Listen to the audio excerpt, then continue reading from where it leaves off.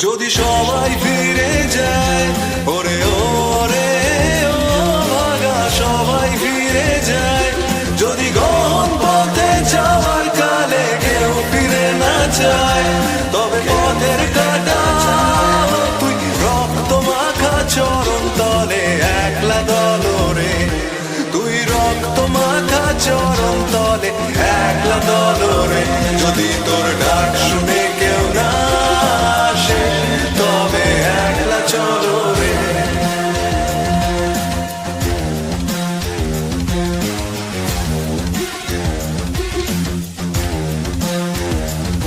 যদি আলো না ধরে, ওরে ওরে ও ভাগা আলো না ধরে, যদি ঝড় বাদলে আধার রাতে দুয়ার দেয় ঘরে, তবে বজ্রানলে আপন বুকের পাঁজর জ্বালিয়ে নিয়ে একলা চলো রে, আপন বুকের পাঁজর জ্বালিয়ে নিয়ে একলা চলো রে, যদি তোর ডাক শুনে কেউ না আসে তবে একলা চলো রে।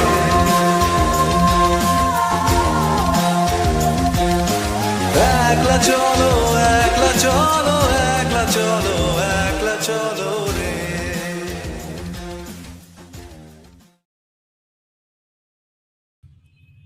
Hi guys, thanks a lot for joining the live stream. I hope the audio is coming fine. I am back after a long time and I hope I'll be fluent with the colonizer's language. Thanks a lot for joining us again, academic man. Yep. So the reason we are doing this discussion of Ghoti versus Bangal, what is it? We will introduce all of that. Why, and I'll also explain why am I doing it in English. And also let me tell you in advance that I will take just a 1 minute, 2 minute break after academic man starts talking because I thought it's pretty coldish. Because Bangals So are I dead and Bangals are good at running away. So yeah.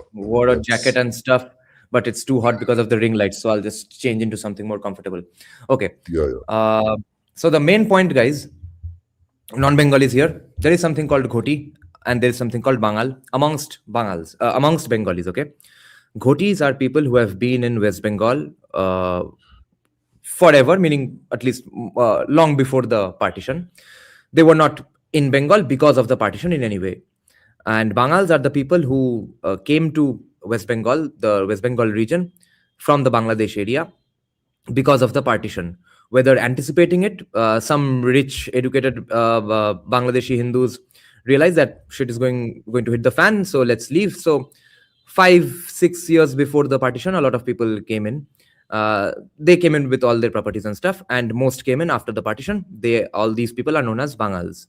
Now, the Bangals, most of them ended up becoming CPIM voters. And that's why today there is a very common discourse going around in Bengali right-wing circles, which has now reached non-Bengali shores as well, which is why we are doing it in English. The discourse is that Bangals are the root of all troubles in West Bengal. And I realized that it has actually reached other shores as well when I was in the Isha Foundation ashram in Coimbatore. And a lady in her mid-50s, she's also an influencer, has a YouTube channel, discusses geopolitics and stuff. I don't know her channel, very nice lady.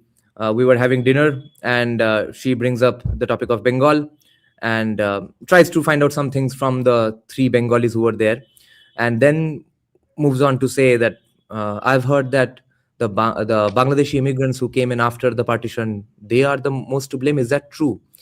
So some around me start agreeing with her. I wait for them to give their horseshit answer. Then I respond and debunk that stuff. So this needs to be done in English because this propaganda has been forwarded by the right wing to all the nation. Now, my opinion here is what I'll start with, and then academic man can join. My opinion is that we are all dealing with a group of people who can be designated into much more precise and narrower sub-identity breakdowns, or we can go much broader. We can call them humans are responsible for West Bengal's downfall, or men are responsible for Bengal's downfall, because the tastemakers have mainly been overwhelmingly been men. So the commie Bengali men, or we can say men of this group can be are the ones responsible for Bengal's downfall, or we can say Bangals are responsible for Bengal's downfall. I say, why then not Brahmins with those Kaistos? Why is that sentence only the only sentence not being discussed? Brahmins, Boitos, Kaistos of Kolkata are the ones to be blamed for Bengal's downfall because they have been the lead, overwhelming majority of the taste makers, opinion makers, discourse setters, trend setters of West Bengal's politics for as long as time can remember. And most importantly, Bangals also include other castes, not Brahmins, Boidos, Kaistos, not Brahmins, Boidos, Kaistos of the entire West Bengal, and definitely not Namoshudras, also today known as Motuas, who have had nothing to do with the ideology, really. Whoever outreaches to them the most, they will vote for that party. They have been CPM voters. If RSS was able to do that, they would happily do RSS. If Congress, etc. These are the arguments and counter arguments we'll go through. Firstly, let's take academic man's opinions, and I will just take a break to change into something more, something less hot. Go ahead, academic man. Yeah, in the sense that I too disagree with sweeping notion that Bangals were the main leftists and stuff. Although I understand where such a perception comes from, the majority of the more powerful leaders of the CPIM, Buddhadev Bhattacharya, Jyoti Basu, Anil Vishwas, and Nirupam Sen, and many others, they were mostly from erstwhile East Bengal or East Pakistan, and they migrated with their families here, and they became communists, and the communists themselves, as we know, they supported even the Muslim League's demands at one point of time. So in essence, it's not that that Bangals weren't a very small section of Bangals weren't into leftist politics, but there are also a lot of contradictory uh, sides of this story.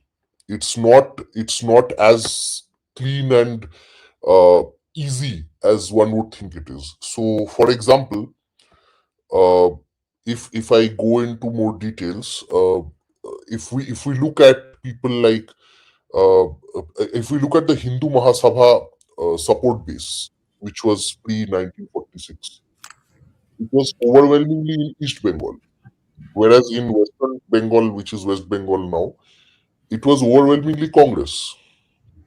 So, if you look at the ideological support base of the Hindu Mahasabha, which was pure more pro-Indic, pro-Hindu wing, it was actually more among the Bangals than the Ghotis pre 1946. Not to mention, there were freedom fighters like Master Da Surjo Sen, who was from Chittagong, and many others whom he trained to become, revolutionaries whom the British, oppressed very heavily, suppressed. So, if we take that into account, just classifying Bangals as leftists is a very sweeping statement, which is what I cannot agree with entirely. Number one. Number two, it would be also very stupid of us to assume that most Ghotis were also non-left or right wingers, because if you look at the base of the CPIM, the agrarian base from where the CPIM spread, that was firmly in Bardhaman, which is very much a part of Rarbongo, which is in the western part of West Bengal, most importantly. So given all these, there are leaders like Hare Krishna Konar and all who were very big CPIM leaders who organized the Kishan Sabha of the CPIM, which actually formed the cadre base of the Communist Party. So we cannot say so sweepingly that Ghotis were overwhelmingly right wing and Bangals were overwhelmingly left wing. There's a lot of proof to the contrary. Not to mention, the Bengal refugee issue was actually a Hindu Mahasabha issue. It was never a Communist Party issue to begin with. It became a now. No matter how nonsensical that seems now, the CPIM only took it up after the decline of the Hindu Mahasabha, the rapid decline of Hindu Mahasabha after the death of Shyama Prasad Mukherjee. Shyama Prasad Mukherjee, who himself had left Hindu Mahasabha before his death, by the way.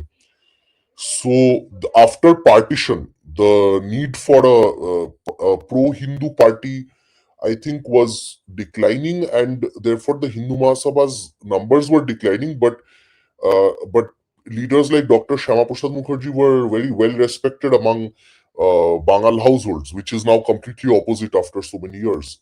Not completely opposite because people hate him among all Bangal households, but because the prototypical image of the Bangals we see is from Jadavpur University pass outs and stuff, who are obviously indoctrinated people. We cannot judge over 1.5 crore people from the antics of a few hundred. That would not be fair. Although I sound like a leftist when I say that, uh, when they say all M's, all peacefuls are not the same. So, but still, this is a very vastly differentiated group, which is different according to gender, caste, region. Like for example, Bangal from Borishal will be very different from a Bangal from Faridpur, for example, or even Chattogram. So this is a highly internally differentiated group. So in that sense, we cannot just form stereotypes based on the views of a few loud people, loud leaders, if I can call them that. They became leaders because the Hindu Mahasabha declined in popularity, and the Congress was against the refugee, was perceived to be against Bengali refugees, which is also partly true because Nehru did not allocate enough resources for Bengali refugees, which he did for Punjabi refugees. So obviously, the only other party in the absence of Hindu Mahasabha was the Communist Party, which was then fighting. Later on, they ended up killing more Bangals than they saved, but that is a different issue. So, given that they did not, the Bangals having arrived from East Bengal, and although a lot of the Ritik Ghotok club people will say everyone was poor, it's not the same for everyone. Some Bangal families were obviously far better off. I know some people who exchanged their properties. So back then there was a scheme Yeah, where you could exchange your a lot. property, Yes. which was law. Maybe 10 acres of land in Bangladesh for 10 acres, 7 acres of land in West Bengal. Yes. So very sad life, like crying in a Mercedes kind of life. Yeah, So yeah.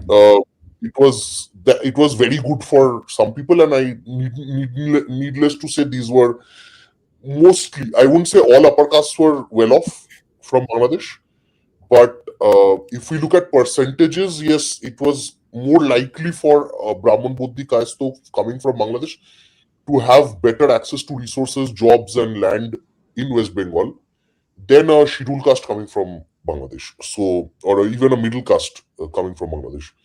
Hmm. So, that is the second aspect of this argument, that can we really see Bangals as a monolith, as a coherent group in itself? Or can we see Ghotis as a monolith?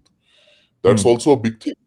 Hmm. So, for example, Maheshwas are Ghotis. They are a dominant caste in Midnapur, and Hmm. Rajvanshis are a scheduled caste, a dominant caste in North Bengal. Hmm. But they have very different interests, and they have very different understanding of politics, and very different rates of participation in Hmm. politics. So, so if we take these differences that these groups have amongst themselves, it presents with us a very fractured picture. But one thing is for sure, that Hindus overwhelmingly voted for Congress because Hindu Mahasabha basically campaigned for Congress before 1946 along religious lines. Hindus majority, more than 85-90% Hindus voted for Congress or Hindu Mahasabha before partition, and that was because they saw that whatever their identity was, Bangal or Ghoti or caste, whatever it was, they were being expelled. If you talk about somebody like Jogen Mondal had his parallels. For example, P.R. Thakur, Pramod Ranjan Thakur, who was the Namashudra leader and the great, I think, the grandson of Guruchat Thakur, who was the head of the Motua Mahasangha. So P.R. Thakur bought land. He was in East Bengal. The base of the Motua movement and the Namashudras was in East Bengal. So so P.R. Thakur bought a lot of land for resettlement of the Motuas and other Bangals as well in Thakurnagar, which is in North 24 Parganas right now. And he did this with his own money, if I'm not mistaken. So he was definitely aware of the situation, and he settled lakhs of people in this part of West Bengal, saving them effectively. So if it would be wrong to assume that there was only a Jogennath Mondal. Jogennath Mondal was only one of the leaders who was leading the Dalits. If you look at the scheduled caste, so Jogen Mondal was associated with the All India Scheduled Caste Federation, which voted Ambedkar to power because Ambedkar couldn't get elected in Maharashtra because he was opposed by the Communists and Congress.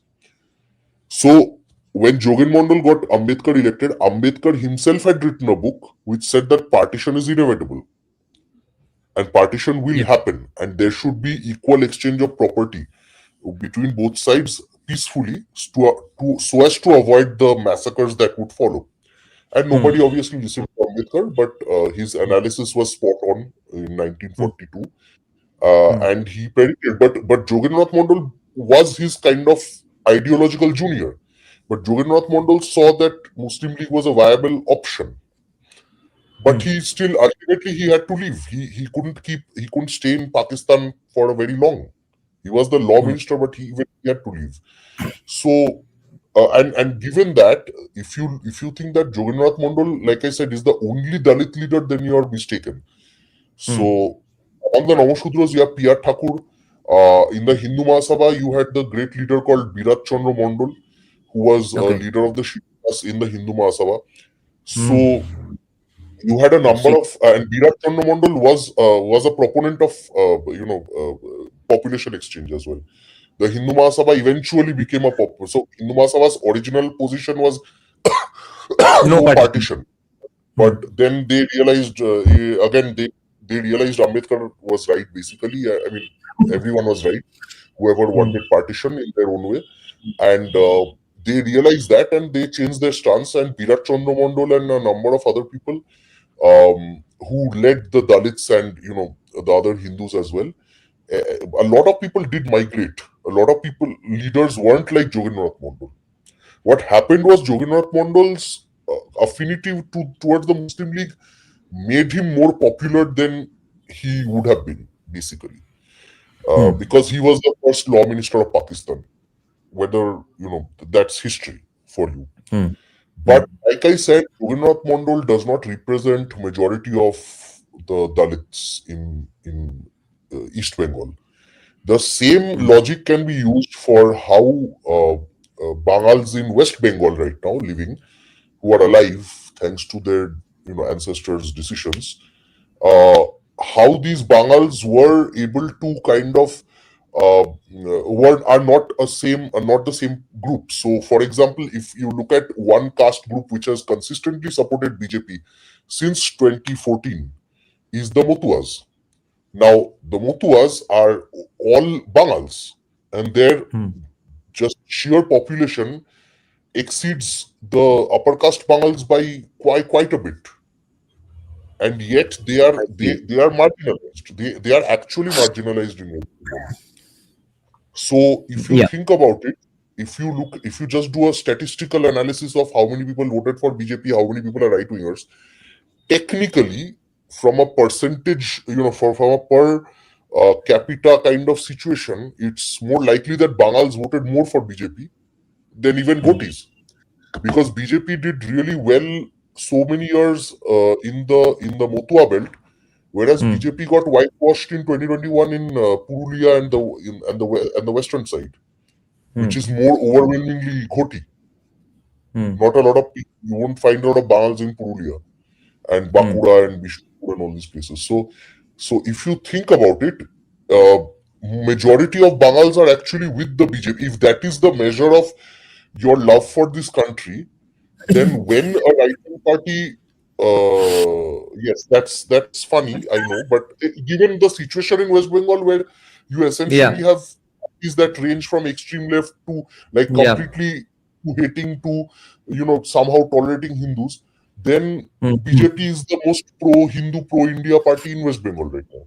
If that is the case, then supporting BJP out of sheer ideology, despite being poor and getting dole-outs, then the Motuas are the most, let's say, vocal supporters of the BJP.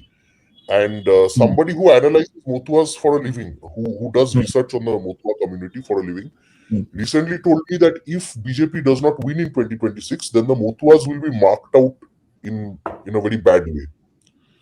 And we know already. they will be Mohua Moitra said already that Mohua Moitra, despite her being a Brahmin woman, openly abused Motuas for being Motuas. She said, "Konti pore you come, you wear your malas on your neck and come, and for the freebie लेने के वक्त तृणमूल और बाकी समय सनातनी बन जाते हो." Yeah, and then you became Sanatani during the votes. So in that sense, I mean, this only a Brahmin can abuse Dalits only in this way, only in West Bengal. No other state. Yes. No other state will Dalits tolerate this. Okay. The West Bengal is the most Brahmanical state in India, if you think about it. But আরো 5টা subscriber গেল আমার। Okay. Well, I'm sorry. It's just, just respond to Neener here. Yes, that's what I wanted to say, that a large section of them did not support Jogennath Mondal. See, there are still Motuas who are living there. That is the weird thing. And it's not because they supported Jogennath Mondal. The biggest question facing a Motua or Nomoshudro, not all Nomoshudros are Motua, by the way. Nomoshudro is the caste. Motua is the religious group, basically. So even Mamata Banerjee is officiated as a Motua, right? That's a different story entirely. I'll get to that. So what happened is the Namashudras, who were the lower castes, who were the overwhelming lower castes in East Bengal, they were heavily divided amongst themselves. So one section thought, okay, I gotta leave because situation is very bad. So they are the first settlers in West Bengal among their caste. A second one was supporters of Jogen Mondal. Some of them did support him. That's a fact. A third section who did stay back even after Jogen Mondal himself left were the people who actually are, roughly, 70 lakhs or so in number, still residing in Bangladesh. Which is what makes me even sad, because that means, almost 1 crore Hindus are there in Bangladesh who, if they came over to West Bengal, would have changed the demographic balance completely. So anyway, so you have these 70 lakh odd people right now. Their population was obviously much lesser in 1946. Their problem was very different. Their problem is the same problem that the Motuas here faced. So the Motuas were very poor landed. They had lands, but kind of small, tiny lands, right? So they were mainly an agrarian or where they grew a bit of rice and stuff, right? But they were essentially an agrarian community. So unlike the Brahmins, both these Kayasthos and other middle castes also, who could get an education in a school, these people were not excluded from pathshalas. That wasn't true. But what happened is they were so poor they couldn't afford to be educated. It's as simple as that. They were, working from a very young age. So when they came to West Bengal without land, and here's where Nehru is to blame again. I'm sorry if Congress people are listening and having a heart attack. Nehru did not allocate enough land for these people, fertile land or any kind of land to till. So the only skill that they had, they were very good agriculturists. But what happened is that they did not have the skills to be into, let's say, become teachers and professors and doctors and engineers and lawyers, etc. Or even, do kind of industrial labor. They knew agriculture well. But as a result, what happened is many of them decided to stay back, not because they were Jogen Mondal fans, but because they were not given the incentive to come to West Bengal. If they had, and the situation is exactly the same even today. Yes, if they were given a bit of land and promised some kind of, see, again, both of us are libertarians. I know that we're against this state capitalism, state doling out stuff. But Hmm. but partition भी तो रोज नहीं होता है ना. So और state if the they state रहा was, ही है तो ठीक से डिजर्विंग को क्यों नहीं yeah, देगा, and देंगे it's ही तो. not like, and the refugee problem was handled very differently in West Pakistan and East Pakistan. So Yes. what happened is that you settle the Punjabi refugees much better. You give them land and you give them money and power to start businesses. But the East Bengali refugees, you give them nothing. So comparatively nothing they get. I don't know why. Probably because they hated Bengalis even then, and right now BJP is in power and Bangla Pokho keeps shouting against BJP. But if somebody really hated Bengalis and really wanted us to fall back, it was the Congress party. Hmm. Okay, and Yes. there and this clear kind of racism against Bengalis was pretty evident in their policies. And then what happened is they actually relocated a section of the Nomoshudros who were larger in number to Dondokaranno, which is now in Madhya Pradesh. So Dondokaranno, they give them very ekdam fallow land, like they have nothing. These are very poor people. Okay, thanks to the GDP of Madhya Pradesh right now, some of them are probably well off compared to their West Bengal people. But imagine that you're a Bengali speaker, you're suddenly thrown into Madhya Pradesh without any kind of support system or anything, and yet they survived, and that is the story of Morijhapi as well. These people, all they wanted was a tiny small piece of land, and when the government even gave them that in a place like Morijhapi in Sundarban, they basically they didn't want much. They were dying anyway. But then great Bangal leader Jyoti Basu himself killed them, ordered the killing.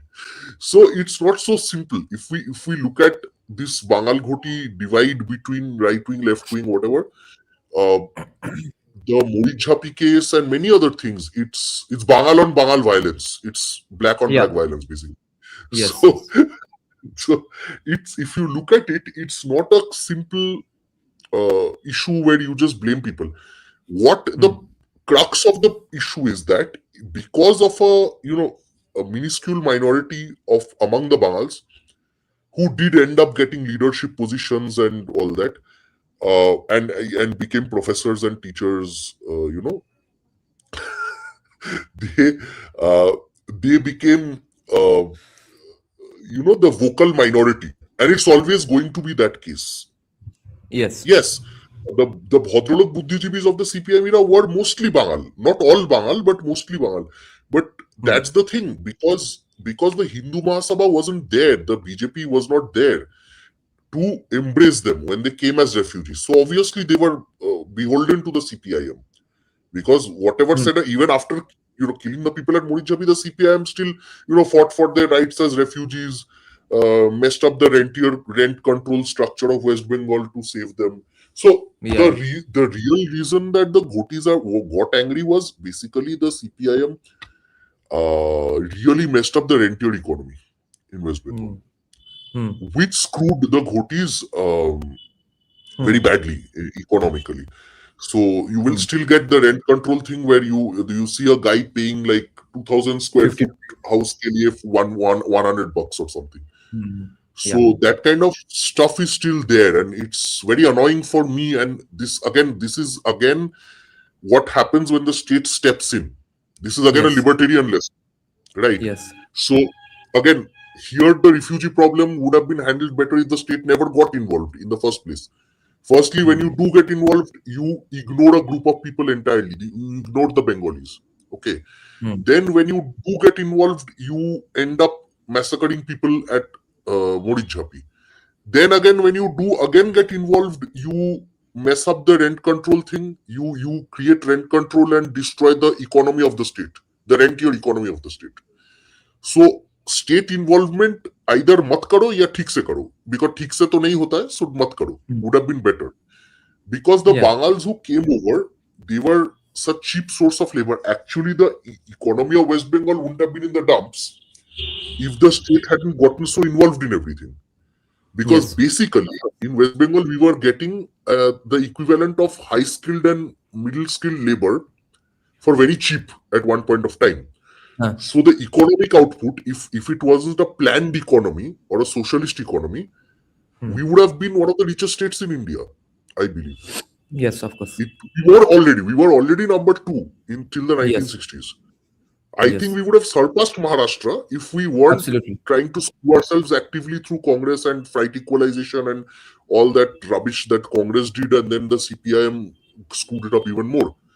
So, so yes, what happened is because of the poverty, the collective poverty of the state eventually, because of socialists, again, both in the Congress and mostly again in the CPM, the result was that the economy of the state fell, and people needed a scapegoat. People needed to blame someone, and Ghotis blamed Bangals, and Bangals obviously gave it back. I mean, they were like, you people were uncultured and stuff. So that is the entire crux of the story. And it didn't help that East Bengal and Mohun Bagan were structured that way, and they kept fighting amongst each other. So that's there. But overall, like we have analyzed so far, it cannot be attributed. Leftism and leftist attitudes cannot be attributed to any one group. So if you look at the leaders of western part of West Bengal, if you read the research of Arild Engelson-Rood, who wrote a book called The Poetics of Politics, he studied the 1970s rise of communists in Bardhaman, not in South Calcutta. So in Bardhaman, what he noticed was that the Joddar class was being replaced. Who were the Joddars? The Joddars were basically our gentry in India, like the Downton Abbey kind of version of India, basically, of Bengal. So the Joddars were large farmers. So as you know, again, as a student of economics, that these are the people who run the economy, essentially, the agrarian economy. Now, the people displacing them were the local communist leaders, who again overwhelmingly were from that area. Now, interestingly, if you look at the caste, divide, the people displacing the dominant caste, if I'm to call them that, the Joddars, they were mostly from the middle castes, and they stirred up the lower castes and tribals against the Joddars. And then the Naxalite movement and all that accelerated even further. So the Joddar killing of Joddars was a very common thing back then in the 60s and 70s. And then what happened is, sorry, I made one mistake. Agurira Joddar Chilo, yes, but that's also because of the landed structure. So most Joddars earlier in the pre-colonial era or even early colonial era were mainly from Brahmin Buddhi Kayesto, and in certain parts they were either Ugro Khatri or Aguris or Mahishos or Koivartos or so Aguris are to Kshatriyas anyway.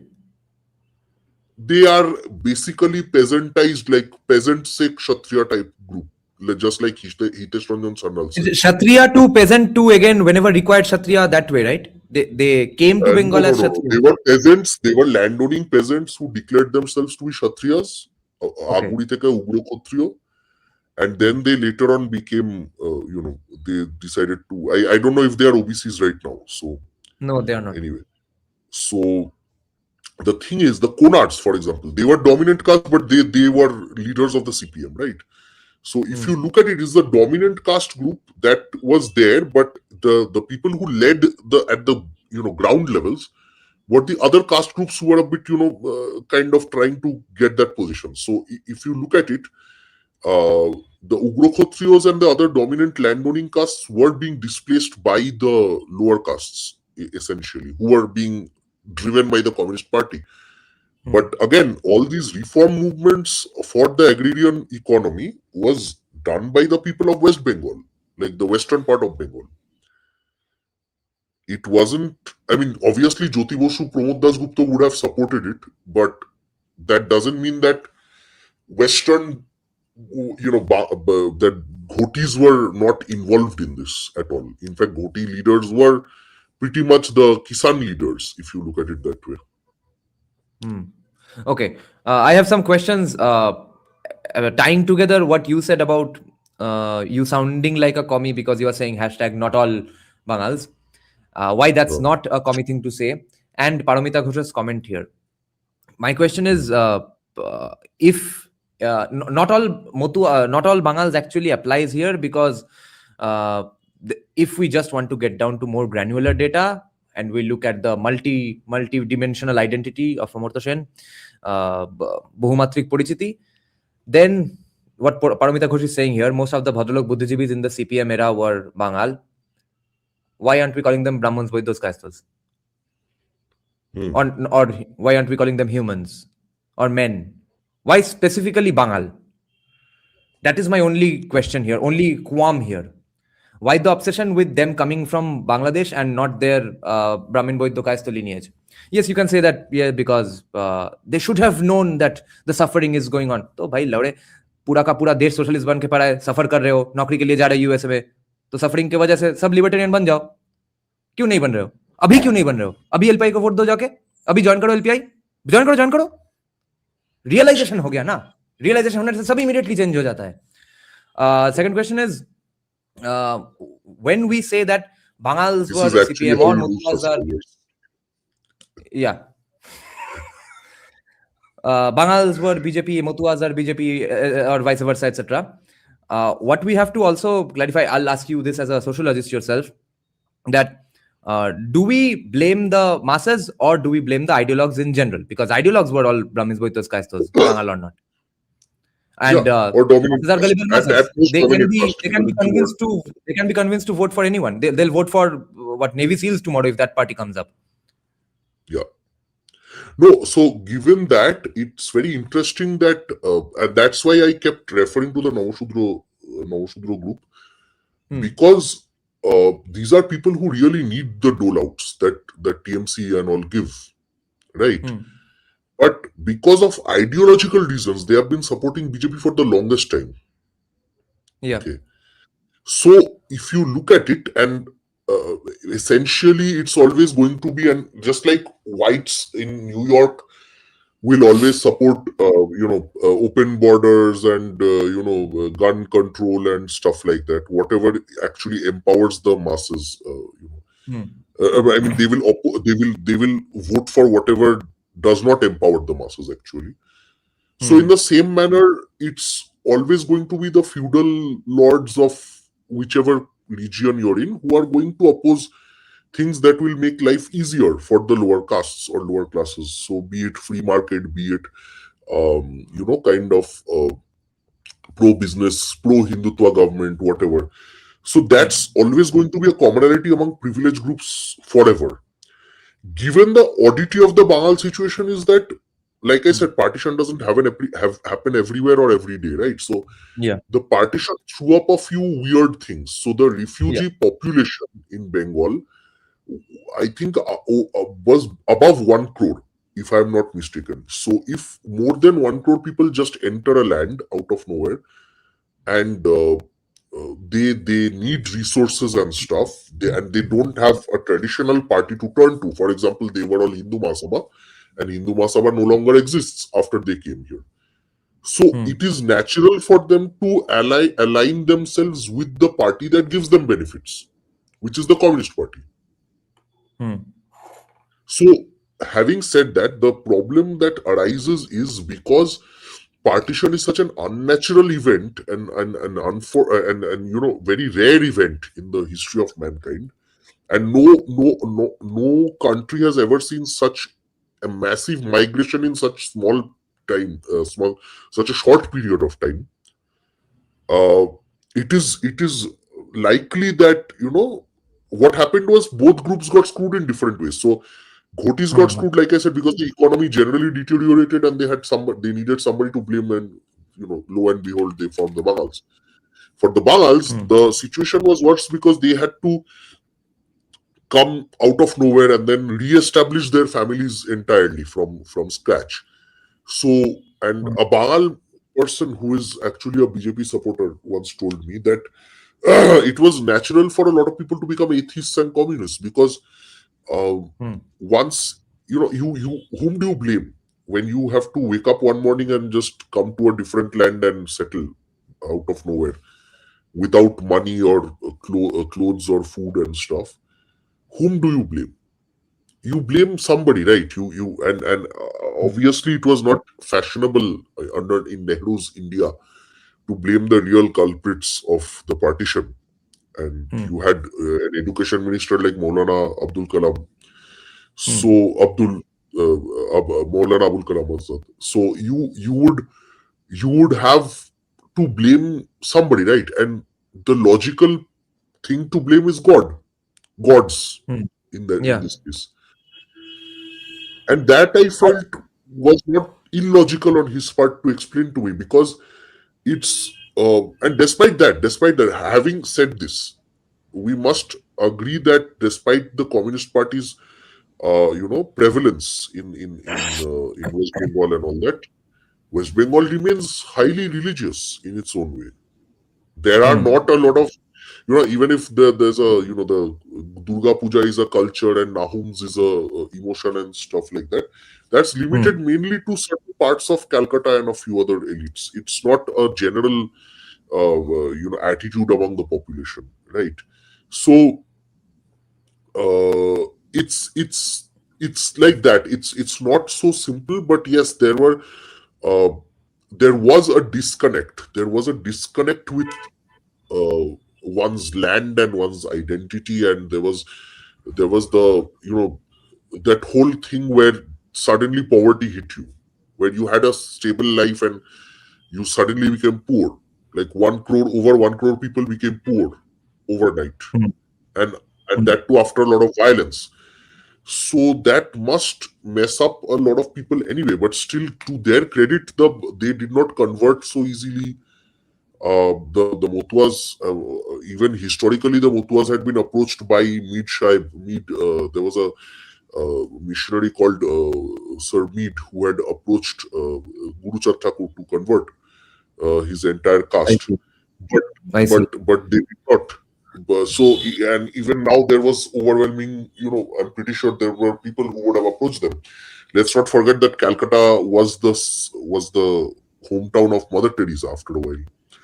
So, despite all that, the fact that they remained Hindus and staunchly so, and they are the most stable voting bloc of the BJP till now, caste-wise.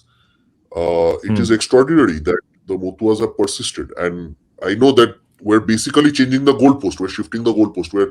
We're trying to show that we're trying to use the Motwas to kind of cover up for the leftists of the Bangals. Yeah, why the fuck not? My point.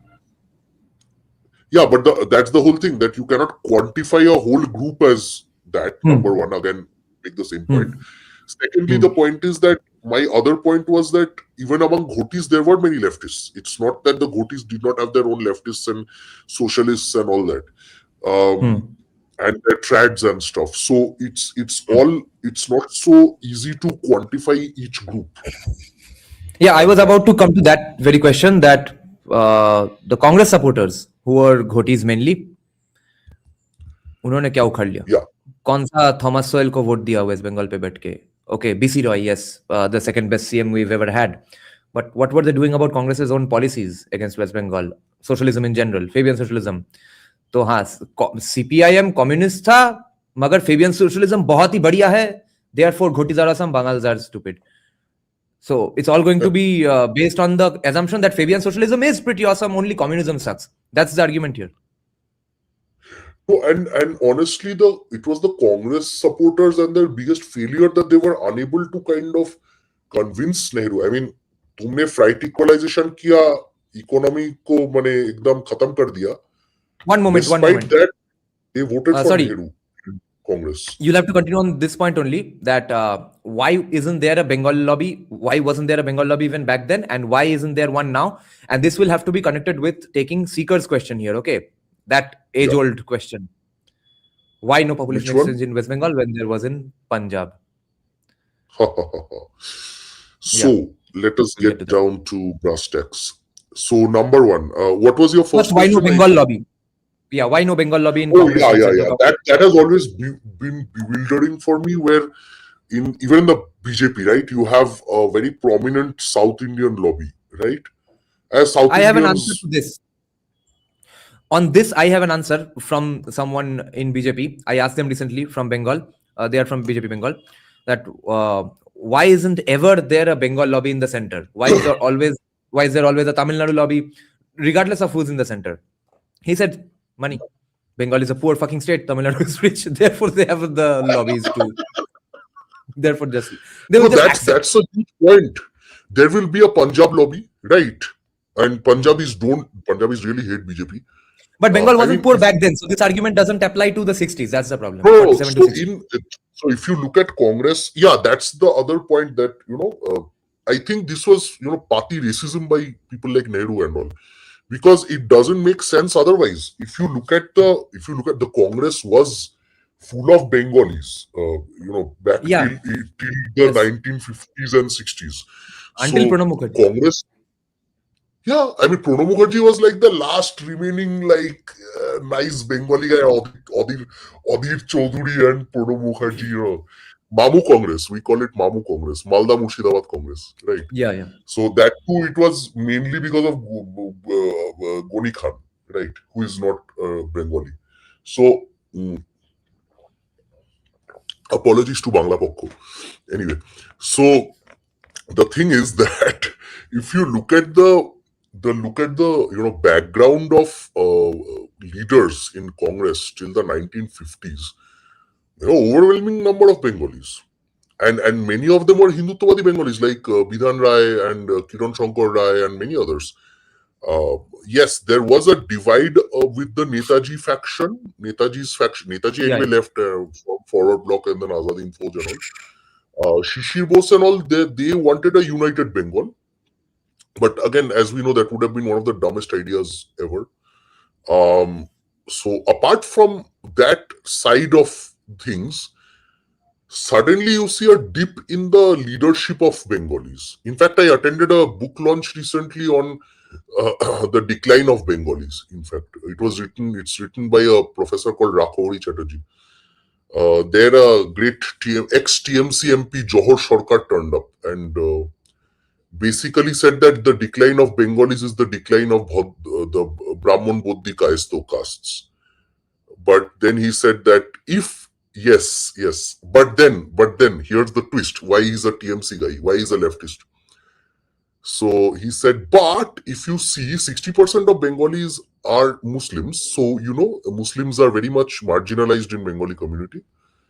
So that's where he's like. What's that got to do with the other point? What's that got to do with the so that's the thing that he's going on harping what Joya Chatterjee said in her book Bengal Divided, that it was the fear of the upper castes in Bengal that if the Dalits and Muslims got together in Bengal, then their hegemony would be repelled. So they were like, we gotta save our skins, so let's divide Bengal. Because the division of Bengal was apparently totally a upper caste idea. So Ambedkar, and interestingly, in her entire book, she never cites Ambedkar even once. Okay. So that, or even talks about people like Birat Chandra Mondol and Pramod Ranjan Thakur and all these people. So in that, he's basically, so Johor Sarkar is he was a bureaucrat, and there they have that bureaucrat lobby thing, and he's known as a pseudo, he's a pop historian of sorts. So nobody cites him, nobody serious will cite him, but he's a celebrity in Calcutta circles, because Calcutta social sciences are so bad right now, even he's a celebrity. So in that sense, and he says these things which are taboo, like upper caste privilege and stuff, which even you say and get screwed.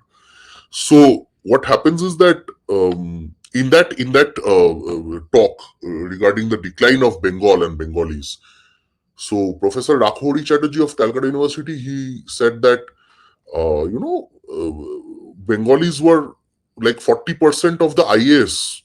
Now they're like less than 5% or something, or 4%, or even lesser, I think. So interestingly, that's the thing. Like, we had Sanjeev Shandal keeps saying it again. I'll say it like a broken record, that the death of ambition, essentially. So even till the 1960s, there was tremendous ambition among Bengalis who wanted to be IAS, IPS, and all the top business firms, top law firms, and stuff like that. Then everyone wanted to be a teacher after a while. So now even teacher bhi nahi ban pa rahe because of SSC scam. So the decline of Bengal is not just a story of I see there. That's how I can connect maybe the lack of a Bengal lobby in BJP or Congress.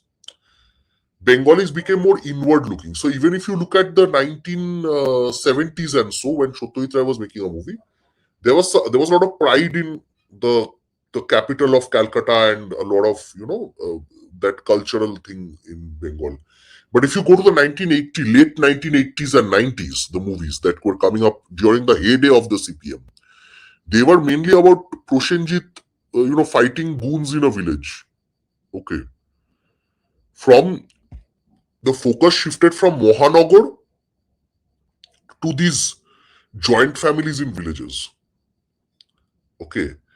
If you look at the multiculturalism that was there in, Satyajit Ray's movies or Tapan Sinha's movies or, all these movies in the 60s and 70s, that gets replaced heavily by a very domesticated Bengali who was living at home, and basically all the wives are fighting with each other and stuff like that. Mane K serial, puro mane Saas Bhi Kabhi Bahu Thi serial types. Okay. Yes, Jodhar maa chilo Prosenjit. Yes, the zamindar is always evil, and the businessman is always evil.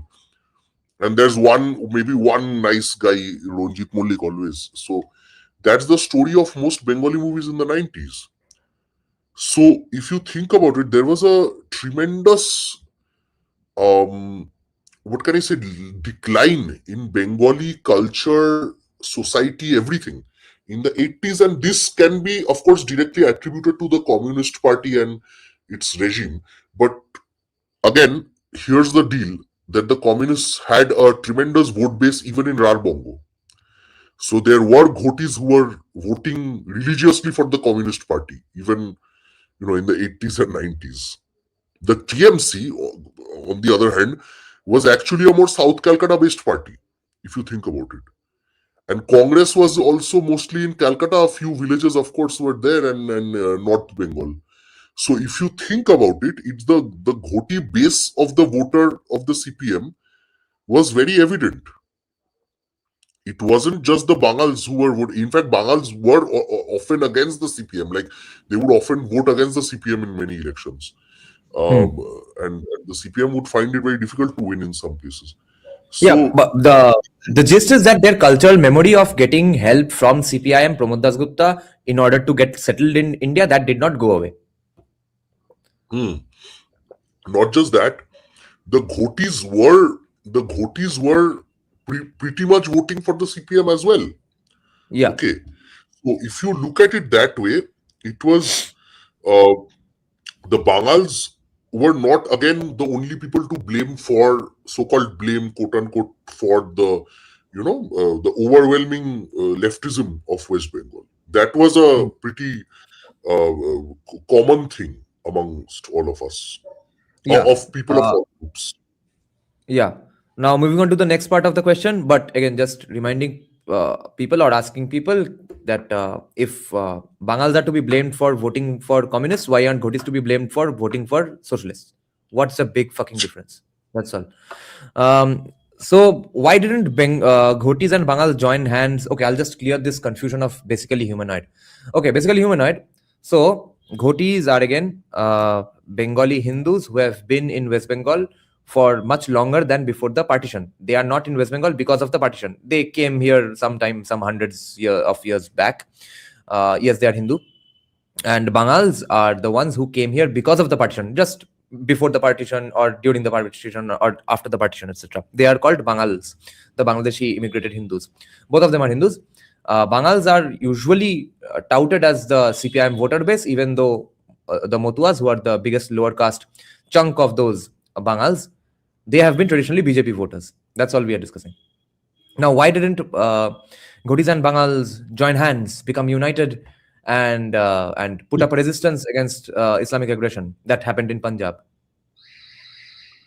Yes, so here's the thing, they did, politically they did come together, but like I said, the Punjabis were actually, see, the Pakistan was always a kind of Western, North Indian project more than it was really. I mean, the Muslim League was formed in 1906 by Nawab Salimullah of Dhaka, but the reality is that, the more, and despite Calcutta killings and Noakhali also happened, but don't forget that it was primarily that part, like Pakistan bole to essentially it was the western part. The eastern part was mainly for the numbers. I mean, you need sheer numbers in a democracy, you need cheap labor. So Pakistanis even saw the Bengali Muslims as, kind of, lower caste converts. That's what they saw them as.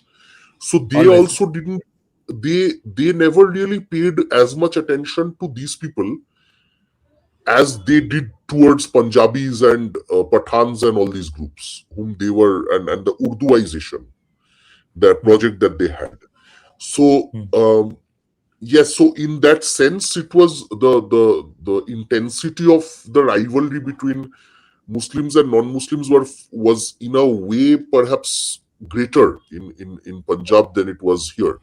Number one. Number two is that the Congress itself did not seem very interested as much in Bengal, the partition of Bengal and handling Bengal in 1946 or so, as it was in Lahore and all these places.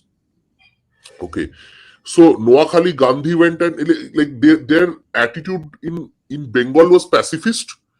Their attitude in Punjab was very different, because Punjab leadership of Congress was, essentially more pro-Hindu than the Bengali leadership. And people blame Jogen Mondal for staying back and stuff, but they also should blame Netaji's own family in many ways. I'm not saying Netaji himself.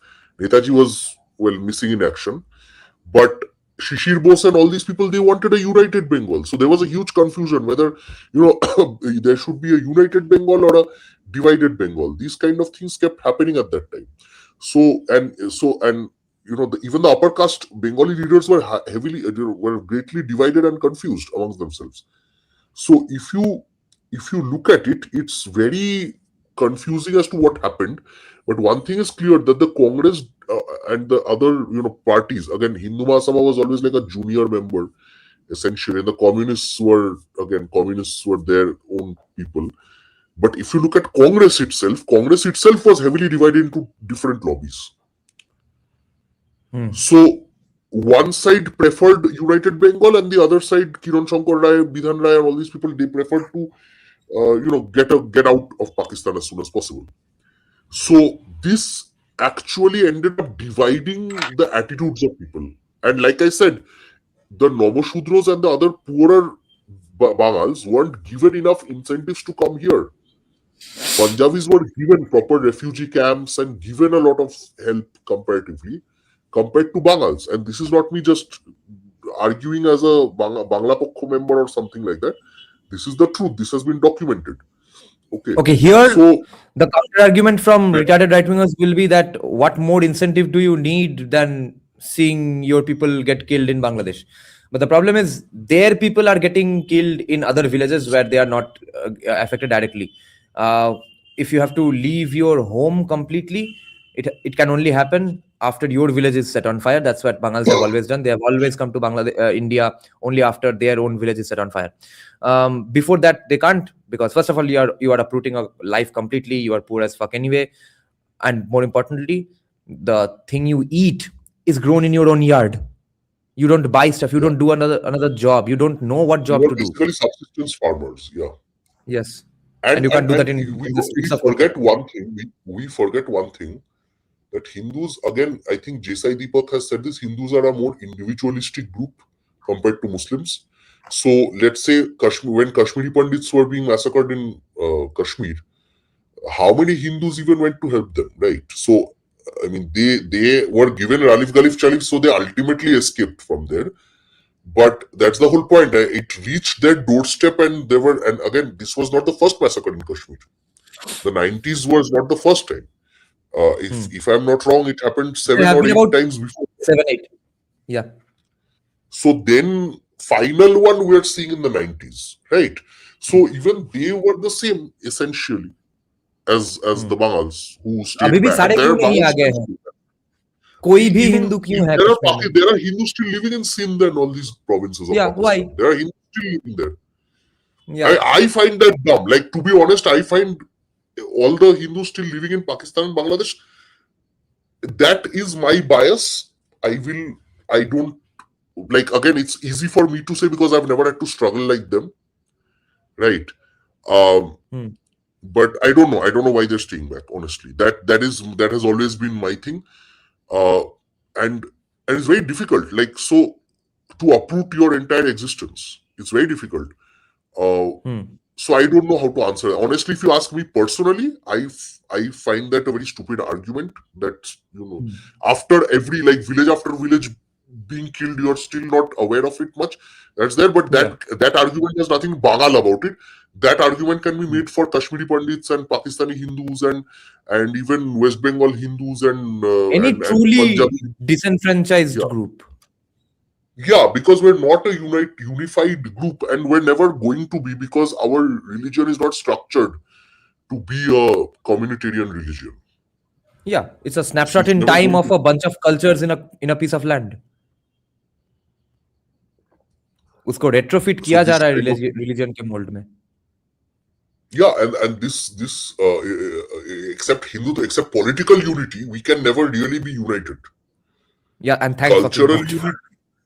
Yes. No cultural unity, my God. Oh my No, God. cultural unity cannot be possible. That's the whole point. Like, that's why Hindutva, that the one aspect that keeps us alive is we are non-Abrahamics. Yes. That is the only thing that's keeping us united at some level. Other than that, we'll never be united. That's a stupid dream to have anyway. And the caste thing that people keep talking about, oh, because we were divided into castes and regions, so people, I'm sick and tired of that argument, because by that logic, Muslims have caste, Japanese have caste, Europeans had caste, everyone had caste. So that's not, that logic doesn't make sense. Yeah. And that's also essentially, it's like pro perpetrator logic. That's the same logic as if you tell a woman, whatever, if you wore the dress, whatever. So it's the same logic as that. It Okay, how much? Why would they come and kill us? And then again, if you look at it, every culture that they visited has been wiped out. So it's not unique. I mean, we're surviving. It's our luck. We're lucky. So that's there. No, it's just an absolute wrong reading of history to blame our ancestors for not being united. That's not how society was functioning. There was nothing to be united. That's such a long discussion. I just hope people someday read the anti-federalist papers and mainly the federalist papers, so people will know that USA has had this same discussion amongst them in 1776. Okay, just 250 years back. So 2000 साल पहले तो होना ही नहीं था. How much time do you have? I have we were able to absorb so many cultures, if you think about it, till the advent of Islam in South Asia. We were able to absorb every other guy who came. Greek bolo, Shakto bolo, Hun bolo. Whoever came, we were like, bro, ठीक है, चलो ये सब कर लो, हो जाएगा, पूजा पाठ कर लो, सब, we're all best friends, हम best friends हैं. So we were like that till dudes came who were like, bro, I don't want to be your best friend. So then, which is to say, our policy was fucking working. It's not like it was a bullshit plan. It always failed. It failed with just one. No, exactly. And you are going to fail at that point because you have been used to not doing that, or you have been used to doing that flaw for about thousands of years. How will you know that this problem is not going away, bro? For 800 years. Abrahamic religions were designed to demolish polytheistic faiths. Sitaram Goel said. These Sitaram Goel used to say that Sitaram Goel used to say that Hinduism is a religion, Buddhism is a religion. They are not religions. They are simply imperialist political projects. Yeah, that's what becomes evident if you study their history, and that's the thing. Anyway, we're digressing a bit. My point is that we are never going to be united that way, and it's stupid to expect unity unless the barbarians were at the door. And if you look at Rome was a gigantic empire and they occasionally elected some dude like Julius Caesar to take over and fight the barbarians, right? Like it was always like that. These large imperial civilizations were always going to face these problems, where dudes, aggressive people would come, attack you, and it's up to you whether you will become a right winger fascist at that time and Right. destroy them, or die in the process, right?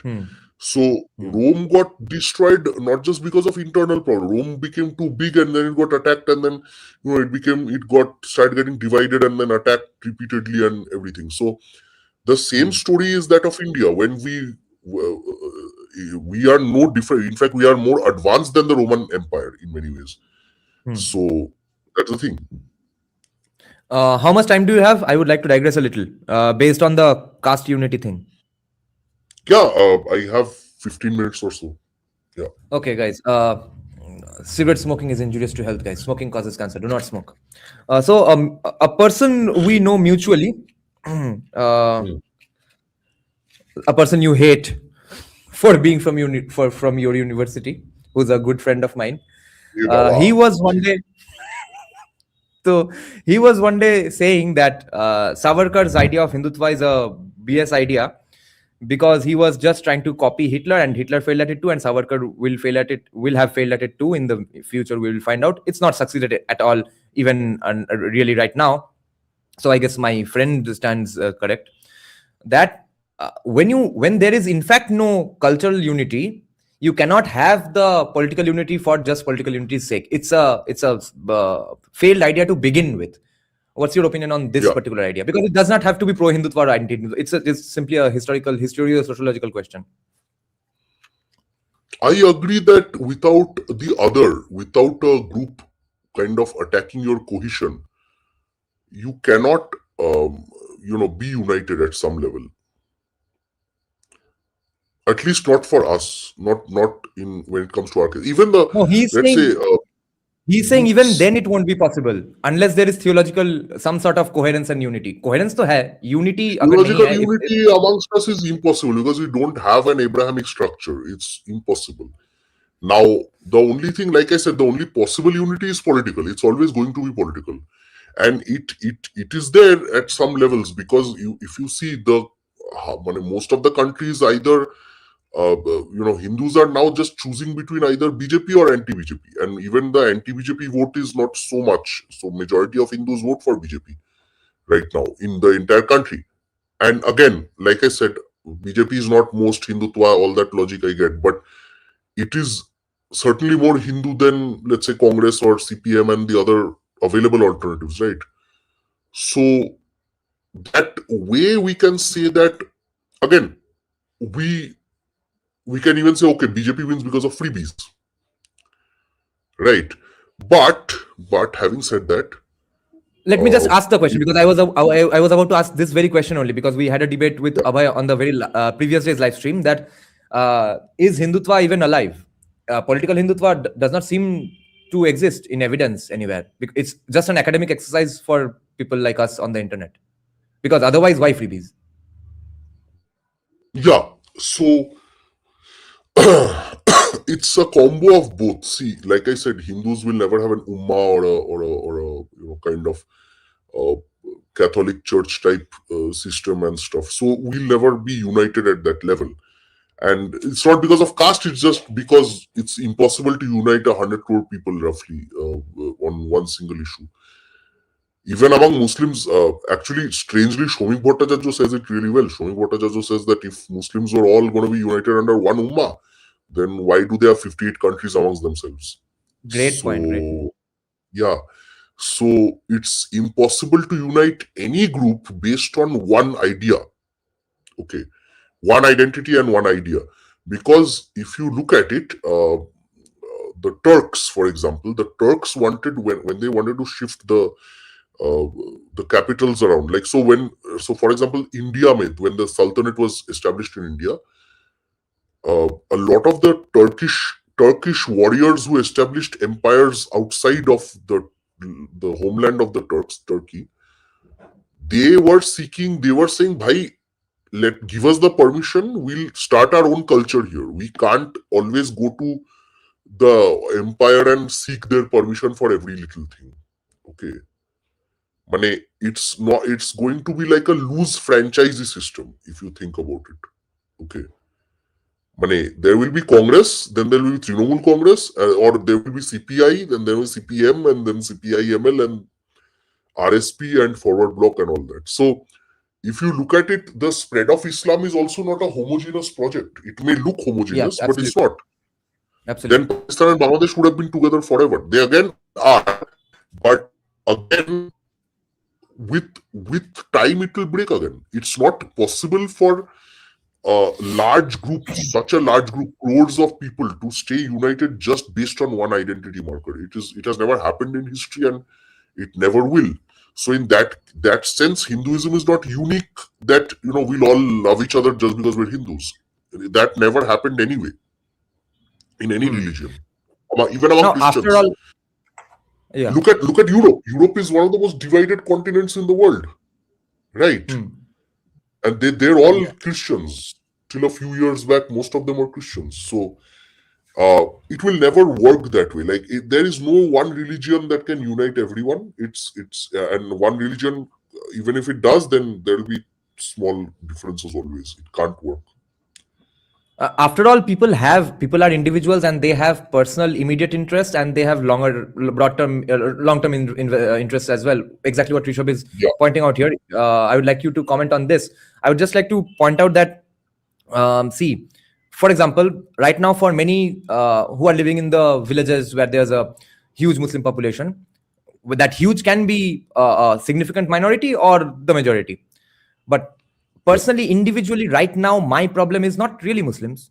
So exactly how anti-Muslim can I really be? Or why would I be? My immediate problem is just Trinamool's governance. Nothing more, nothing less. So there are always going to be personal individual interests. Anyway. See, don't compare Bengal with other, don't make a general case out of Bengal, because unfortunately there is a religious angle to TMC. It's just that it's the Muslims' preferred party in West Bengal right now for the time being. But again, they are not. My life is not getting hampered right now because of Muslims. Yeah, it will get hampered when the riots happen, when the buses get broken down on my way to the office, etc.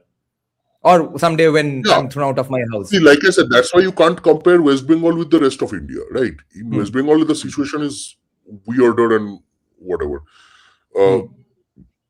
Let's say you take a state like Madhya Pradesh. If you go to Madhya Pradesh, right, where this argument of yours makes more sense. They're the,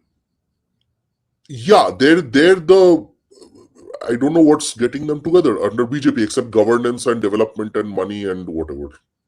There the BJP plays Hindutva, but it's not as significant as the way BJP plays Hindutva in Uttar Pradesh or Bihar or West Bengal. Because the population of Muslims is very low in Madhya Pradesh and places like that. Right. So there the BJP has to play a different plank entirely. Yes, exactly. What I'm wondering is our mutual frenemy completely wrong? Probably, because see, even Ambedkar exactly mentioned that point, that there's no homogeneity between Muslims. The Tatar hates the Mongols, Mongol hates the Afghans, Afghan hates the Pathan, etc. But all of them are united to just hate Hindus. But the point is, they don't hate Hindus for just being Hindus. They hate Hindus for not being Muslims, and that audience that crowd is much bigger. So they are not even united for that politically. So isn't then my frenemy bro completely correct or completely wrong? What do you think? No, his problem is that he isolates Hinduism or Hindutva. He does not see that there is a fallacy in us expecting this in the first place, because then by his benchmark, Islam and Christianity should have been completely united forever and ever and ever. Islam and Christianity, the two major religions of the world, fail that same benchmark. Yeah. And that is pretty much what Augustus Zero is saying here. Yeah.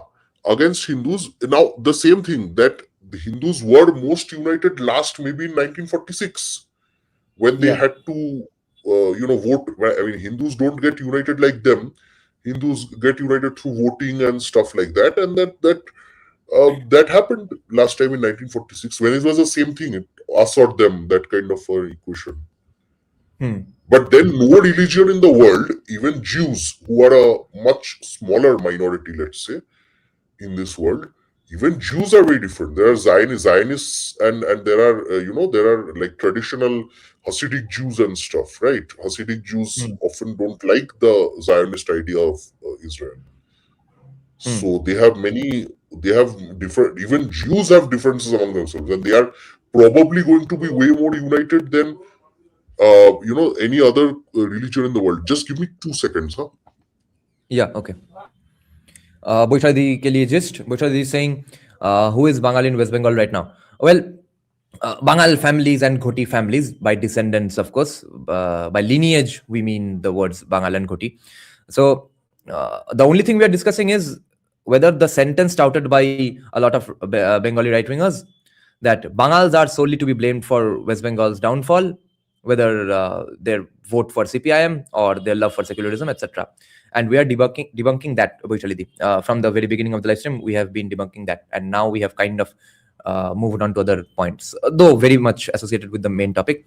And guys, right after Academic Man leaves, you all can join the conversation as well. The members, I have given the link in the community tab. And there was a comment in the very beginning that I wanted to respond to. Wait, I'll just scroll up to there. Someone was saying, please bring Shuman Chattopadhyay. Yes, the GOAT of Bengali journalism and the father of podcasting in India. I did contact him. An audience member of mine, maybe you, I don't know, did send me his number. And I messaged him on 2 days. And he did see the messages. He has not replied yet. So I think he's not interested. Maybe he didn't like the channel all that much, the vibe, look, topic, etc.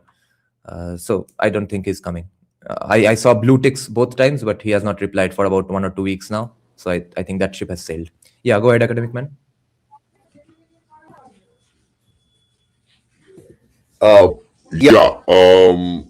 Yeah. So I don't think Shuman Chatterjee will come to your show, to be honest. Yeah. Why?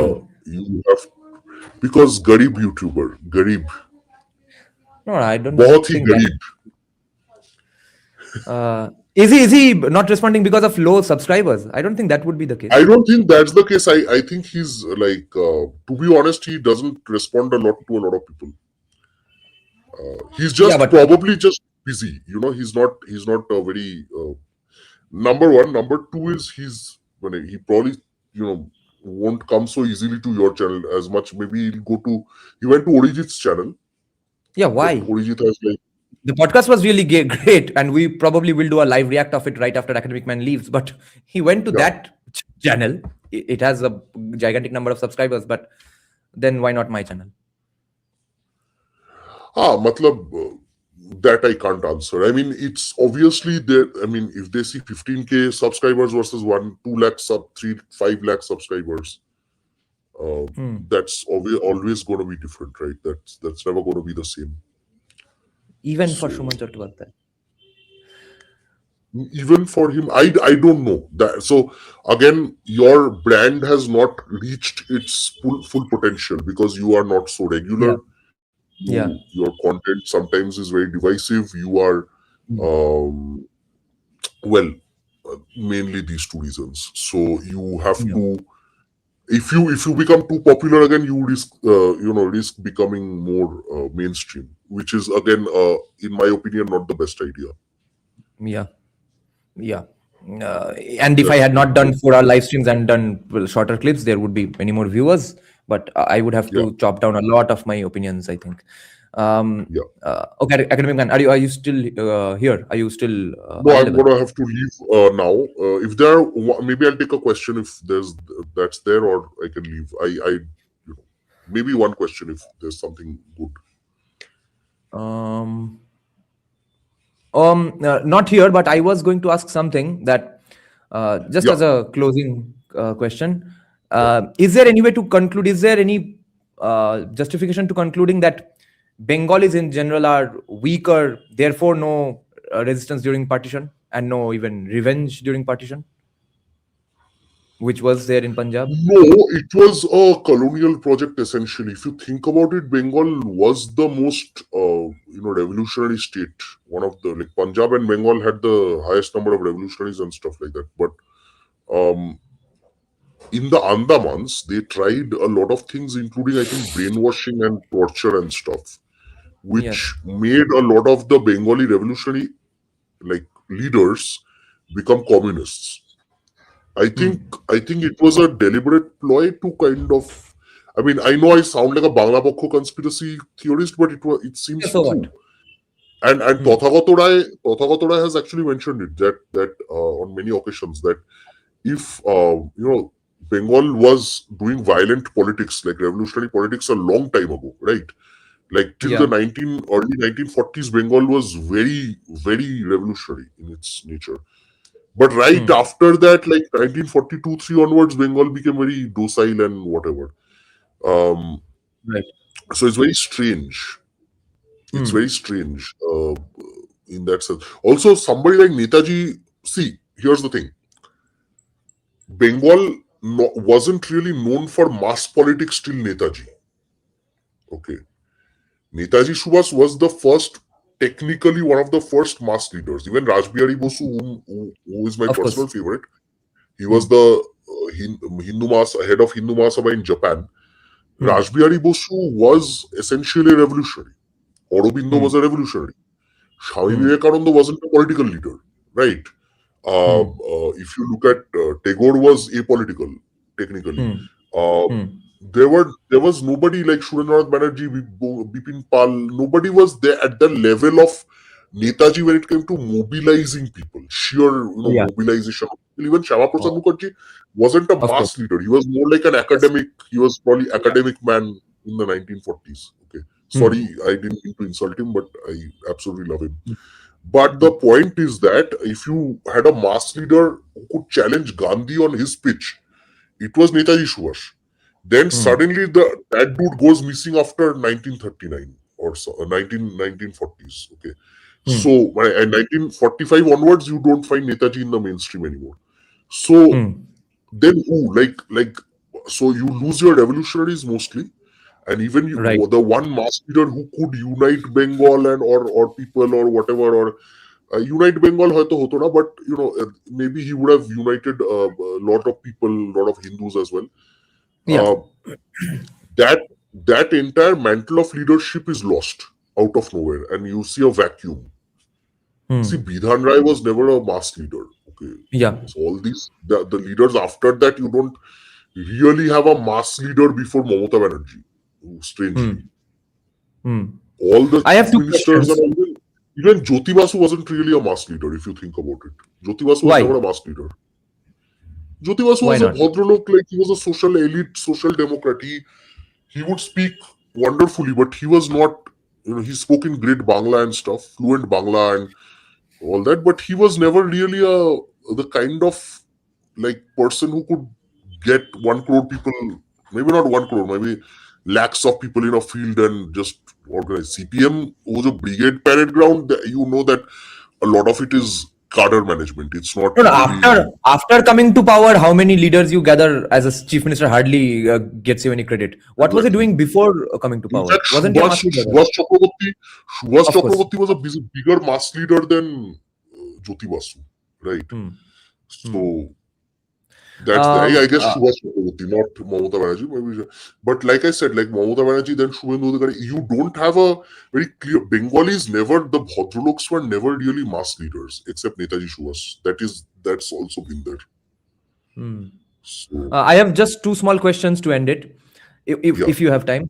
One is, do you agree with Shuman Chattopadhyay's statement on Orijit's podcast that this 15 years of Trinamool is the worst era that Bengal worst. has ever seen in its history? Yeah, Because no I doubt. think the post Shashank era might have been as bad, if not worse, and if definitely was fucking longer until the Pal dynasty started. And अरे वो सब secondly, छोड़ो भाई. I mean, I'm talking about like let's say early medieval period onwards. Yes, it's the worst. I know I'm not a big student of ancient history, but I know from Pal onwards and Pal Shen, Sultanate, Mughal, British. Congress, CPM, Trinamool is definitely the worst. Yeah, if we ignore Shashank Sera, then definitely yes. The second question is that is Narendra Modi the only pro-development mass leader who knows how to win elections we've ever had in this country? It would seem so. I mean, Kamraj had I don't know, but Kamraj could I don't know if he would have won a national election. Because Buddhadev Bhattacharya was also not remotely a mass leader. Like you said, you gave two qualifiers, right? So, one is mass leader, one is pro-development. No, I guess except Modi, we never really had both in one package. I don't think so. Yeah, because I have seen that Buddhadev Bhattacharya interview with Shuman Chattopadhyay in 2002-3 on loop now. I have made many of my family members and friends watch it. So all I can say is Buddhadev Bhattacharya was just Narendra Modi who knew how to win elections. That's it. Development plan plus the skill to win elections is equal to Narendra Modi, and minus the knowledge of winning elections is Buddhadev Bhattacharya. Because on development, it's copy paste Buddhadev Bhattacharya's plan and Narendra Modi, including the nuances in which Shuman Chattopadhyay was more. Buddhababu is not an astute politician. Buddhababu was never an astute politician. He was a statesman, but he wasn't a politician. Modi has both. Maybe it's his like Gujarati thing. I don't know. Like all the top international level leaders we've produced have been from Gujarat, strangely, except Netaji and a few others. If you think about it, Gandhi, Gujarat, Jinnah, Gujarat, Modi, Gujarat. So, if you think about Buddhadev's background was just different. He comes from an art and culture background. Although we love him. He's a statesman. He's also, I love a statesman. Like I miss him. But the point is that he did not know how to handle his own political party. That's sad. So yes, like you said, the two qualifiers, development and popularity, both that only Modi has. I don't think anybody else has. And how about Jayalalitha? Jayalalitha was popular, but like I said, is whether it's because of the north bias we have in India that Jayalalitha or Kamraj or Chandrababu Naidu could never really step out of their southern states. Maybe it's just sad that way. I mean, you have possibly good leaders, but they get screwed by the language divide. Maybe if we were all speaking Sanskrit, Jayalalitha would have been prime minister. or Tamil. And none of us know exactly what's being said by Kamraj. Kamraj or Jayalalitha. Okay, Rishabh left. Okay, he'll rejoin later. Yeah, thanks, academic man. Now we'll take in Skanda. See you soon, academic man. Yeah, hi Skanda, go ahead. Skanda from Karnataka.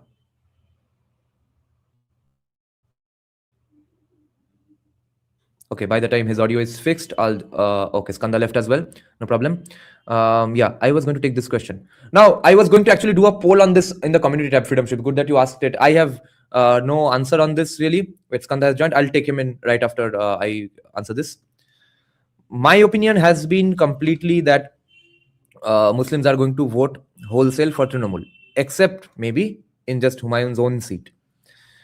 Other than that, I don't see any reason for Muslims to not vote for Trinamool, especially with the impending doom of BJP coming here and doing a lot of bad stuff, like giving them laptops and mobiles and a dignity-filled life, etc. But I met this farmer in Memari. Now, rest assured, he was from BJP and he has been in RSS. I did not take his interview and stuff, but he was very optimistic about Humayun Kabir, ISF, and especially Humayun Kabir dividing a lot of Muslim votes. So I gave him my these same counter arguments that why would they vote for anybody other than Trinamool at this point? I mean, up until this point, at least, there was no impending threat of BJP. Right now, though, it's Modi's breathing down their necks. Why would they now not vote for Trinamool? He said that, no, see, they are disappointed with a lot of things. And with the walk-off as well, Mamta could not prevent it. Mamta could not prevent SIR. That's why they are pissed off. But on the other hand, you see, Humayun could gather so many people to do that ruckus there. And so many Muslims are being able to create ruckuses, which is not with the consent of Trinamool. That shows you that definitely they are pissed off with Trinamool. Now I ask that, well, they may have gone there to just create the ruckus. What's stopping them from coming back and voting for Trinamool? He said, no, that won't be the case. But if people are kind of convinced that no, Mamta has not done good for us, she could not prevent SIR, etc. I'm still not sold on the idea, but since this guy said it, and since this guy pointed out that gathering of people is a significant point within 1 or 2 days, like there was a message just in the previous night, and in the morning so many people gathered, etc. That shows you that there might be something to this argument. What's giving me some extra hints towards this idea is that Mamata Banerjee just a few days back said something very, very, very significant, and nobody picked it up.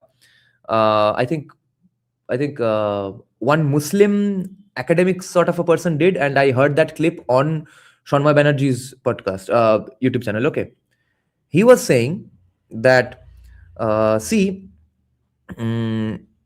Banerjee is saying that ye log hamara jina haram kar denge, etc. in the context of Mamta saying that no, don't bring in these policies. Just recently, like 1 or 2 weeks back, okay, like after the ED stuff happened, don't do this stuff, don't piss them off, don't antagonize them. If you piss them off, wo log mera jina haram kar denge. So if it comes to her designating one group as jina haram kar denge, it should ideally mean that she already has feedback that a lot of them are bugging her. Secondly, when she ends up saying this phrase, ye log jina haram kar denge mera, then that should be going viral amongst the Muslim masses of Bengal. So that might lead to something. Is that you, Rishabh? RSS hai ganda? Because I was supposed to take Rishabh first, that's why I'm not taking Skanda in yet. Is that you, I am Rishabh? Abhay. Okay. तो रुको अभय, तो पहले You Skanda can take someone else, no problem. Yeah, we'll take in order then. Then Skanda first, and later if Rishabh joins. Yeah, go ahead, Skanda. Hey, College Street. CSK, I have, if you permit, I will ask a question outside of this thing, because I have not came across this allegation anyway. Actually, I mean, I am from Karnataka, but I have not come across this Ghoti versus Bengal theory that you just debunked. So I will tell my assumption, and then I'll ask some questions based on it. So my assumption is once or when BJP comes to power, all the BBKs, if not all, most of them will turn to BJP, right? So yes, what should that's my assumption. Let me give you your thoughts on that. And what should BJP do to retain them? Not like they were earlier with Congress. Minute left came, they changed. Minute TMC came, most of them, even though they were not willing to, sometimes they tried to stick with it, especially during 2021, and then again they are neutral now. But what should BJP do to retain them? So whenever BJP loses the power, they will still be with at least Hindutva point, if not with BJP, with Hindutva, so that if another far more right party comes from Bengal, they will be supporting it. What should BJP do to them? And is it possible? That's my second question. And third question is it possible to do it without giving them materialistic gains, like scholarship for their kids, or like increasing only their salaries by giving some, I don't know, the parties come up with weird schemes which no one can think of. So that's my question. Let me know whether my assumption is correct, and give answers to my questions if time permits. Thank you. Yeah, you're talking about just BBKs, right? Yes, BBKs. Yeah. Kolkata BBKs. The Bhadraloks will become pro BJP in 5 years. But you see, a lot of people did not vote for Buddhadev Bhattacharya simply because he was CPIM. Then in 2006, he got a gigantic majority simply because of the job he did in the first 5 years. Just today, I was having a conversation with a close friend who comes from a Congress family and lives in the suburbs of Kolkata. It's not officially Kolkata. And his family not has... about the voting Yeah, go part. on. I'm about crafting narratives, supporting them, all these things. Yeah, I'll come to that. It goes through this path. He was saying that even his grandfather used to abuse Jyoti Basu all day, naming Jyoti Basu, Jyoti Basu, Swar ka bachcha hai, etc. But they had great love and respect for Buddhadev Bhattacharya, at least never gave galis to him at all. In fact, liked him. And that was also possible because of the first 5 years. So just by doing good work, you might be able to retain the BBKs. Masses don't vote for you just because you do good work, but BBKs might. And BJP usually does not know how to handle the social elite or the cultural elite. They have not really done anything in the entire country. But Bengal's BJP might know how to go about it. Depends on who's the CM, depends on who... It does not really depend on who is the CM, it depends on who actually has the power and authority, etc. That will probably be a fusion between Amit Shah, Shubhendu and Shamik Bhattacharya. So, and also remember that the number of BBKs is dwindling every day anyway, okay? The BBK elite, whoever remains, is above 60. Below that, they are not really BBKs even in that sense because they are just not that educated. The education system has been steadily going down in West Bengal in the last 30-40 years. So when we say BBK, the things we mean, there might not be much even alive to hold that flag. Whoever are there, there are people like Shuman Chattopadhyay, etc. They are kind of on that side already, and they are very harshly critical of BJP when they are making any mistakes and stuff. So just doing a good job might be enough for them. And if not, just go ahead with their ideas and involve them in discussions, discourses, debates, in party meetups, RSS meetups, etc. And have a dialogue with them. Yes, we kind of like your ideas, and hope that they see some of your ideas as well. That's how conversion usually takes place, in that way. So Sanskritization karwana padega. They will be retained also, even if BJP loses power. Not all of them, but 60% or 70%. Yeah, for some years, so definitely. Like for even when BJP comes to power, a lot of BBKs will still remain Trinamool supporters or CPM supporters. Or I think most of them will turn neutral, and then slowly they will stop voicing their opinion, and silently they will turn. That's what's basically happened with people like Shuman Chattopadhyay already. I have seen a lot of them already turn neutral. Yeah, Skanda, finish your point. Yes, they will turn neutral, and maybe they will vote for BJP also, like without giving away any hints. And then maybe after 5 or 10 years, the economy is improving, the port situations are improving, Bengal is becoming a distribution center for manufacturing hubs in UP, Bengal, UP and Bihar. Points will be made, even if it is not there, points will be made to support BJP. Yes, and those points have to be done, because in 5 years, if you do just that nuts and bolts reforms, like Sanjeev Sanyal has to go to seminars and talk about it, वैसा करोगे तो नहीं हो पाएगा, क्योंकि ज्यादातर BBK since अभी उनका एजुकेशन भी सत्यानाश हो गया है, तो a lot of them are just popular for writing stuff on Facebook, gigantic Facebook statuses. वही है बीबीके का major औकात at this point. तो वहां पे तुम नट्स एंड बोल्ट्स ज्यादा डिस्कस नहीं कर पाओगे. वहां पे बॉम्बास्टिक अगर कुछ थोड़ा बहुत डेवलपमेंट का कुछ अनाउंसमेंट हो एंड एक्चुअल काम शुरू हो, तो वहां से 5 years में ही आई सी मोस्ट बीबीकेस turning BJP supporters indirectly or indirectly. DFC, the dedicated freight corridor, and so many things will be started up. But I would not say it is only for Bengal, because BJP doesn't do anything for one state. Even if they are setting up any industrial towns and all, they will set up near the state border now. So that 2-3 states, they can, influence together, something like that. So some of the works will be done in this 5 years, but I will not say it's from West Bengal state government. But Central will do it. West Bengal state government will stay silent or cooperate with land acquisition and stuff. That's going to happen. Just like how any North state is working, except UP, maybe. Yeah. Rishabh or Abhay can go ahead. Yeah, thank you. Okay, Rishabh, go ahead. Yeah, Just to add, there's a bullet train corridor coming to Siliguri. Right now, they're saying it will go to Guwahati. Nothing is saying that it will not branch off to Kolkata, Howrah in the future, right? So Hmm.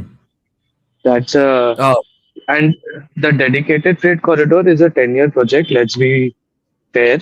I don't know if it will be a part of this equation so much, but yes, they're really looking to expand. From what I've understood, their vision from for Bengal is going to be a major logistics hub, which is a good thing. It's a no, great thing Rishabh, because first, first, Mhm. first make that point you were about to make on the Ghoti Bangal issue. Then we'll come back to discussing Bengal. No, I have no points on the Ghoti Bangal issue. Okay. I'm not very educated on that. I wanted to talk about freight rationalization and it how it has become a bit of a scapegoat. Not that it was not bad for Okay. Bengal, Okay. but it is also a bit of a scapegoat. Okay. Why? So should I do it? Yes. Okay. Yes. So see, freight rationalization happened in 1952. That is when the act was brought in. There was a good 20-year period of Bengali industrialism, even beyond that. And also, freight rationalization does not explain away how. See, okay, the point of freight rationalization was that it will be easy for or it transporting goods from anywhere in the country to anywhere in the country will be at similar or same prices. That is the crux of trade rationalization. What it did was it took away certain geographic advantages that Bengal had, but also there were a lot of other major concerns with Bengali industry in general that piled up in the 50s and 60s that we need to address. And the reason for this is if we don't address this, we if you don't understand the symptom, you can't treat it. Yeah. And I'm speaking only from an economic point of view, not from a sociological point of view. Hmm. Number one was the loss of raw materials that happened from partition. Uh, a Okay. big Yeah. part of a big chunk of Bengali industry was jute at that time, Hmm. and a lot of jute growing went to East Bangladesh, and no effort was made by Pandit Nehru, quote unquote, Hmm. to bring jute cultivation back to Bengal. Yeah. It's still not been done. So Yeah. that was Bengal's biggest cash crop. That was the equivalent of the giant wheat fields of Punjab or sugarcane of Uttar Pradesh or makhana of Bihar. So Right. uh, nothing's been done then, nothing's been done now. That is a solution to one of the solutions to Bengal's agricultural economy. The second Hmm. thing is your manufacturing. Okay, again, freight rationalization would not have affected Bengal as bad if our manufacturing wouldn't have moved away. We were close to the raw materials. We are still very close to the raw materials of India. Yeah. We are close to UP Bihar. We are close to Jharkhand Odisha. Okay. Hmm. So it is a bigger structural issue in terms of number one, the way that the laws in Bengal are set up. And one good thing has happened over there is at least now we are at par with the country in terms of labor code reforms, which is a great thing. Okay, overall for the country, is it a great thing or not? We've had a discussion on that previously. Yeah. But for Bengal, Yeah. it's a step up. Yeah. I found out because I work in an office over here. We were basically considered, white collar office goers, were basically considered in the same category as factory floor workers, legally speaking, in Bengal, because they did not have any legal provision for people, white collar office going people. So we Okay. used to be given sick. We used to be given sick days Hmm. instead of like casual leaves, in which only Hmm. half our daily salary would be deducted if we took a sick day. So, Okay. well, in the rest of the country, you could just take leaves and no salary would be deducted I because you're an office goer, not a factory worker. So, in got all you. of these things, yeah, exactly. For the rest of the country, it might have been a bit of a step down. For India, for Bengal, it's been Yeah. a bit of a step up. So that's I a see. good thing. Yeah, second important thing is we should not ever undermine the trade unions. I think they were the biggest reason. The militant Yeah. trade unions of the 70s were the single biggest reason. Oh, that Everything started. else is fine. That started Hmm. in the 60s itself. Yeah, in the 60s itself, right? And reached a crescendos in the 80s. So Yeah. the flight of capital that happened from Bengal in that period, closing down of the Calcutta Stock Exchange. If you have capital, industries will follow. People will invest where they want to live. It is as simple Yeah. as that, and the capital will be where they live. So that is one thing that we will have to address. Even today, there's a big stranglehold of trade unions, and BJP's track record is such that they will co-opt it. They might not break. They might not do a lot of union busting, Hmm. which is another structural reform that Bengal will desperately need if it wants to industrialize. The the third thing is the IT sector, tertiary service sector economy. In Bengal, that is actually done better. I would say personally, in all fairness, it has done better than all of the other industries. Again, nowhere close to your other metros. And I'm sorry, people over here keep talking about UP, Bihar, UP, Bihar. No, I am an optimist this way. I will compare Calcutta to Mumbai and Delhi and Gurgaon and Hyderabad and Hmm. Bangalore. I refuse Yeah. to compare Calcutta to Kanpur or Yeah, Patna obvious. or Darbhanga. Yeah. So they over here we have had some success, not a lot. Over here, another good thing is if you want to have one of the reasons of the success is that it is not as capital intensive as setting up industries. The problem is over here you need to set up special economic zones to get Wipro in. Okay, Yeah. people are so unwilling to invest that you need to give them a tax holiday to set up an office. In Assam, they're doing that to set up a 1.5 lakh crore semiconductor manufacturing facility. In Bengal, you have to do that to set up a 200 crore office. Yeah. The reason for that is uh, how commercial land is taxed by the local bodies, by the KMC. Okay. So this is again a very nut and bolt thing, but Yeah. uh, because of the high levels of taxation, even on offices, they have to give tax holidays for even offices to come in. You do away with Nice. that, you go to the national average, and even that becomes a very easy avenue for revenue, and people will want to come back. Calcutta has this amazing arbitrage situation where because Yeah. incomes over here are less, cost of living here is low, and Yeah. there is a massive expatriate Bengali community that will obviously want to come back if possible because they are maybe first generation Bengalis. Second, Right. third generation Bengalis, forget them. They are not coming Yeah. back. I have seen them. They have completely become a part of the civil society that they are a part of. But first Yeah. generation might still want to come back. So Yes. these are like 3-4 things that we can do and 3-4 different problems as I mentioned before that actually caused the decline of Bengal at a very high level. We should Yeah. not always keep blaming freight equalization because Yeah. that is a bit of a red herring. And also see Yeah. freight equalization was reversed now. Uske baad bhi aaya nahi wapas kuch. Yes. Yeah. So yeah. So to clarify, if anybody is a pro freight equalization guy here, to clarify to them, What are you doing here then? I brought it up because the Congress supporters I who am are pro wait, freight wait, wait, wait, wait. equalization. One more So point Congress, from me. please, Sorry for Bhoiragata. interrupting. Sorry for Wait, wait. interrupting. But Rishabh, I did not compare UP Bihar with Bengal. I just said that Bengal will become the kind of a distribution Oh partner no, for no. the I'm sorry. I'm sorry if you said something. I was away for a bit. I didn't hear what you said. I was just saying in general. Okay, this was in general. When it comes to economics or quality of life standards, not in any other Yeah. way. I wasn't taking Yeah. pot shots at you. Okay. No, oh, no. Okay, fine. I did not think that you took pot shots at me, but I just wanted to clarify my point. I was just saying that Mhm. Okay. Bengal will become the product, like a distribution hub for uh, manufacturing units in UP and Bihar, because with freight corridor or waterways, whatever it is, Bengal will become the export point of the products manufactured in those states.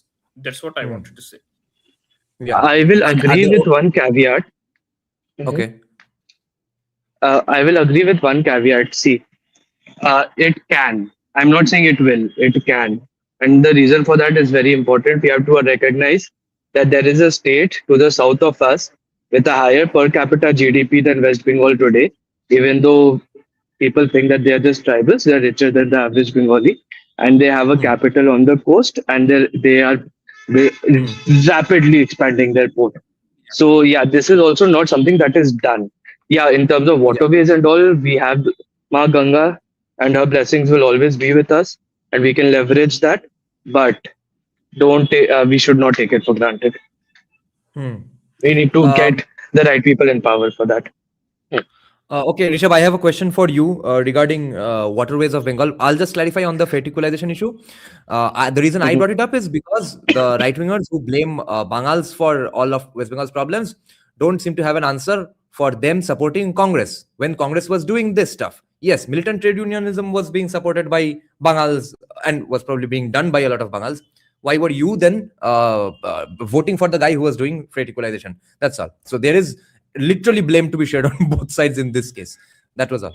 Oh, 100%. Trade equalization at that time when we had a closed economy, very little capital, was a big blow. Definitely. No getting around that. Yeah. Now, my question to you, Rishabh, is, and then we'll take in Anand.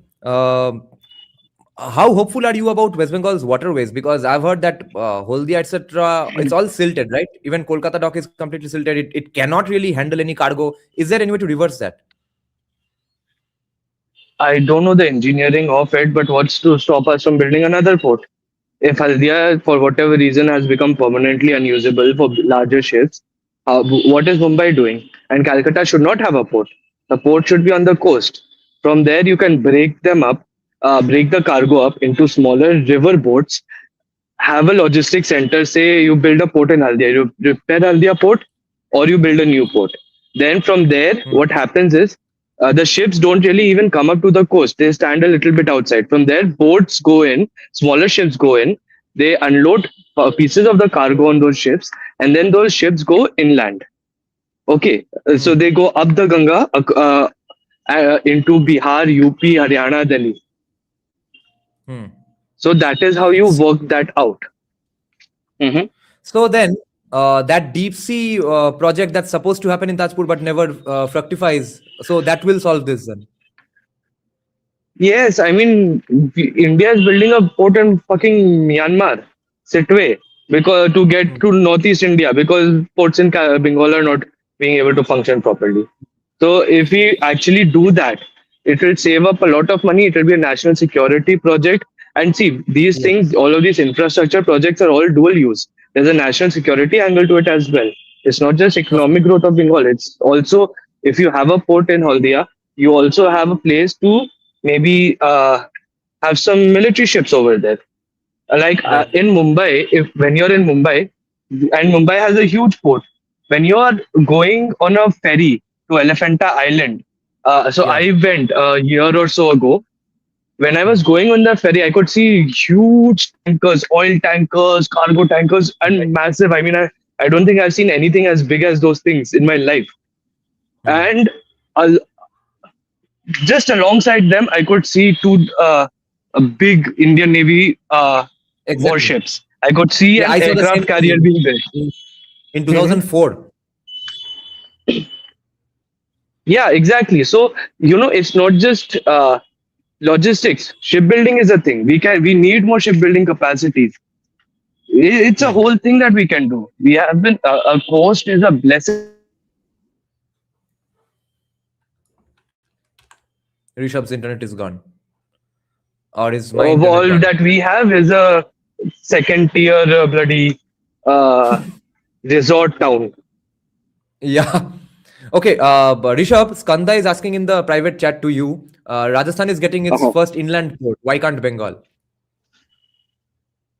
Yeah. That is how you do inland port. Now, who's to say that you create a big port? See, that is for your big container traffic. So, okay. So, if you give me 2 minutes, I'll explain this model. It's called hub and spoke. Okay. So, there's a hub, which is a central processing unit, and then there are spokes, which are small outlets from where cargo or passengers are transferred from the hub to the spoke at the point of delivery and at the point of collection. They come from the spokes to the hub and then they go out to be exported or wherever. It is the same model that you are using with a lot of airports. Jo ye ho raha hai na ki why is India building so many small airports here and there? It's the same model. There is one central hub like Calcutta.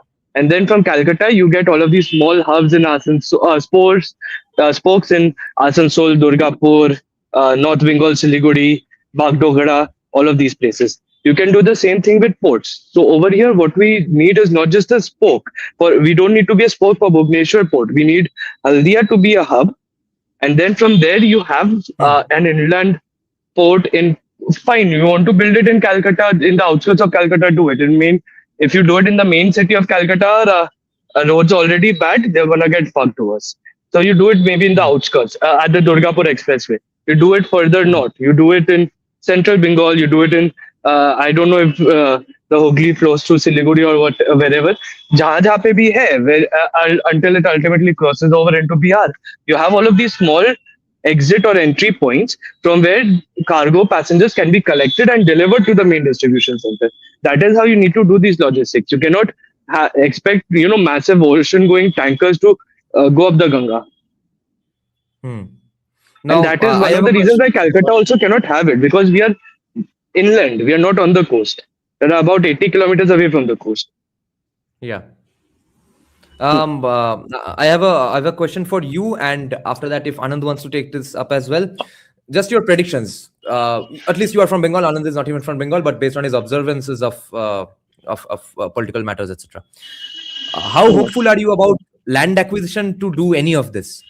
See, I'm shooting my documentary. It will come out. I'm hoping we will release it on Ram Navami or a bit before that, because there will be a Bengali Ram Navami track as well that we are making. But the documentary is Oh, great. almost complete now. So Great. almost everybody I speak to in the villages, they say, yes, we want industry, please, yes. Remember, we read that research paper by sociologist Dr. Shrutismita Das. She did her research in Shingur, where everyone is repentant and they're saying, yes, we want industrialization. But when push comes to shove, they might back down, or they might just say, no, I'm not happy about it. Because one person at least did tell me in the villages of Memari that no, people will still feel afraid, because yeah, they don't know how much better life can get, really. They don't follow, obviously, Kolkata all that much in national news story, though. So they think they are doing pretty good. Now, if I'm doing pretty good with this 1 yard of land, why will I give up that yard? There's one issue there. But that's not how organically movements always come up. There will be an opponent party. There will be Trinamool. I think Trinamool will exist for at least 5 years. Most BJP supporters think it will die out in 48 hours, etc. Even Shuman Chattopadhyay thinks so. I don't think so at all, because there will be lots of lobbies in the entire world to fund Trinamool Congress. They keep forgetting this.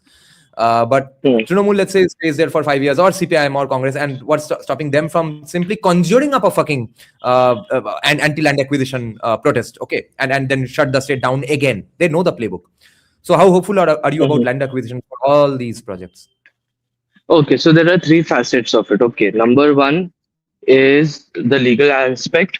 Number two is the economic aspect. Economics in the sense cost unit economics aspect from the company's point of view, not the landowner's point of view. And number three is the social political aspect. Let's start with the social political aspect. Bengal, I don't know. I'm going by history.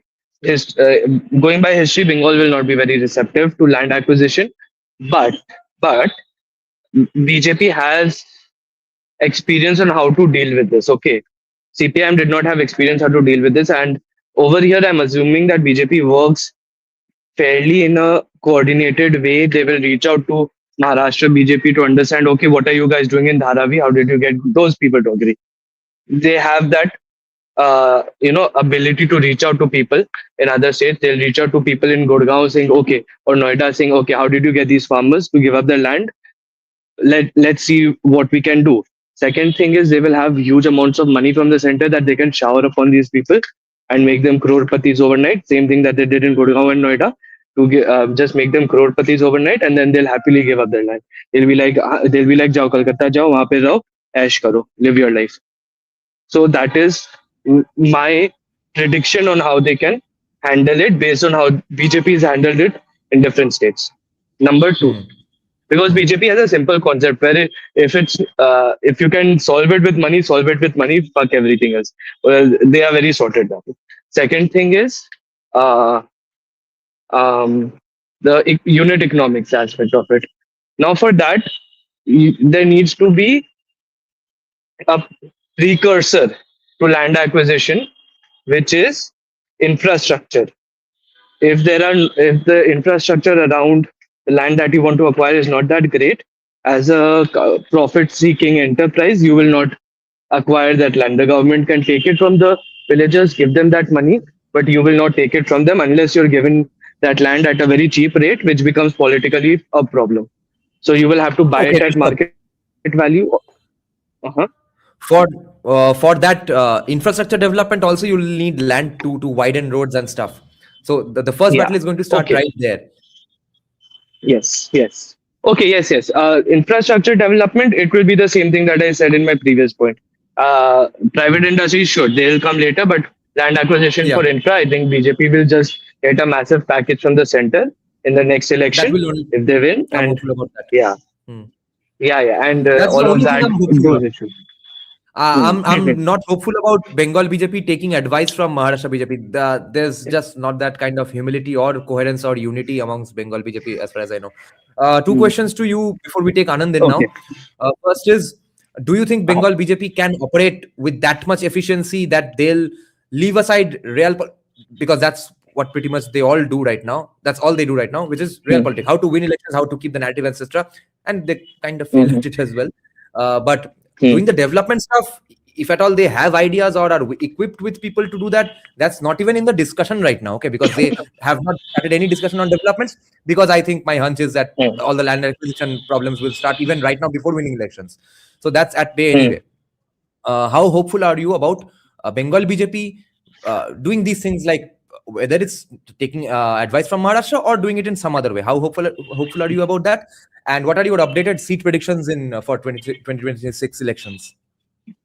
Okay. I don't have any seat predictions. I'm honestly speaking a little scared about what will happen. So I'm just being an ostrich about Bengal elections. So I don't know. Hmm. I'm not following it very closely. In Hmm. terms of how hopeful I am that they will be able to do it. Okay.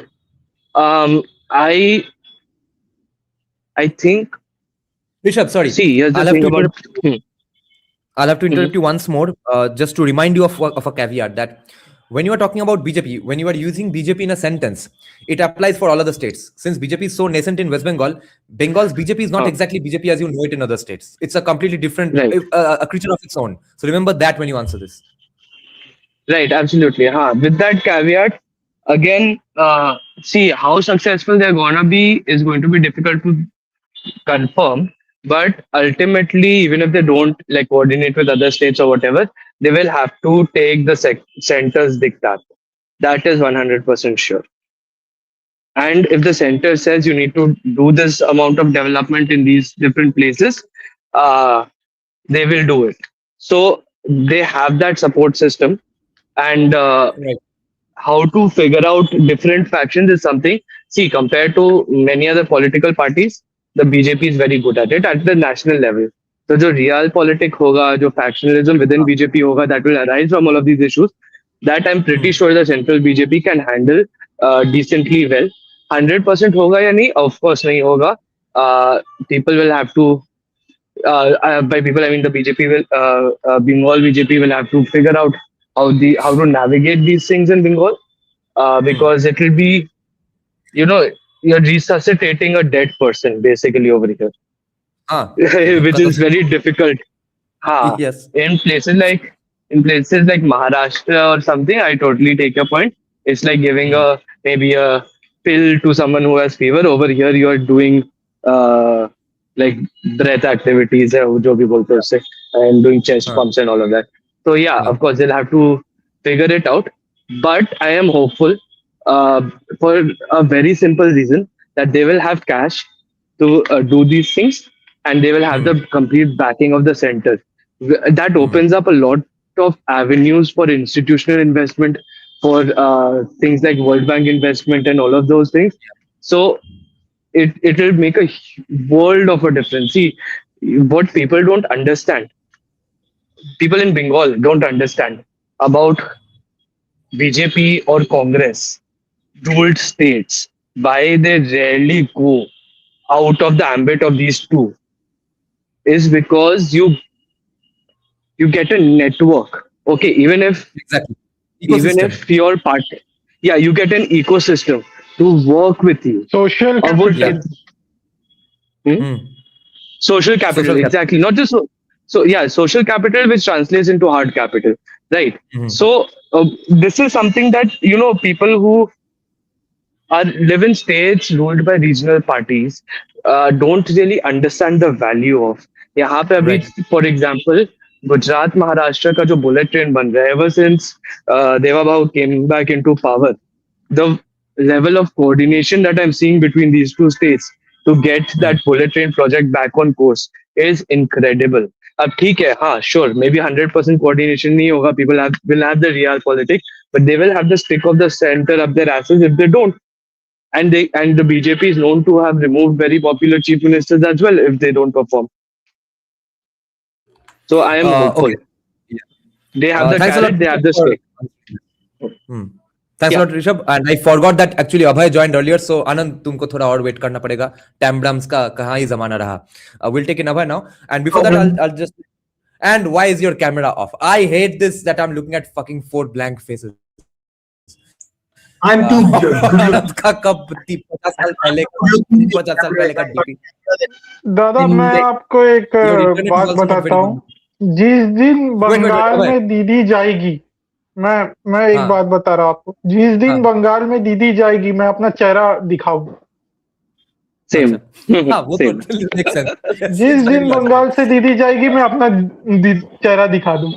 क्या क्या दिखा देगा. हाँ उस दिन गूनिंग celebration चालू होगा. What I want to say is that I'm not at all hopeful about BJP being coherent enough or united enough to coordinate with other people in the ecosystem, etc. But I'm very, very hopeful about what Rishabh said, the other point, that center will have to shower West Bengal with money to do the land acquisition stuff. That will really work. But if you do take so much help and money from the center to do every fucking thing, to hold your hand, etc., to cross the street, then essentially what's going to be is that Amit Shah is going to be the chief minister of West Bengal, not in name, and Shubhendu is the home minister of West Bengal. That's what it is going to be. Any other chief minister is going to be a rubber stamp, unless there's some miraculous thing like Sanjeev Sanyal gets helicoptered in to become the chief minister and stuff, so that in order to destroy all factional wars, the war to end all wars. अगर वो नहीं होता है तो chief minister कोई भी हो, chief minister है अमित शाह, क्योंकि सारा पैसा भी वही लाके देगा और शुभेंदु सिर्फ लॉ एंड ऑर्डर संभालो. यही होने वाला है. हाँ ठीक है, let him be chief minister for 5 years. Yeah. That is a very low priority right now compared to everything else. Yes. Go ahead, Abhay. देखिए दादा, मेरे पास 2-3 बिंदु है. पर पहले आपने जिस विषय पर कहा, देखिए असम में जैसा पहला 5 साल चला ना. Wait. Sorry. I'll just have to take a pee break, but I'll turn my speakers on so I can hear you. Okay, go ahead. ठीक है. तो जितने भी लोग सुन रहे, दादा भी सुन रहे, तो मैं कह रहा था कि जैसा असम में पहला 5 साल हुआ था कि हेमंत बिस्वा शर्मा को चीफ मिनिस्टर नहीं बनाया था, एक सहयोगी दल के व्यक्ति को चीफ मिनिस्टर बनाया था, सर्बानंद सोनोवाल. तो केंद्र से ही चल रहा होगा मुख्यतः, और Himanta Biswa Sarma law and order देख रहे थे मुख्यतः, ज्यादातर law and order as a health minister वो देख रहे थे. तो मुझे लगता है पहला 5 साल बंगाल का वैसा ही रहेगा. पर मुझे यही डर है कि बंगाल की राजनीति कहीं वो राजस्थान और मध्य प्रदेश वाली राजनीति ना हो जाए, कि जैसे वहां पर जातिवाद घुसेड़ना शुरू किया है राजनीति में, वैसे ही बंगाल में भी ये लोग बोले सबॉल्टन हिंदुत्व, हम लोग ब्राह्मण वैद्य कायस्थों को हटाकर सबॉल्टन हिंदुत्व करेंगे. ये सब चक्कर में पड़े तो बर्बाद कर देंगे बचे कुचे बंगाल को भी. और ओडिशा में भी सवर्ण क्या बोल रहे थे? क्या? सॉरी, कास्टिस सवर्ण क्या बोल रहे थे? नियम में वॉइस आप मुझसे पूछ रहे हैं क्या आनंद? Can you hear me? Hello, am I audible? Both of you are audible to us. Yeah. So Anand, can you hear me? I can hear you all right. Yeah, so who is the casteist Savarna? I didn't get your question. No, you are the Kafis Tavarna. Why you are talking about the BJP? Yeah, I'm the casteist Savarna. Go tell that Charvaka that I will fight for Savarna. To hell with such people. So victim mindset. yeah, की है. and as usual, he started painting everyone as sexual offenders now. So forget about such people. My point is कि ये सब politics development को रोकने वाली politics है अंततः. मुझे वही डर है कहीं ये लोग अपना पपेट चीफ मिनिस्टर बैठा के वही फालतू का कास्ट का राजनीति शुरू ना कर दे कि सबॉल्टर्न हिंदुत्व चालू करेंगे और वो सब. मैंने एक शंका व्यक्त की. दूसरा है कि ओडिशा में क्या चल रहा है. ओडिशा में भी लोग बोल रहे हैं वहां के मुख्यमंत्री क्या कर रहे क्या नहीं करे पता नहीं, करप्शन बढ़ गया. ओडिशा में भी सुनने में आ रहा है ये सब. तो मुझे उस बात का भय है कहीं बीजेपी डिरेल ना हो जाए बंगाल में चुनाव जीतने के बाद. दूसरा विषय हाँ go on. दूसरा विषय ये मुझे लगता है कि पहला 5 साल बीजेपी डेवलपमेंट के जगह लॉ एंड ऑर्डर पर फोकस करेगी, जैसे यूपी में हुआ योगी आदित्यनाथ के समय कि उन्होंने पहला 5 साल डेवलपमेंट नहीं देखा, लॉ एंड ऑर्डर देखा कि पहले गुंडों को ठोको. जैसे वहां के माफिया को मिट्टी में मिलाया, जैसे उन्होंने ही कहा माफिया को मिट्टी में मिला देंगे, वैसा कुछ होगा. क्योंकि लॉ एंड ऑर्डर के बिना आप कैपिटल आने का या सेंट्रल गवर्नमेंट कितना भी पैसा लगा दे कुछ होने वाला नहीं है, क्योंकि वो पैसा चले जाएगा कुएं में या गड्ढे में. सीधी बात है कि सब चोट चपाटे खा लेंगे. तो जब तक आप लॉ एंड ऑर्डर को नहीं सुधारेंगे वो नहीं होने वाला. तो पहला 5 साल मुझे लॉ एंड ऑर्डर दिखता है बंगाल में, उस पे सबसे ज्यादा काम होगा.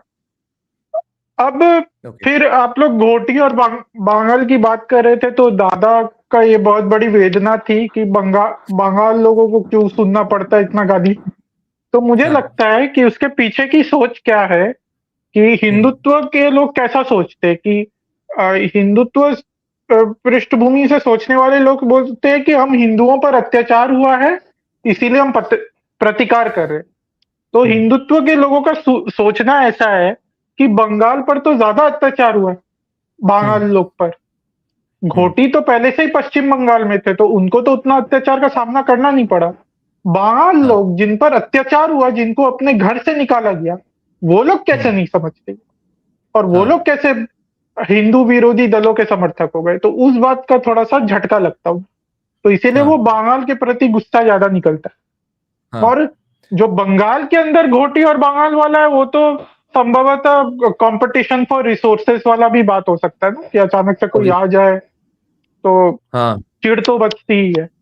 वैसे मैंने अपने निजी जीवन में मैंने अपने निजी जीवन में संभवतः इसीलिए भी क्योंकि मैं बंगाली नहीं हूँ एथनिकली, तो मुझे उतना डिफरेंस कभी समझ में नहीं आया कि कौन घोटी है कौन बांगाल है अपने सर्कल में. मैं जबकि अब बांगाली पाड़ा में बड़ा हुआ जहाँ पर ज्यादातर भद्रो लोग ये जिसको बोनेदी बांग्ला बोलते हैं ना वैसे लोग थे. वो सब घोटी है. पर हाँ वो सब घोटी होंगे. अब मुझे नहीं समझ में आया होगा कि बांगाल अलग कैसे होता है क्योंकि मुझे उतना कल्चरल कॉन्टेक्स्ट नहीं पता उस चीज का. मेरा उतना पल्ला पड़ा भी नहीं किसी से. तो वो संभवतः इसलिए भी हो सकता है. तो मुझे लगता है सबसे ज्यादा वो बांगाल के प्रति गुस्सा का कारण वही है. तीसरा बिंदु जो हिंदुत्व को लेकर था, आप और एकेडमिक मैन पे बात हो रही थी. देखिए बीजेपी लॉन्ग टर्म या BJP RSS long term game नहीं समझते. वो समझते कि चुनाव जीत जाए बस. लॉन्ग टर्म गेम कैसे खेला जाता है? अभी बीजेपी गवर्नमेंट है तब भी एनसीईआरटी में सेक्स और जेंडर के बीच का अंतर लाया जा रहा है. कहा जा रहा है कि जेंडर प्रवाहशील है. तो अभी तो समाज में ये बात पता चलेगा तो सब विरोधी है इस बात के कि कैसे आप जेंडर को फ्लूइड बता सकते.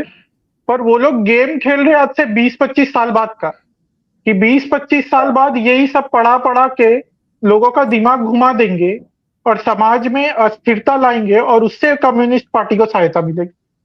हाँ क्योंकि जिस समाज में अराजकता होता है वहीं पे कम्युनिस्ट रेवोल्यूशन आता है। ये हाँ बात आरएसएस बीजेपी वाले नहीं समझते कि कुछ काम इमीडिएट होते हैं कि आप फ्रीबीज देकर चुनाव जीत लो, पर कुछ काम जो आइडियोलॉजी से जुड़े हुए वो लॉन्ग टर्म और पॉलिसी इंस्टीट्यूशनल होते हैं। जैसे आपको एजुकेशन में डालना होगा कि लिबर्टेरियनिज्म या फ्री मार्केट अच्छा क्यों है, पहले आपको लोगों को एजुकेट करना होगा। आप सीधा हाँ पॉलिसी लागू करने जाएंगे तो विरोध होगा। आप पहले एजुकेट कीजिए धीरे धीरे कि क्यों अच्छा होता है, आप पहले अपने टेक्स्ट बुक्स में डालिए वो बात, फिर उसको धीरे धीरे मीडिया में पेनिट्रेट करवाइए। वो हिस्ट्री में तो इन्होंने फिर भी थोड़ा काम किया है कि मुगल कैसे खराब थे, आक्रांता कैसे खराब थे, पर सोशियोलॉजी एंथ्रोपोलॉजी इस पर तो कोई काम ही नहीं। और हिस्ट्री में भी अ, आक्रांताओं की दृष्टि से हिस्ट्री ठीक है, पर हमारे देश में जो अट्रॉसिटी लिटरेचर है कि सती था बहुत, नहीं नहीं महिला पर तो अत्याचार करके महिला को मार के फेंक दिया, एकदम महिला को तो तुम गड्ढे में डाल दिया, या फिर कास्ट डिस्क्रिमिनेशन, इतना जो अट्रॉसिटी लिटरेचर उस पर तो काम हो ही नहीं रहा है। लोग तो इतना डरते हैं उस पर कि इस अट्रॉसिटी लिटरेचर का विरोध ही नहीं कर सकते। अब देखिए ना यूजीसी में क्या हुआ, ये लोग काम गए कि कैसे विरोध करें, एट्रॉसिटी लिटरेचर का सामना ही नहीं कर पाते। उसके लिए आप इंटेलेक्चुअल्स को जब तक सपोर्ट नहीं करेंगे, इंस्टीट्यूशनल सपोर्ट नहीं देंगे, नहीं होगा। हिंदुत्व भी आपको आइडियोलॉजिकली आगे बढ़ाने के लिए आपको लॉन्ग टर्म थिंकिंग रखनी पड़ेगी, वो उसको इंस्टीट्यूशनलाइज करना होगा, उसको पॉलिसी में डालना पड़ेगा, जो कि हाँ ये लोग एग्जैक्ट नहीं करे। ये लोग सोच रहे हैं कि हिंदुत्व हिंदुत्व चिल्लाकर चुनाव जीत जाएंगे। अब ये समझना होगा कि लोगों को क्या लगता है। ये लोग को लगता है कि ये लोग खाली मुस्लिम विरोधी बात करते हैं हिंदुत्व के नाम पर, ठीक है, फिर उसके बाद कुछ करते तो है नहीं, तो मतलब हिंदुत्व मजाक चल रहा है, Hindutva is not a serious thing. तो उससे भी लोगों का मन बिछड़ जाता है हिंदुत्व जैसे विचारधारा। अभी यूजीसी के बाद कितने लोगों का मन बिछड़ा है कल्पना नहीं कर सकते। लोगों का विश्वास टूटा है उसके बाद से। पहले जो एकदम कट्टर समर्थक थे बीजेपी के, बहुत लोग बोल रहे हैं वी आर न्यूट्रल, या फिर कोई ऑप्शन नहीं है तो दे देंगे वोट डालकर। वो जो एक धुन था, एक पैशन था कि नहीं नहीं मोदी जी को जिताना है, वो चला गया। यस यस अब योगी जी की बात पर आते हैं। योगी जी की बात ये है कि योगी जी कुछ हद तक at an administration level Hindutva करते हैं। संभल को पूरा खोद डाला, जो भी बोल पूरा खोद के रख दिया वहां पर। यदि हम डेमोग्राफी की बात करें, संभल में 85% मुस्लिम पॉपुलेशन है। अच्छा पर एक आरंभ में दंगा हुआ जब वहां पर वो क्या बोलते सर्वे कराने गए थे विष्णु शंकर जैन जी के साथ प्रशासन, उनके उनके पिटीशन में कोर्ट ने ऑर्डर दिया था। वो एक दिन दंगा हुआ, उसके बाद जो संभल की खुदाई की है एक दंगा नहीं हुआ, क्योंकि योगी जी ने वहां पे प्रशासन को कंट्रोल करके रखा। तो वो थोड़ा बहुत करते, पर योगी जी भी एट एन एडमिनिस्ट्रेशन लेवल करते हैं, एट अ पॉलिसी या इंस्टीट्यूशनल लेवल मुझे डाउट है। क्योंकि मुझे लगता है बहुत सारे बीजेपी संघ के लोग वो समझते ही नहीं है कि इंस्टीट्यूशनल लेवल पे कैसे होता है काम। आप long of term course policy framework कैसे बना देंगे हिंदुत्व के। because they're obsessed with ground work no ground पे हो कि नहीं ग्राउंड पे हाँ ये बुक वुक कौन पढ़ता है हाँ ग्राउंड पे हो कि नहीं बोलो ग्राउंड लड़े सब कुछ ग्राउंड पे होगा अमर्त्य सेन ग्राउंड में था वही। इसलिए नोवेल नोवेल मिल गया उनको फिर अमर्त्य सेन को जाके गाली दो and I that is why I see कि ये जो सेंट्रल लीडरशिप है, इनको ऐसे लीडर से थोड़ा सा डर लगता है जो जिनका अपना कोई इमेज है और रीजनली स्ट्रांग है, जैसे स्पेशली योगी आदित्यनाथ। मुझे लगता है असम में भी हेमंत बिस्वा शर्मा से थोड़ा बहुत डर लगता है, तो लगता है, पर he is not that important for them, yes because as you know he is not a Hindi speaker. तो yeah तो वो वाली बात है। और एक हाँ बात उठी थी कि जयललिता साउथ से, she is a development leader. देखिए अब ये लोग क्या है, साउथ वाले जितना भी रीजनल पॉलिटिक्स कर ले, नेशनली आप तब तक नहीं उठ सकते जब तक आप हिंदी में आपका कमांड ना हो। इट्स एन अनफॉर्चुनेट रियलिटी, पर आप कुछ नहीं कर सकते। इस बात। हाँ अब देखिए, हम लोग चाहे या ना चाहे, हम लोग अंग्रेजी बोलते हैं ना वैश्विक परिदृश्य में। क्यों बोलते हैं? क्योंकि उसका पूरा विश्व पर धाक है भाषा का। भाषा प्रभावशाली है विश्व में। वैसे ही आपको भारतीय राजनीति में मानना पड़ेगा कि राष्ट्रीय स्तर में हिंदी प्रभावशाली भाषा है। हिंदी के बिना आप राष्ट्रीय राजनीति नहीं कर सकते। पर दिक्कत ये है कि फिर वो लैंग्वेज वाला ईगो आ जाता है। ये बात समझाने जाओ तो लैंग्वेज वाला ईगो आ जाता है कि क्यों हम हिंदी क्यों बोले, तुम बंगाली क्यों नहीं बोलोगे, तुम तमिल क्यों नहीं बोलोगे। तो बात है प्रैक्टिकल रियलिटी की। बात ये नहीं है कि हम किसी पर हिंदी थोपना चाह रहे, या यदि थोपना चाह भी रहे हैं तो at the end of the day that is the reality, क्योंकि अंग्रेजी भी थोपी ही गई लोगों पर, and that has become a part of reality. क्या कर सकते हैं? तो ये सब बातें। But Jayalalitha ma'am could speak Hindi, and she has spoken in Hindi in Parliament also. The point is, the exterior South Indian leaders' names you are taking, most of them were from regional parties. Even if they wanted to, first of all, they didn't want to get into national politics. Even if they wanted to get to national politics, they didn't have anything backing them in the national level. Yeah, but my point is, even in national parties, how many people from southern part of India uh, were able to rise up the ranks? I think in Congress it was P.V. Narasimha Rao. That is one exception, and that too I'm not sure if he was a mass leader. He was a statesman, but I'm not sure if he was a mass leader. The point is the percentage of people. The point is the percent.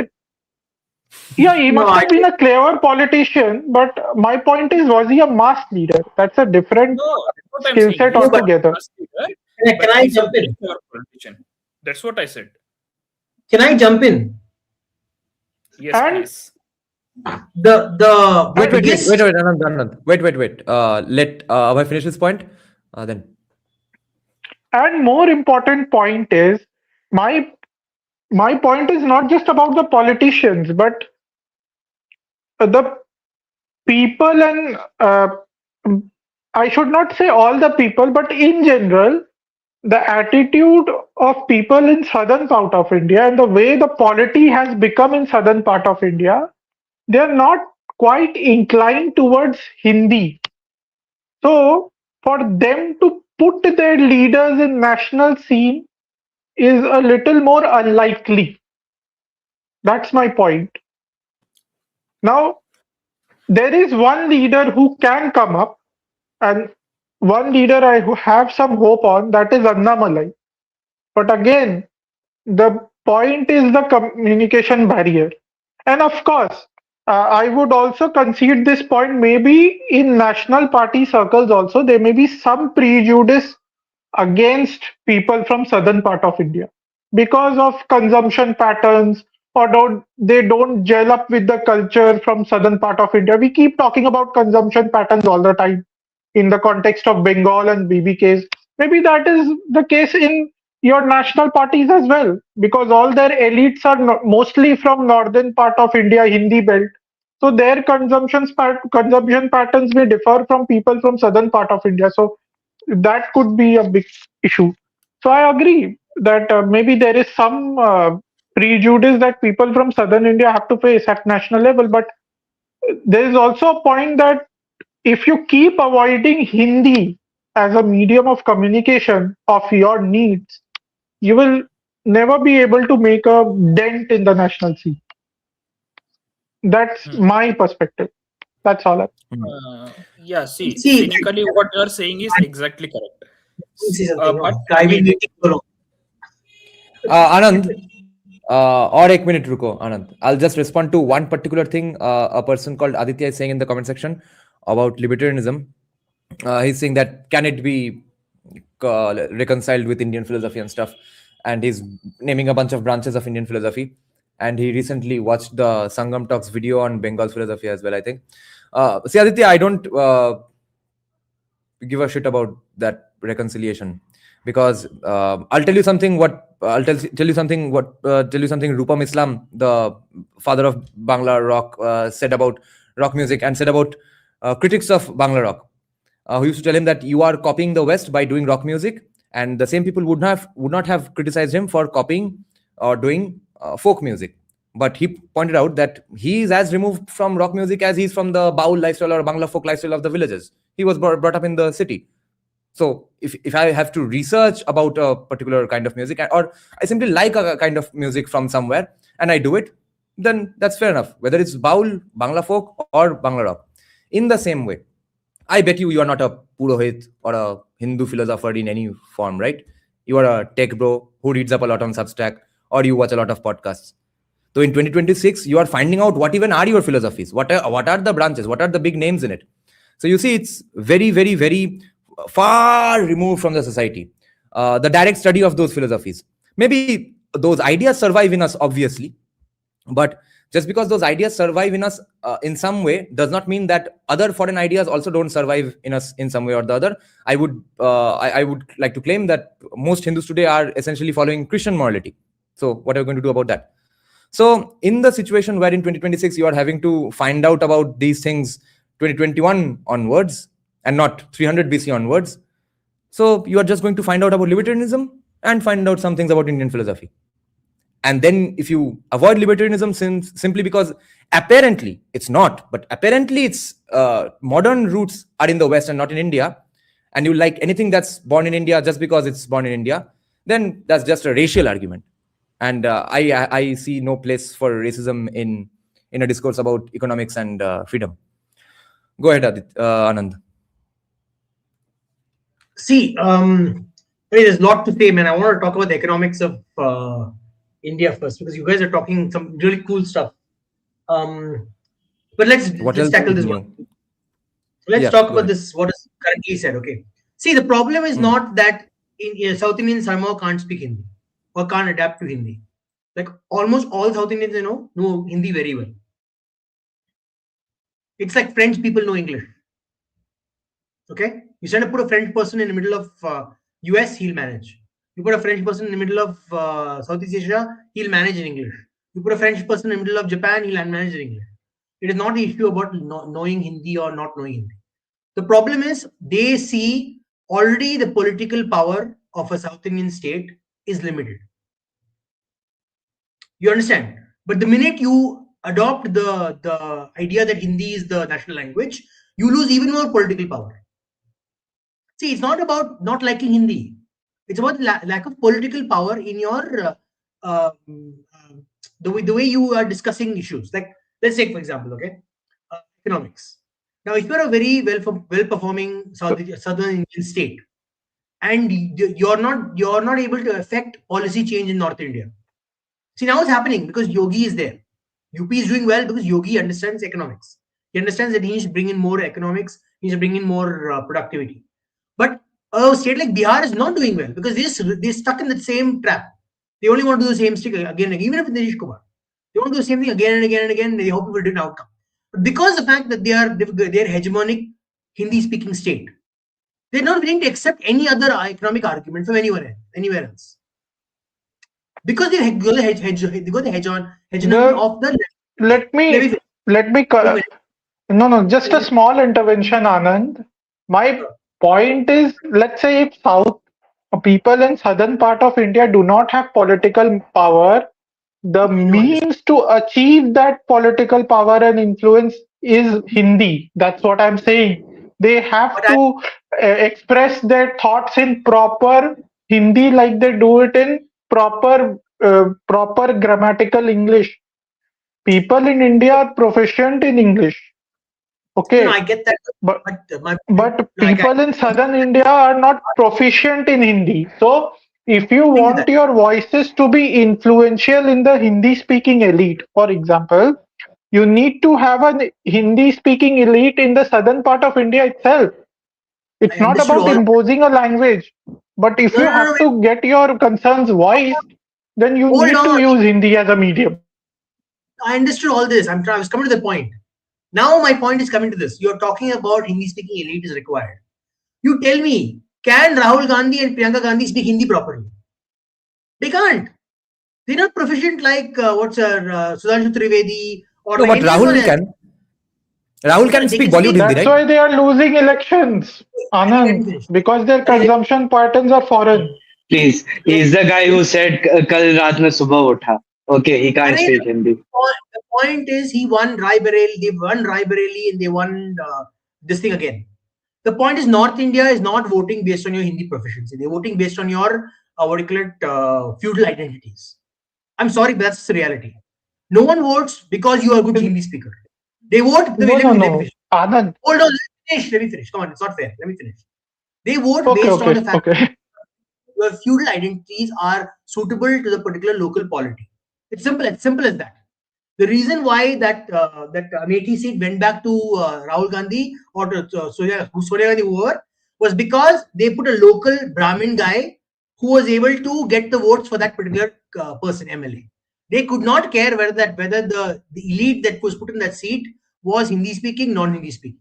They put a Tamilian guy also. The guy would have won because the local what do you call it ground level feudal identity was for that Sharma that they placed. He was the guy who gotten that votes in spite of all the work Smriti Irani did. Smriti Irani is a very good Hindi speaking elite. Why did she lose to Rahul Gandhi or to Priyanka Gandhi in comparison? Because the feudal identity is what matters. Same thing in South India. You put some random take for example, perfect example. You take Rahul Gandhi in Wayanad. Why did Rahul Gandhi win in Wayanad? He doesn't have any ability to communicate any of his people in the population. But because of local feudal entities, the feudal elites in that area were able to get all the votes together for Rahul Gandhi. Arey, I'm telling you, trust me, vote for Rahul Gandhi. Rahul Gandhi may not ever come here, but I will do the work what you want in the name of Rahul Gandhi. That's what's happening in India. They would acknowledge that first. That is the problem in our system. The system is the MLA we are electing is not doing the work for us. He's just a figurehead. The local power brokers in each constituency is doing all the work. He's basically doing all the hard stuff. That is the problem. You want to change the system of India, you want to build more power for every state, you change the system. Make it where the person who's representing you is an accurate representative of your community. That is the issue we are Can worried I about. can I come in May once I? Anand you're done before Abhay comes in? Sure. Both can come in. Okay, okay. You go first. Thanks. Thanks. Okay, couple of things. Okay, just for some context, because not a lot of people know it. It's just so that Abhay doesn't come up as a Hindi speaking supremacist. See, technically, even our mother tongue is not Hindi. It's just as the Adar Agarwal over here. Let me clarify that. It's a language called Marwari, which is not even recognized as a language. But see, Abhay, couple of points for you. Okay. Uh, South India is doing better than North India. Okay. In almost all indicators. So I don't. I think when it comes to that politics and the end goal of politics being improving your quality of life, it's it's actually done better than North India. I'm not sure how long that will continue, but for now it is the case. Anand, for you, yeah, all of your points taken, but South India lost a demographic battle. The future of Indian politics, especially after the next delimitation, is going to be in North India. So maybe I understand all of your concerns, but Abhay is more speaking from a point of view of national level coherence on at a political level. Not and while I acknowledge the realities, I don't think it will last for very long because where is the one place where these feudal identities don't work? It's urban India to a large extent. Sure, it might still be a factor some in some places, at some level in all places, but by and large, urban India is a place where these identities are no longer working. And okay, no one, woke up in 14th century Florence and said, "Oh my God, look at the immense amount of changes that we are seeing in our society." India is going through one of those moments and we don't recognize it. India is urbanizing massively rapidly, massively rapidly. And when you get into an urban context from a rural context, all of these old feudal identities tied to the land of your village breaks down when you become a mercantile class. And by mercantile class, I mean a person who is not tied down to the land, who's more tied down to their profession, to their trade.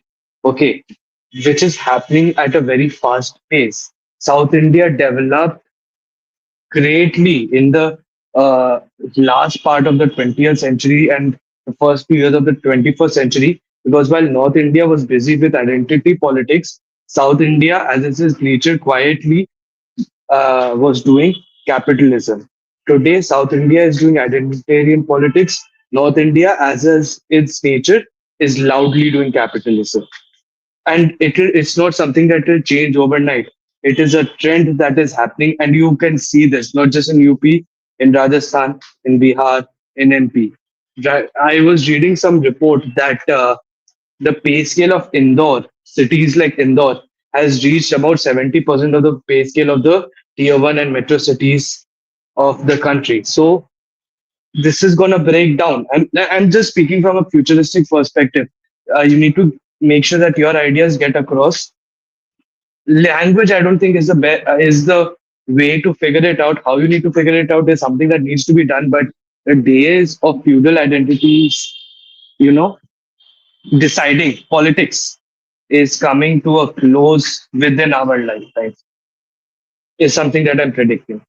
So yeah, maybe this is a debate and redundancy that we're having right now. It will not matter going forward because Bangalore was with the BJP to hell with the rest of Karnataka. They don't care that BJP is seen as a North Indian in the imposing party. Bangalore regularly votes for the BJP, almost constantly votes for the BJP.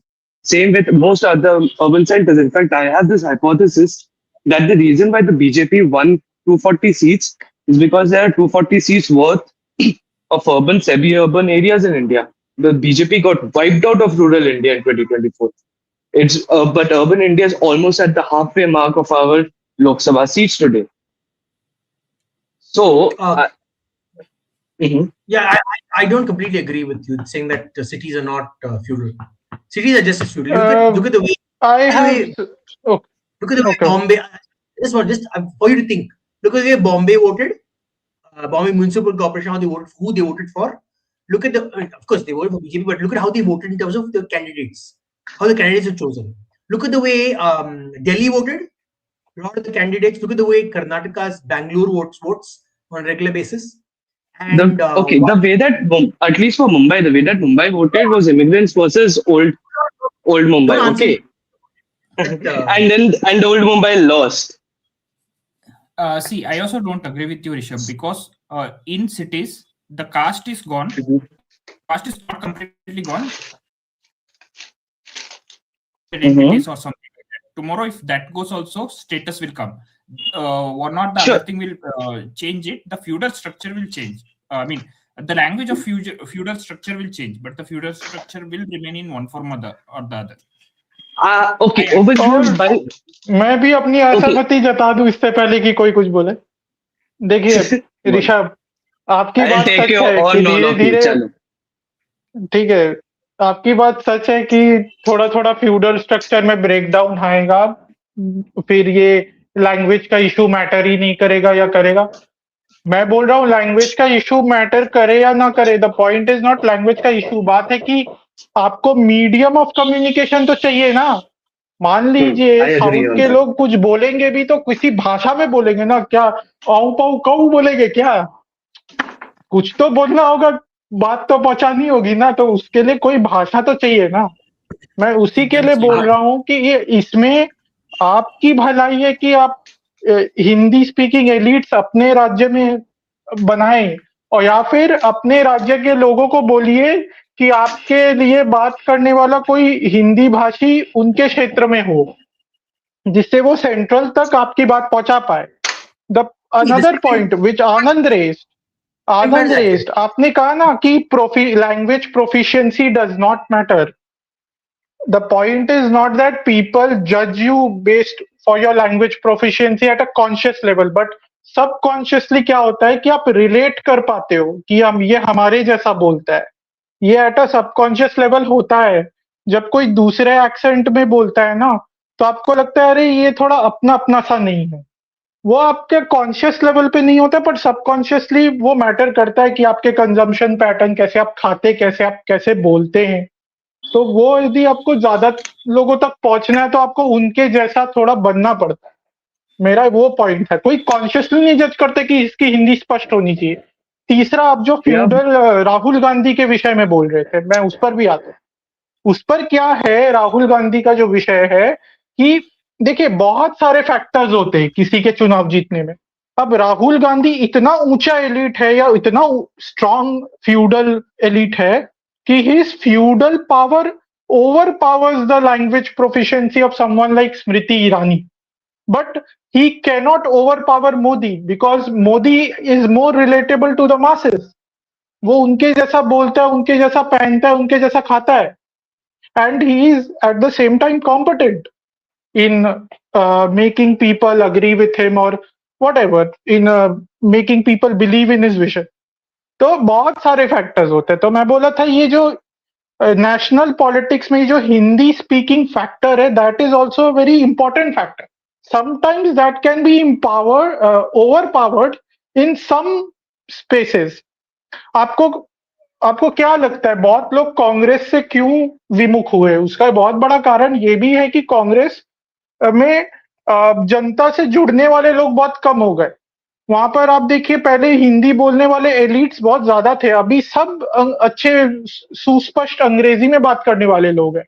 और कांग्रेस का जो एंग्लिसाइजेशन और एक westernisation हुआ, उससे भी लोग थोड़े से दूर हुए कांग्रेस से, कि अरे ये लोग को तो हम लोग से कोई लेना देना ही नहीं है, ये लोग तो हम लोग के जैसे खाते पीते भी नहीं है, ये लोग तो कुछ और ही बात करते हैं, कहाँ अमेरिका का वोकिज्म थोप रहे।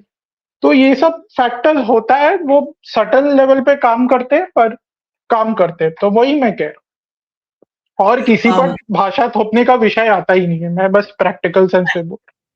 Hey, can I answer the Saurabh Naik's question earlier? He asked a question about Tamil Nadu, about the South choosing cinema stars. See, it's not they choose cinema stars. The South realizes without its politicians also it will do well.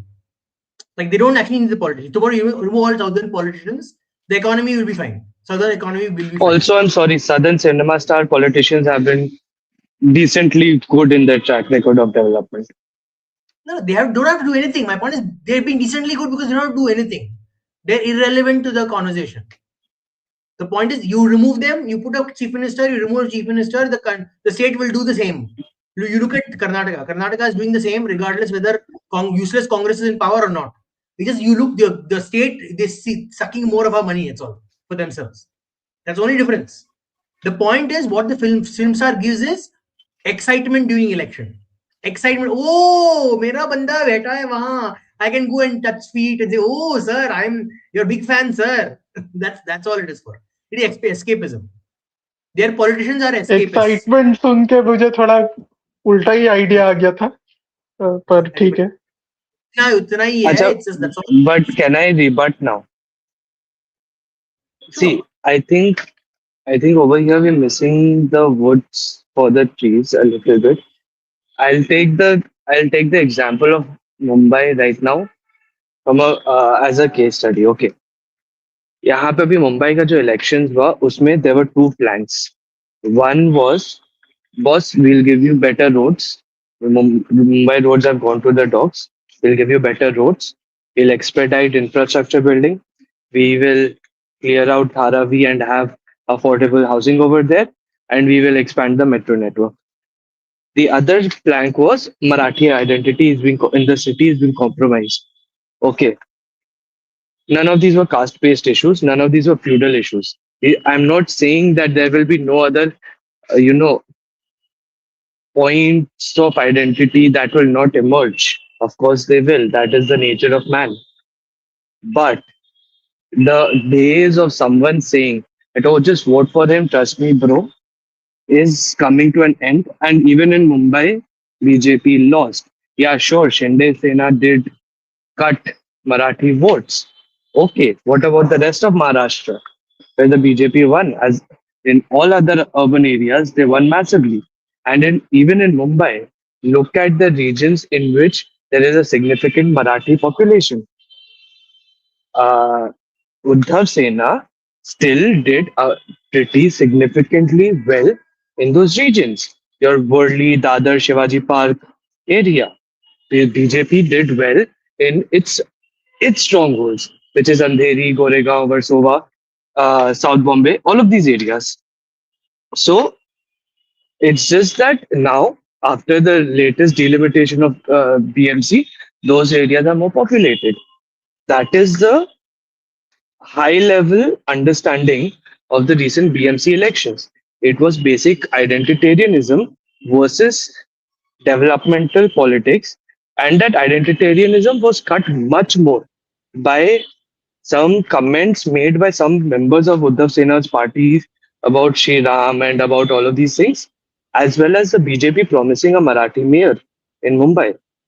So these are things which have turned it more into, platitudes than actual things people will fight upon. And yeah, North India is behind the curve massively on this. It is still a very feudal society. You cannot compare BMC or Thane or Pune with Kanpur or Raebareli or Amethi or any of those places. But these places are also changing. And like I said, it's a 25, 30-year long process. No one woke up one day in Florence in the 14th century, 15th century and was like, oh my God, look at this. The banks that we have just created are going to bring in rebirth of our ancient Italian culture, right? It was a slow process that observers noticed after a few years, after a few decades. This is something I feel India is in the middle of. I could be wrong, but I'm feeling this is something that India is in the middle of in terms of urbanization, in terms of populaces cutting off their roots and moving to new places in search of economic opportunities. And if they do that, their votes will follow their life's aspirations, which is to do better economically. Their identity will not matter as much. The people who vote for the Shiv Sena in Mumbai are the old Mumbaikars who, rightfully so, in my opinion, feel like there is a lot of immigration into that city, which is destroying a part of their identity. I get their point, but it's not a feudal, it's not feudal. I mean, ask someone in Bengal what feudal politics means, right? It's very different to what happens in Mumbai or in Bangalore. And to Abhay's point, see, there is people like Tejasvi Surya and all of these people in the south. If they want to communicate with the north, if they want to, or Annamalai, if they want to communicate well with the north, they can. And if they have good ideas, I understand your point. कि वो एक subconscious notion हो जाता है कि कोई मेरे मेरे तरह बात नहीं कर रहा है बट देन यार you if someone wants to get on the national stage they will have to get on the national stage. I'm sure Narendra Modi spoke with a heavy Gujarati accent when he was chief minister of Gujarat. Look No, at no. him now. Modi ji was always pretty fluent in Hindi, more or less, because he was working in the RSS, and people in Then Gujarat my speak proper Hindi नहीं नहीं anyway. my I mean, हाँ नहीं they my don't have a point Hindi is problem. my point here is कि अगर किसी को national level politics में आना है they will do that on their own. वो हो जाएगा. जैसे मोदी जी का भी हो गया था. I am sure he would have had to practice before giving his first public speech in Hindi. वो जिसको भी करना है वो कर लेगा. The point here is कि right now South India doesn't need to be a part of national politics. Na? They're doing better than the national average. It's about economics. अगर but if South India But honestly speaking, Rishabh, but they are losing the demographic war. So sure. economics, I I do agree with the economics part that southern part of India has done much better economically. But sometimes I feel that people who incline towards economic way of looking at the society give too much weightage to economics, and they don't consider That factors is like demographic changes or the fact that people are slowly their populations are reducing. There are those other aspects to it as well. So I that agree is where with I your agree with economics you. point. But That is there where are I agree other with you factors in as well. terms of the future outlook. In terms of the future outlook, I am not very convinced that South India will continue its run for a long, long time if it, more than anything else, keeps antagonizing the talent that comes in from the north. Because I've already heard, anecdotal stories of people who are started planning to move out of Bangalore now because it's becoming very difficult to live there. So yeah, it might not continue that long. See, high end white collar labor is highly mobile, and they will choose the best places for them to go and live and work. The reason why Gujarat, Ahmedabad will never be a Maharashtra or a Mumbai is very simple. They don't offer the same kind of living life opportunities, quality of life opportunities, with all of their preconceived notions about non-vegetarian food, about alcohol, about all of these things. People think ये सब हंसी मजाक है, but छोटा चीजें नहीं है. If you are working in Big Four, if you're working in McKinsey, you're working in Bank of America, तुम ये सब चीजें देखोगे कि मेरा नाइट लाइफ कैसा है, वहां पे खाना कैसा मिलता है, ये सब चीजें ज्यादा देखोगे. तुम्हारा how easy is it for you to commute back and forth, how easy is it for you to live your life. If South India keeps making it difficult, they will lose out. And on top of that, add the demographic issue, which I agree with you. And I mean, Anand would be a better judge, so I'll defer to him on that. I don't know it very well, but largely I agree with you. So yeah, maybe I'm not very optimistic about South India in the future, but right now it's been doing them well. If they keep the language issue largely to a minimum, and I understand you cannot get rid of it, but if they keep it to a minimum, they will always be ahead of the national curve. Bangalore will always be the tech capital of the country if they're able to do that. And See, and one more They don't thing. need to be a part of the national politics to be successful, because that is their learnt experience. We don't care about Delhi. We are doing fine on our own. And if that changes, Um, this will also change. but that attitude does not work in the long run, because national policies Sure. which are drafted for the nation are applicable to everyone, even people in southern Sure, part of India. absolutely. So I agree with you over there. that That's is why the future ke reason liye I'm not why very you optimistic. should. That is why you should be you people should not decouple themselves from national politics, thinking that we don't need it.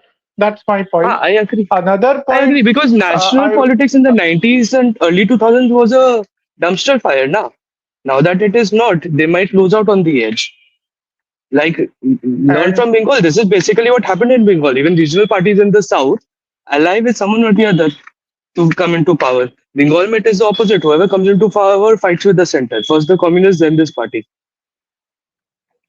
and another problem with India and its regional culture is that uh, somehow we have created a system where people are not getting the incentives to integrate with the regional culture. The thing is, even with the demographic problems, because southern part of India is bit more developed and people from northern part of India moving to southern part of India for jobs, still enough incentives are not there for people in northern part of India to integrate with the culture of southern part of India and become southern in become, let's say, in Tamil Nadu, if they go, they become Tamilian themselves, which used to Right. happen in ancient India. Like people from Karnataka moved to your Bengal, they became Bengalis in 2 to 3 generations.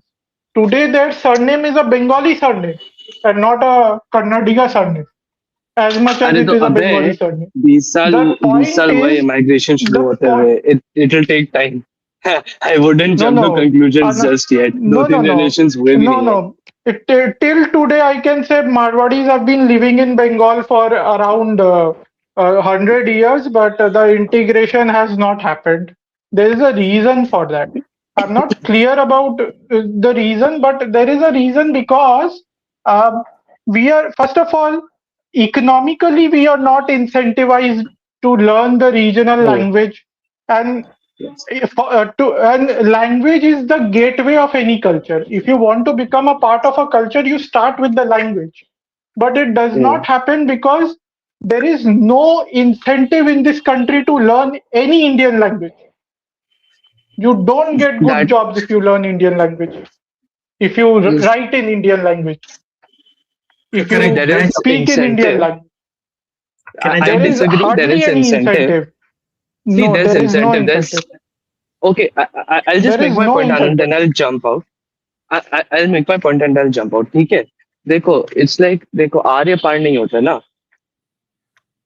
Yeah, sure, Marwadis have retained their own culture in Bengal, but আমিও বাংলা বলতে পারি, তুইও বাংলা বলতে পারো, right? So it's not like there is no integration that is happening.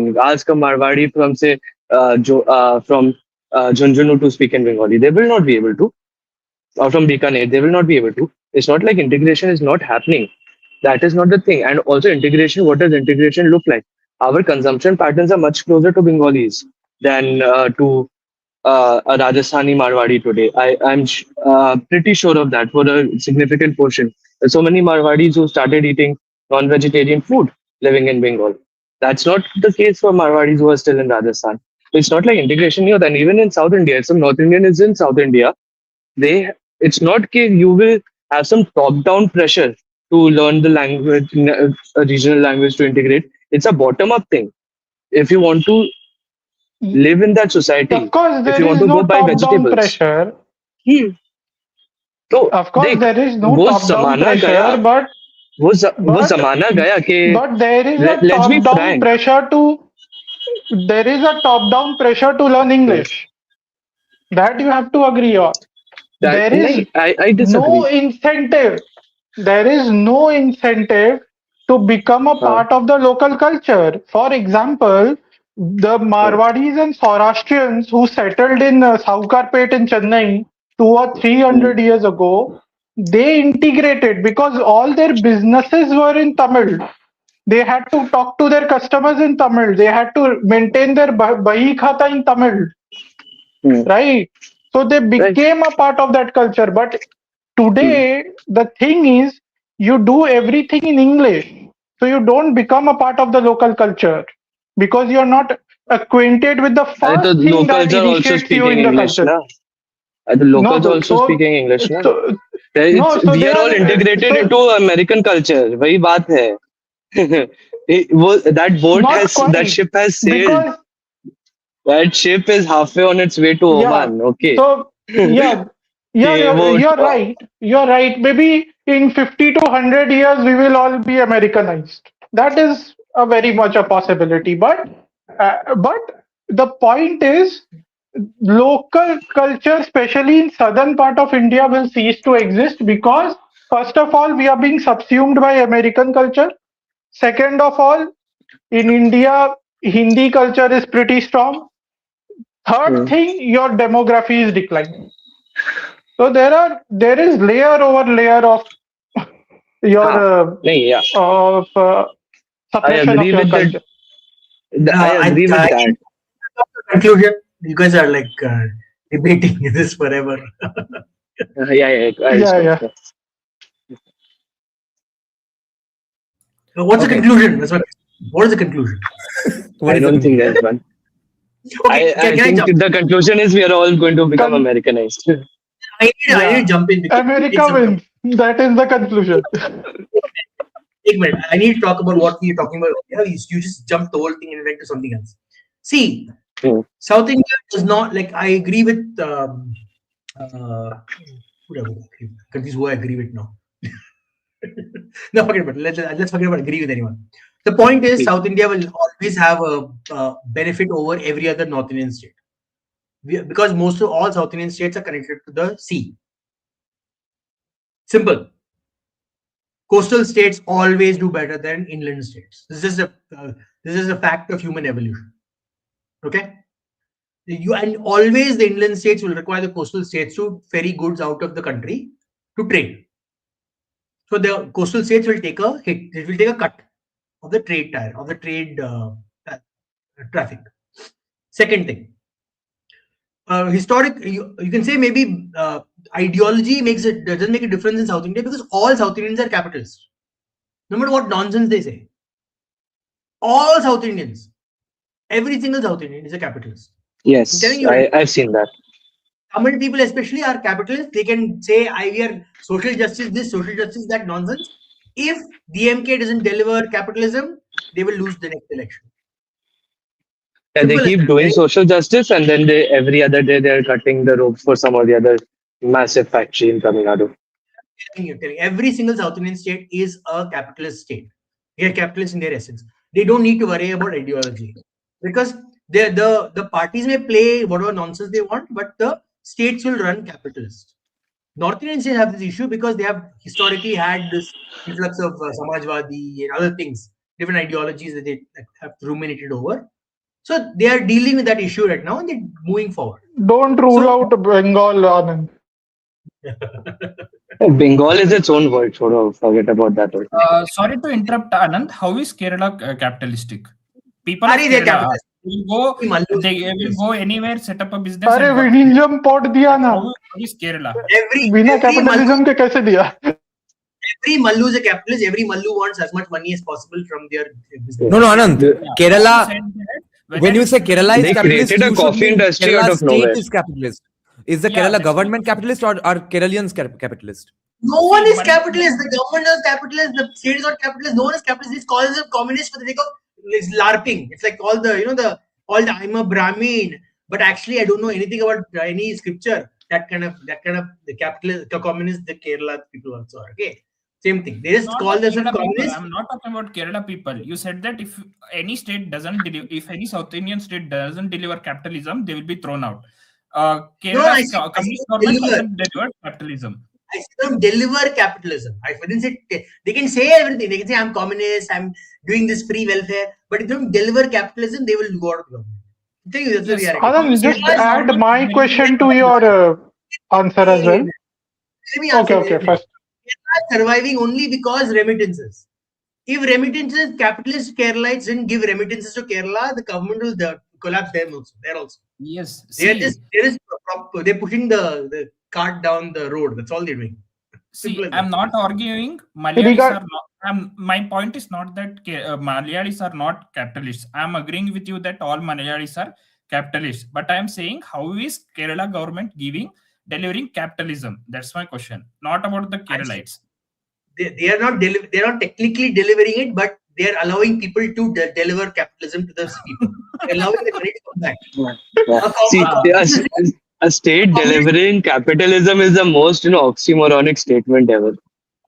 I'm sorry. So मतलब charity के नाम पे कैपिटलिज्म हो रहा है चैरिटी करके कैपिटलिज्म कर रहे हैं क्या बाहर से पैसा भेज रहे चैरिटी कर They could have done what Bengal did and kill all industry. They could have done that. Say, oh no, capitalism. No, money but- coming. No, you but, capitalists. But answer my question, Anand. With Mallus, I've seen that more and more Mallus have moved out of Kerala.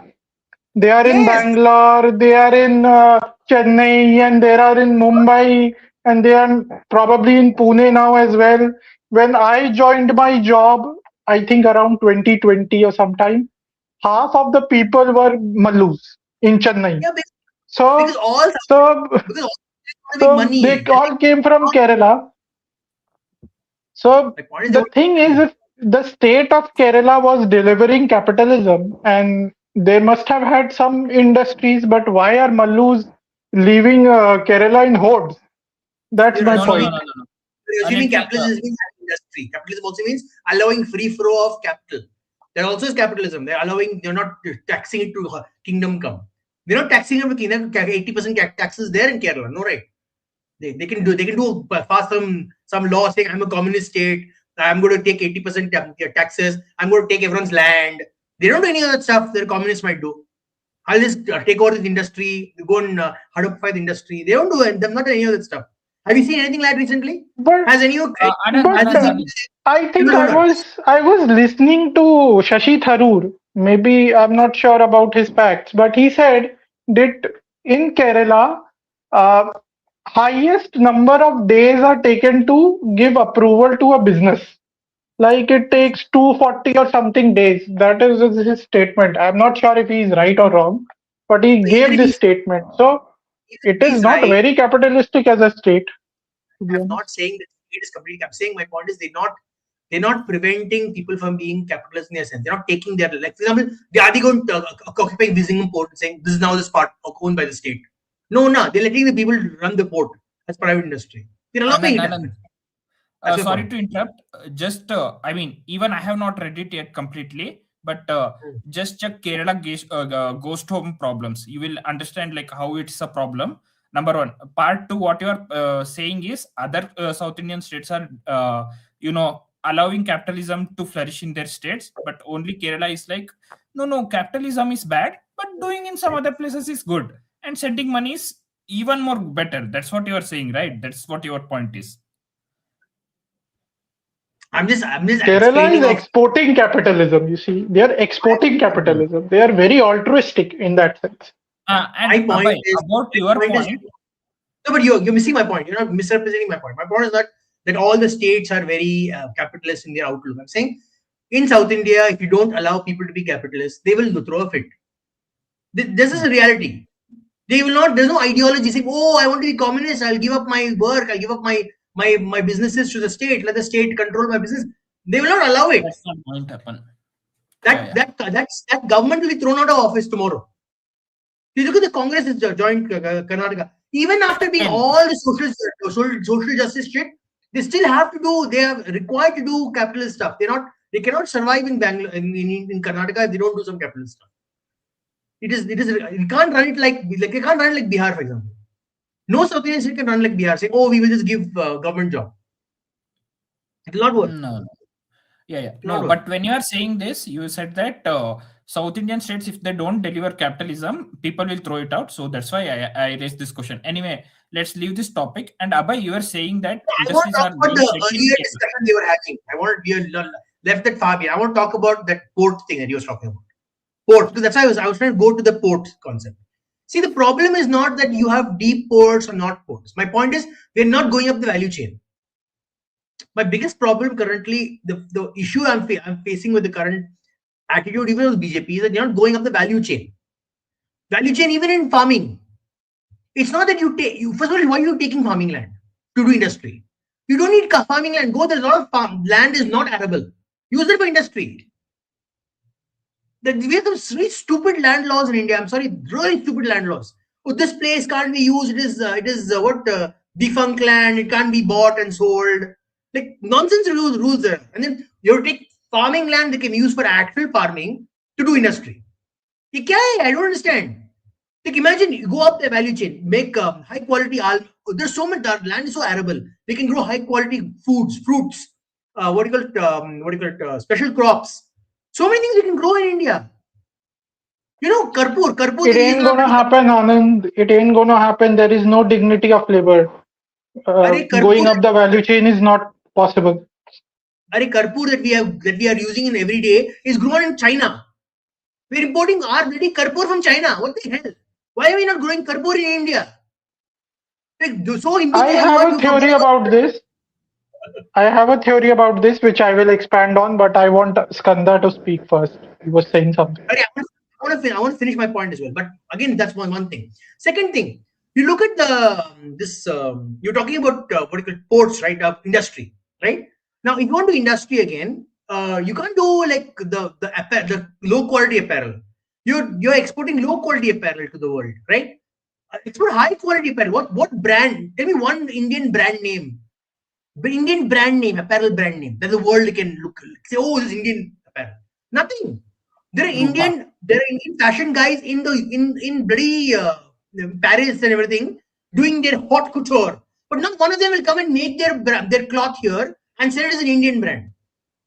Now that you have said this, Anand, I have something to add. Please, people, go and watch videos done by Vijay Sardana. He has made some videos recently on what are the economic problems with India and why India has a trade deficit with most of the world even after so many agreements and trade deals. He has explained it beautifully in all of his videos. Vijay Sardana is a gem if you want to understand what India's trade issues are. And the reason for low quality fabrics that Indians are sending to other countries and why Indian business is not growing in other countries. He does most of his videos in Hindi only. So if you don't understand Hindi, then I'm sorry. But yes, his videos are awesome. Please watch it. If you want to criticize the government, take his points. See, that's another problem with the reverse problem with Hindi, using Hindi. You can't get access to other places where are not that won't are not able to convince themselves. You're not able to convince them of the idea. So, for example, you want to convince BJP wants to grow in Tamil Nadu, right? All of their major spokespersons are all only talking Hindi 24/7, all the time. Even I agree with you. Even in the English I channel, agree with you. Hey, hold on. English channel ho raha hai. Someone's coming in the chat and saying, "Why are you speaking in English? Speak in Hindi." I mean, it's an English channel. It's literally this person English. Why are you speaking in English? Speak in Hindi. It's for other audience to get to bring them into the fold. आपको वहां भी हिंदी बात करनी है. वही separate Hindi channel बैठी है आपके लिए. But you even English channel में जाके हिंदी बोलो. I'm like, hello. The point is BJP needs to expand beyond your base. You need to go to other people. You need to convince other people of your idea. You just speak the same problem. Even ideas में वही घिसा पिटा. The 10 things about. Sorry, yeah. And I think we have been saying this, that BJP needs a good English-speaking elite. BJP does not have an English-speaking elite nor English-speaking spokespersons. Last person who was a proper English-speaking Lutyens kind of elite was Arun Jaitley. And after that, BJP has produced none. Literally Arun none. Jaitley, I'm unimpressed. I'm sorry. From all I've seen, from all the clips and stuff, I'm unimpressed with Arun Jaitley. The point is the point is not about him being a good spokesperson, but he used to get the things done. He was the one who had convinced the opposition to support BJP on NJAC, that is Reformation of Indian Judiciary. So such people can get things done. What did it get done? Nothing got done. It got literally failed. That was passed. The bill was passed unanimously. Doesn't matter. But the point is the court will not give up on its power. That's the point. How did the court give up on other things? I'm sorry, I disagree with the statement. The statement that a lot of BJP people say is, "Oh, the court is controlling us." I'm sorry. When you want something, you're able to make the court do stuff. I'm sorry, I don't buy this argument. Oh, judiciary is in our way. Judiciary is a suitable tool when you don't do something. I've noticed this about the BJP. They're like, "Oh, judiciary got in our way." No. When you want something, the judiciary will do stuff for you. We'll get it done. I noticed. When you really BJP is bad at pulling strings. They pull strings. They don't want to pull strings. I'm sorry. This is the reality of the BJP. Yeah. They're playing this. They play this for positioning. For the time when they want to do something, they will do it. I'm sorry. The ability of the BJP to do something is very strong. Maybe I'm not sure about this. Maybe you're right. They wasted the political capital on NJAC. They should have wasted the political capital on NRC. NRC. I'm sorry. How did you? And this is why again criticism with Kushal. Kushal is saying, "Oh, we can't implement NRC, man." Then how did you implement suddenly in the middle of COVID? You were able to implement all this PPE kits. भाई उसकी बात मत करो. मेरा दिमाग जलता है उसका नाम सुन के. No. How were you able to get vaccinated? Everyone vaccinated. How are you able to get 1.5 billion people vaccinated? It's the same thing. You put your foot down and say, "I'm going to do this." You make up your mind. I'm going to make sure every person in the corner is going to get vaccinated. An epidemic is much harder to handle than a drive to get everyone documented. So I don't buy this bullshit upset that BJP can't do it, doesn't have the political capability. Nonsense. They don't want to do it. Like for example, 377 was revoked by the judge. 377. You know what 377 is, right? It was decriminalized. Yeah, it was very important. Very clearly said. You have to make sure the person knows about this judgment has been revoked and people will be educated on it. Has the BJP followed what the judge wanted?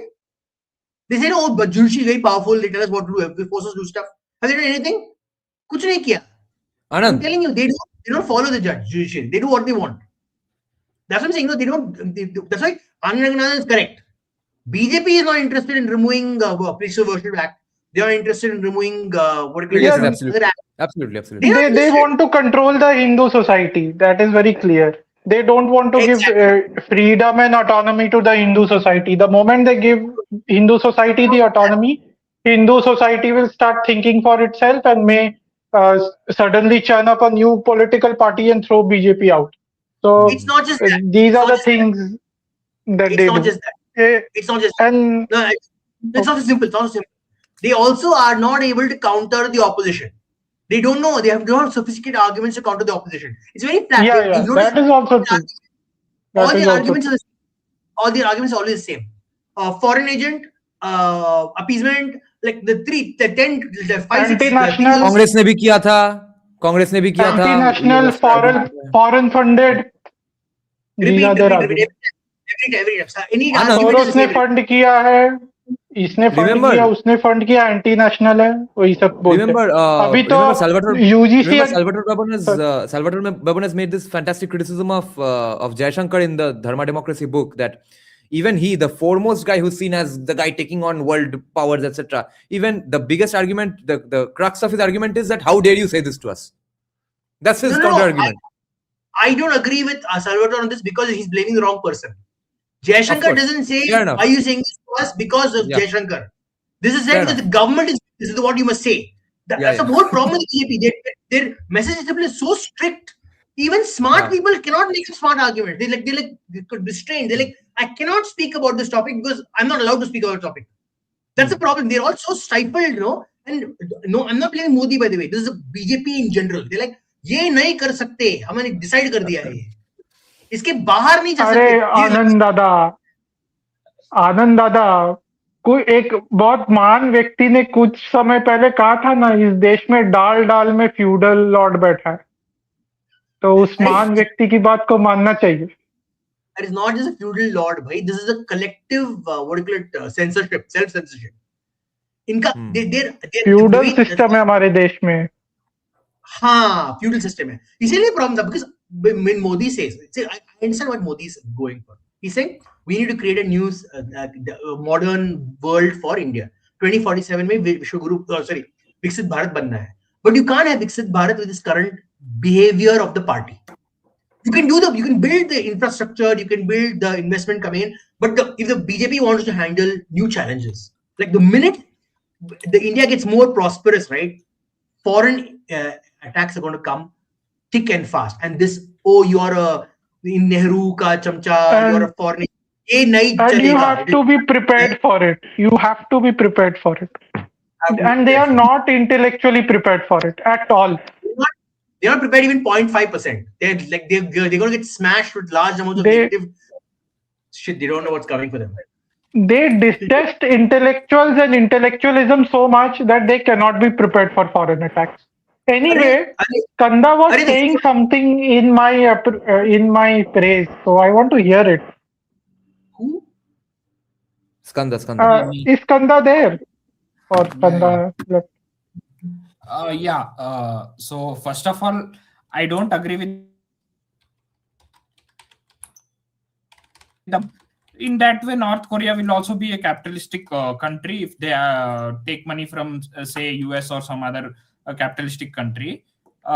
Based on that, that's one point I want to make. And the second one is, Abhay was talking about the industries in Kerala. That's like saying snow deserts in Rajasthan. So there is two different things here. In Bengal, everything was industrialized. Communists came and deindustrialized it. Kerala was not industrialized to begin with, and they never allowed industries to come up there. So mostly all the Malayalis, whether they are capitalistic or they just want to work and send the money, they are forced to go out of the state, work there, and send the remittance money back to the state. So this was one point I wanted to make to Abhay's question when he was saying that he was working in Chennai, etc. So that's it. Okay, I have some points to make now. I have a question for Anand as well, but before that, Abhay को थोड़ा उसके आशाओं पर पानी फेरता हूँ. Abhay, I think West Bengal में BJP अगर आ जाती है तो पहले तो कुछ बॉम्बास्टिक कुछ डिक्लेरेशंस करना पड़ेगा, उसके कुछ रिजल्ट्स देखने को मिलने पड़ेंगे, और फिर 10 ईयर वाला प्लान, 15 ईयर वाला प्लान, नट्स एंड बोल्ट्स जो कि जरूरी है, जो ऋषभ पॉइंट आउट कर रहा था, वो भी होना ही है. अब तो इसमें मेरे प्लान पे कौन सा पानी फिर गया जी? वोट पे जीतने के लिए I think it's only a matter of time before caste politics is brought into Bengal. The moment they feel the push, okay, अगर if push comes to shove, which might not come in the first 5 years, but if it does, immediately caste politics will come into the forefront, and Motuas, Okay, etc. okay. They will be thrust into the forefront unfairly, etc. But I don't see why it's not going to happen, because they are doing it everywhere anyway. They might not do it in Bengal only because there's not an existing base for that discourse. तो discourse वो base भी खुद को ही बनाना पड़ेगा, फिर उसका benefit reap भी कर सकते हैं, इसलिए वो preemptively कर सकते हैं, ऐसा हो सकता है. What's Kanda going to say? BJP is bad at creating discourse.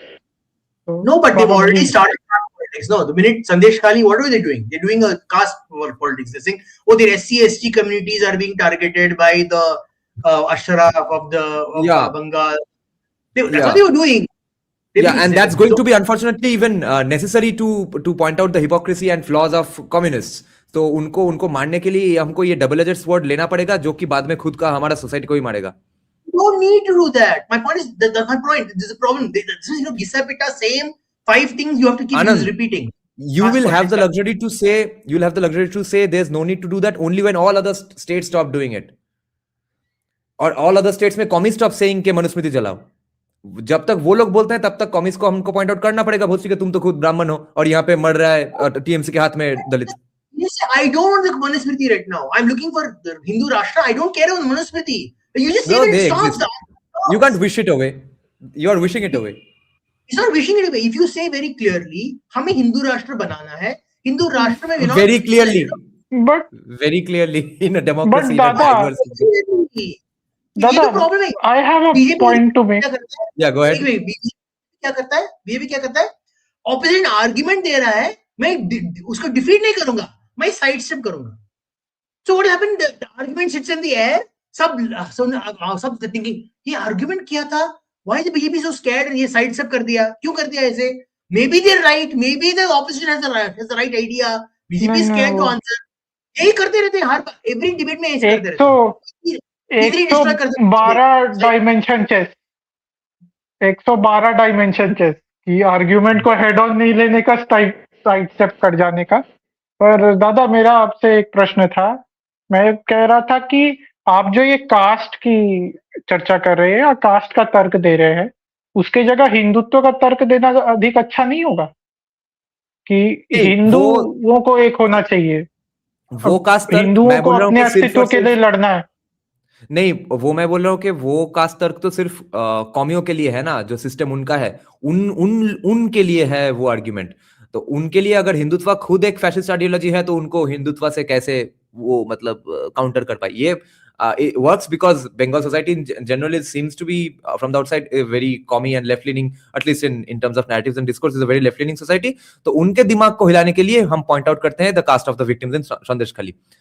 तो संदेश खाली के विक्टिम को हम ये बोल सकते हैं, हाँ जरूर देखिए आप तो हमारे हिंदुत्व फोल्ड के ही पार्ट है, मगर बाकी मेन स्ट्रीम डिस्कोर्स को, एकेडमिक्स को याद दिलाने के लिए वो कास्ट डिस्कोर्स ही चाहिए होगा. बाद में जो भोसड़ी की ये खुद यूज करेंगे to fuck the entire education system. And BJP doesn't have the ability to calibrate between Exactly. public discourse and policy. Exactly. Like Yes. Congress Whole is problem. very good at this, that they will Yes. say something out in the open, but their policy will be something else. At a policy or institutional level, it will be something else. BJP doesn't have the ability to do that calibration. You need to be able to lie. You be able to lie with a straight face, which Congress is very good at doing. They have a lot of practice. That's why. ये argument हर बार आता है. Oh, Congress बोलता है, why do you keep obsessing so much about Nehru? Then all BJP says, because you keep obsessing about Golwalkar. Yeah. अरे बहुत time पे थे. You keep obsessing on someone in the 70s or in the 60s or whatever. I will also obsess on the 60s. You stop obsessing over the past. We'll also stop obsessing over the past and go. Oh my god, this sounds like a fucking breakup discussion with an ex-girlfriend. Fuck. Whose past is allowed to be discussed? Holy shit. Okay, in the private chat. Can I say something? Yeah, who's talking here? कौन आया? English speaking. ये कौन है? ये क्या? Teno है? Yeah, retro. No, this is retro. Oh yeah. Go ahead. Okay, Dada, you finish what you wanted to finish, then I'll add. Okay, yeah. So Skanda was saying in the private chat that won't BJP bring caste politics minutes it announces the cabinet. He's even less hopeful. Odisha cabinet 2024 was announced with this breakup. Probably नहीं, उतना शायद नहीं करेंगे. Especially after मतलब UGC के लिए इतना already गाली वाली खाना पड़ रहा है, इमीडिएटली नहीं होगा. पुश कम्स टू शव तब होगा. अच्छा, मुझे एक प्रश्न आनंद से करना था. Anand, some of us know, some of us don't know about your sexual orientation, so I'm not going to be a commie and say, as a homosexual man, you say this. I'm saying, as a guy who knows shit. How do you think decriminalizing 377 has helped gay people? Has it really helped, or has it not helped? Has it been the same? Because what I'm wondering is, did before 377 was decriminalized, did the police go to check to potential gay people's houses and arrest them and beat? Because I know the neighborhood people would find them and beat them up and then send him to the police and stuff. What I'm wondering is, does the American, does the some of the Middle Eastern countries model, can it work in the sense that just don't ask, don't tell? There are gay people, you give hints in the bars and you pick up a guy to fuck, but nothing else. Although that would prevent marriages anyway. No. First, you must understand what the Indian system is. Indian law system is. Indian law system is very simple. You are a victim. You are immune of anything until the police stare at you. It's like, basically, that's why people don't like the police, to go to the police. Because the minute you go out in front of the police knows who you are and they're ready to catch you, something. The minute you come in the vision of a policeman, then you're in trouble. So what happened with most LGBT people in India was, if the policeman use you, he shows an interest in you for some reason or the other, you're screwed by 377. Guaranteed to screw you because they will use it. So what used to happen was, some cheating would happen because a lot of gay people, especially gay men, were in marriages. They all got married, they had children, everything. But you understand, nature is nature. क्या कर सकते हैं, लोग ऐसे हैं, जाके कुछ करेंगे. Wife will find out, she'll file 377 case. Police saw you, now you're screwed. So same thing. I see. You're a hijra walking in the road. Right. Police knows, तू दिख गया, मुझे पैसे चाहिए, victimize हो जाएगा. और कोई बंदा चल रहा है, by mistake उसने किसको छू लिया, and the guy is upset with you, 377 file कर दिया. So there's a lot of problems. Basically, the problem in India is law. It's same with other communities also, like SC/ST Act, same thing. 377 is like SC/ST Act.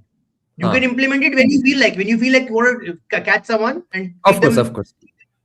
Then you do it basically. That's what is. जब किसी का मारना होगा तब ही use होगा. बाकी समय actual में. Now that it is gone, the police cannot use that against people. Right. So people are more free. People are much more free. Yeah. Okay. I'll just take one. हथियार है हाथ में. Yes. चलाना है. Tarun Grover is saying, why Ghoti versus Bengal game happened only in Greater Kolkata, other districts of West Bengal, there's no Ghoti versus Baangal.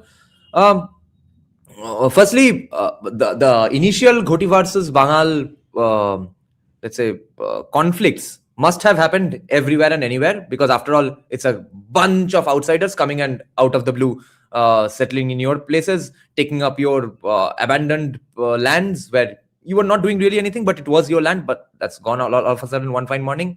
Or you were, maybe if you were a Muslim, you were probably uprooted as well. There are some places where Muslims were uprooted to help settle Bangals. So that's the historical account of the rivalry. So that happened everywhere. Whatever discourse remained, that was as with friendly casual banter sort of a thing. Yes, you all eat that fish. No, we like this fish is better.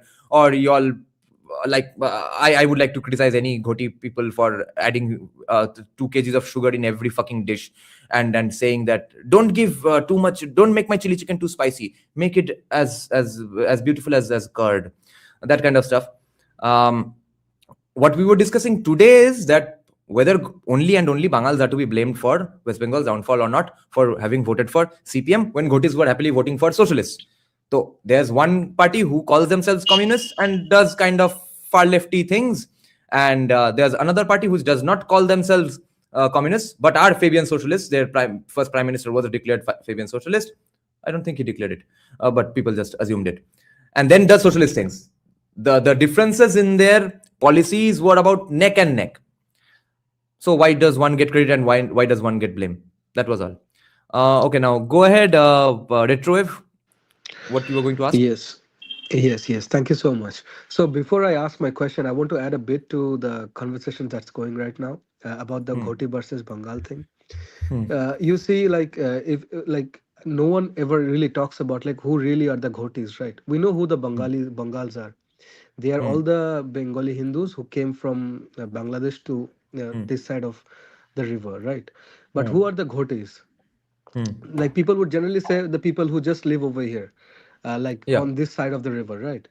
Yeah. But you need to like if you break down the, let's say, their racial identity or whatever the identity is, those are mostly Hmm. Mahishos, mostly Mahishos, Godias, and those people who lived in Kolkata over here. They did trading. They were mostly Banijjo people, right? Who did all Hmm. of that, and most of them, like, they were fairly well to do. And in Hmm. my opinion, what I've spoken to older people and older CPIM also, who have like who are neutral kind of people, they told me that people used that. I mean, CPIM during that time in their canteens, they used that. They portrayed the Ghotis as bourgeois, and then they portrayed the Bangals as, Yeah. proletariat, like their usual Yeah. stuff, right? Which was And true according to their lexicon. yes, yes, and like Dada mentioned, which is true, because like a lot of Ghotis lost their land to CPIM, and Hmm. somehow or other, some of those land went to the Bangals, right? And Hmm. that way, like there was a lot of rift between the Ghotis and Bangals Hmm. during that in that way. Yeah. And and in the beginning, Ghotis used to help a lot of Bangals, but because of that thing, what happened was that the rift became so much that the Ghotis stopped helping the Bangals at all. When was you this know instance of Ghotis helping Bangals? I mean, what kind of help? right oh well, right at the beginning when the Bangals would come, see, like Hmm. when Bengal was together, right, a lot of Hmm. Ghotis had their relatives or relatives of relatives, like distant relatives in over there, right? Like the Bangals that we say right now, we used to be all the same people, if you think about it in that way, Yeah. Yeah. right? So if Yeah. we are all the same people, then I would 100% have some relatives in Bangladesh, right? Of Not course. let's say there are some probability of some relatives living Yeah. in Yeah. Bangladesh. So Hmm. once they come over here, it 100 like let's say 80% people will help them to get settled over here, or they live in their house, right? Yeah. So But you see, that the thing, people who came, you are talking about the people who got help, they came before the partition, right? yes, before the partition, yes, Now, yes. the only people Once who the came before partition the happened, partition yes, were pretty bourgeois themselves. That's why they were able to yes, help each other. They yes, were like the Agarwals coordinating amongst each other. Not the That was not the 100%. story of the overwhelming majority of the entire Bangal community. Yes, yes. But you see, like, I'll also add this is that the overwhelming majority of the people who came after partition and even during the war, they had a Hmm. kind of an inclination towards leftism, right? They also not only They did did not they come over have an here, they also inclination towards leftism. They came, things happened to them. no, CPM no, did not stuff only for that. them. The Uh, Ghotis did stuff you to need them. After that, they became commies. 100%, 100%. Once you see like the Ghotis losing land, you will see that Hmm. those Ghotis also, like, they would like kind of like berate them and all of that. I have heard stories. Yeah. Most of the even though most of my stories I heard are from like CPIM people, so I kind Hmm. of like take them with a grain of salt sometimes. But Hmm. if 100 people are telling a similar story, there is some truth to that. Okay, Hmm. so so yeah, I agree. Yeah. And Ghotis might have, yeah, Ghotis definitely lost. Some Ghotis definitely a lost lot. land to Bangals. Some Ghotis definitely I'll tell. lost control of their own renting property because CPM froze the rents, and a lot of Ghotis lost their land Yes. because of Operation Barga as well. But Yes, I'll tell none of you, that. we lost land Yeah, yeah, in, go on. yeah, so my family is from Bajbaj area, okay? Like it's our ancestral home over there. So we lost a lot of our like ancestral land to CPIM. Like they took away our ponds, our lands, our mandir land was Hmm. also taken away. Hmm. And they then later those land were used to settle people over there. Like now people live over there in beside our like ancestral house. And they have all the papers. Back then they used to call kalo potro or something. They used to get from the government or Yeah, exchange something. yeah. So they have all of that. So no one, like, Hmm. we accepted all of that. Otherwise we would have been like jailed or stuff. My ancestors would have been done that would have been done to them. So Hmm. yeah, agree. But my question comes right now. It's Hmm. from like a different thing. So I, Hmm. like, I have to go back to the conversations we were having. So sorry Hmm. about that. Yeah, no for problem. change of the topic. Yeah. So Anand, and everyone was talking about how BJP, they only talk about caste politics. They don't, retort to some of the, the narratives or the propaganda that is being spread by other parties and stuff. So I actually, when I looked into this, I don't want to go into who and stuff, but when I spoke with people, they told me that BJP wants to bring a new kind of politics to Bengal, one that is non-violent, one that doesn't require you to like propaganda, spread propaganda through to people, and rather they only want to do actual work, and then 5 years. that would BJP give will them be voted votes. out in 5 fucking years. You are already Yes. saying that BJP will not get more than 50 seats, right? I'm saying they'll get less than 50 seats in 2031. Yes, well, if this time BJP doesn't win, I don't think they're going to win in the next 10 years. So Yeah. I'm telling you this from that standpoint itself, right? Because some of my work makes me have to talk to BJP people. So anyways, so these are the kind of narrative they usually tell me, right? And these people, you see them on television, mind you. I've sent you one picture, Dada, if you remember, right?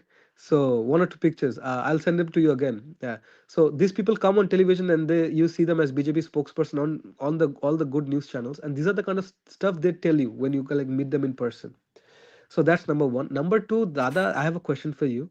Now you see India, through India's international policies, mostly through trade and economics, you see India kind of shifting towards, towards USA or the West, as you would like to say, rather than relying mostly on China and Russia, right? And I would like to say, ask you, like, do you think like India has Indian foreign policy, or Indian deep state, if there anything that exists, right? They've realized that staying in the Russia camp, even though like due to their, them being close to us, has hurt us over the past 76, 77 years. So now we're kind of shifting towards the Western camp. That way, at least we can become rich before having our global ambitions. Yes, absolutely. Yes. I Finally, we disagree. are picking the right friends. I disagree. Go ahead, Can I Anand. say one thing? I okay don't think okay so. We are थोड़ा Anand, रुको थोड़ा रुको ऋषभ थोड़ा पहले से go wait कर ahead. रहा है थोड़ा आनंद ऋषभ को बोलने दो Okay. See, I will give all that line about geopolitics. Mein, there's no permanent friends, only permanent interests. Point is, Indian foreign policy, if you look at it very simply, बहुत straightforward है. India does not have any ambitions beyond its borders, really beyond trade. या Okay, या maybe it changes in 25 years. I don't know. Right now, कुछ नहीं है. Our foreign policy, domestic economic policy has one very simple goal: get rich as fast as you can. Okay. Now, it is fair to say that in the 70s, India did not have much of a choice. Okay. We had to go lean towards Russia. But even then, compared to some, and lots of people on YouTube say, oh, India was a Russian client state, and to some extent, maybe it was. This is not Age of Empires. Okay, यहाँ पे it's not कि you just click a button and you become the vassal state of another country. There are levels, and it's a flow. It flows. It's not an absolute 0-1 binary. There are levels, shades of Rishabh, gray. Rishabh, So I'm we were sorry to leaning interrupt per se. you.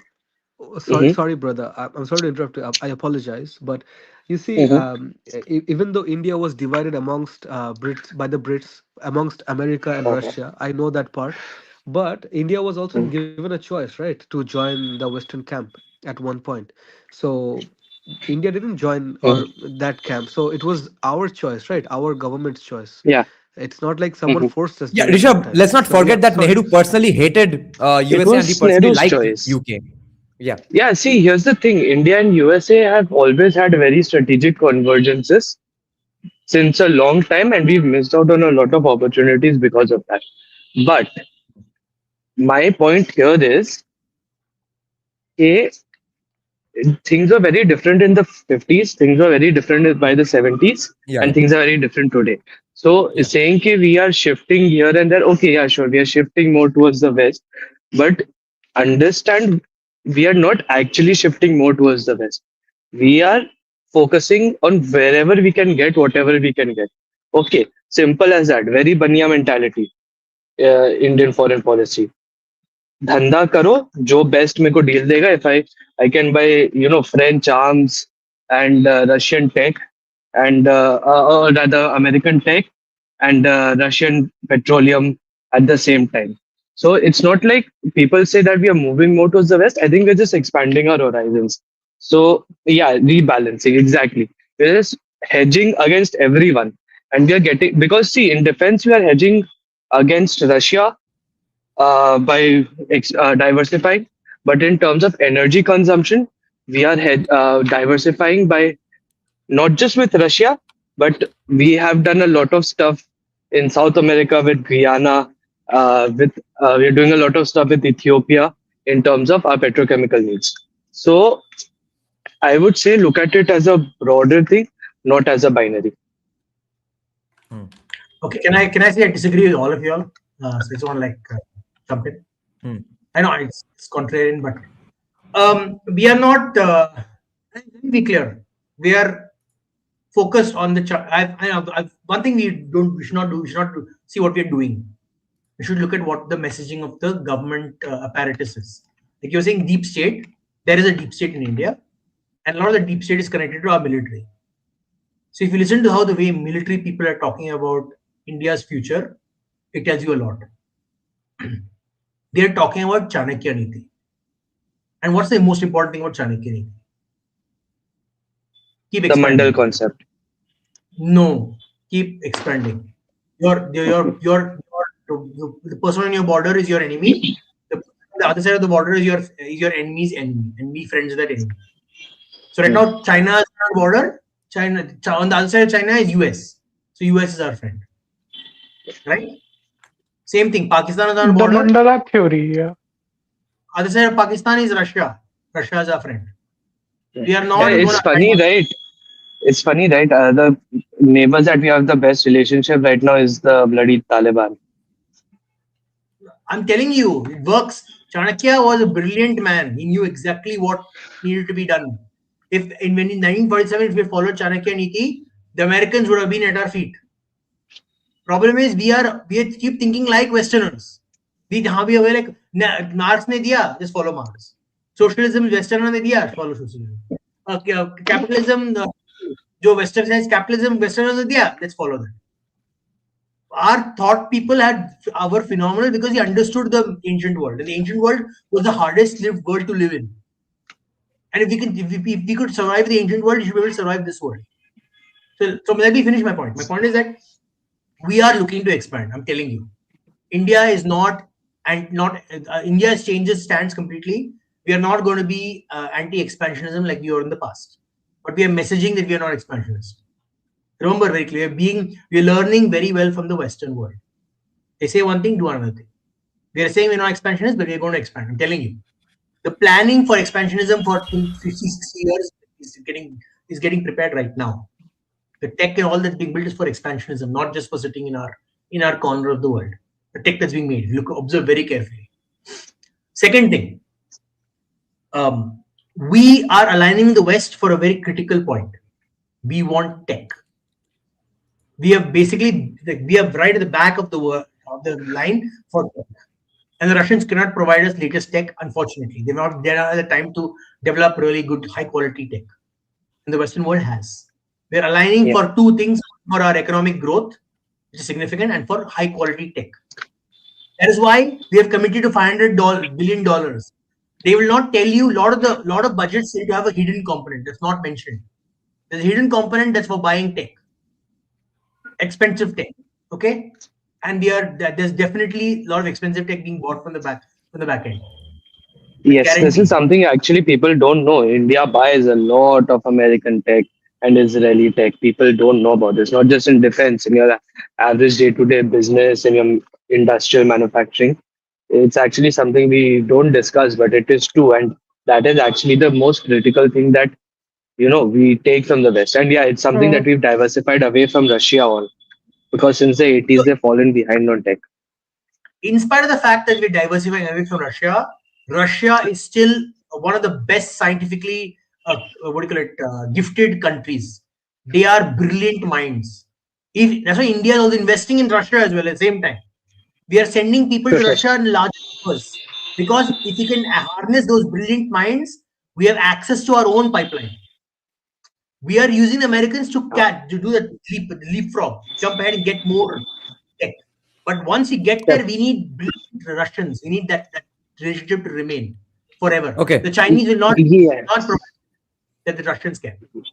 I have a question for Anand and Rishabh both, but before that, we'll take this up as well. No, we can take this up after you all answer my question quickly. To what extent can our purchases from places like Russia, China, and USA, these specific three countries, can be considered to be simply extortion? That you have to buy this, at least this, in this amount from us. How much of it is just us seeking the best deal and not extortion? There's no extortion here.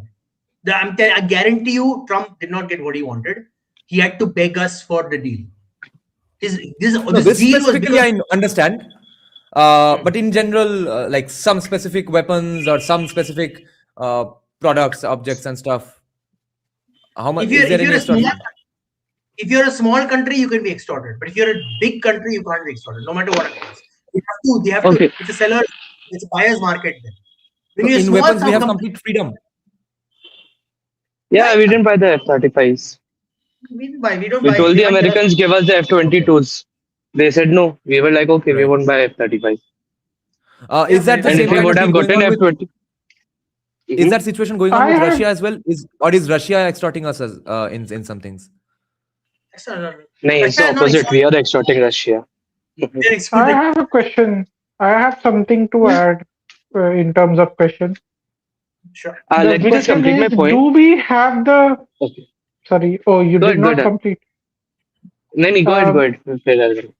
Okay. So what my question is, the question I have is, do we have the capacity to absorb the technology we are importing from US, China, and create something out of our own?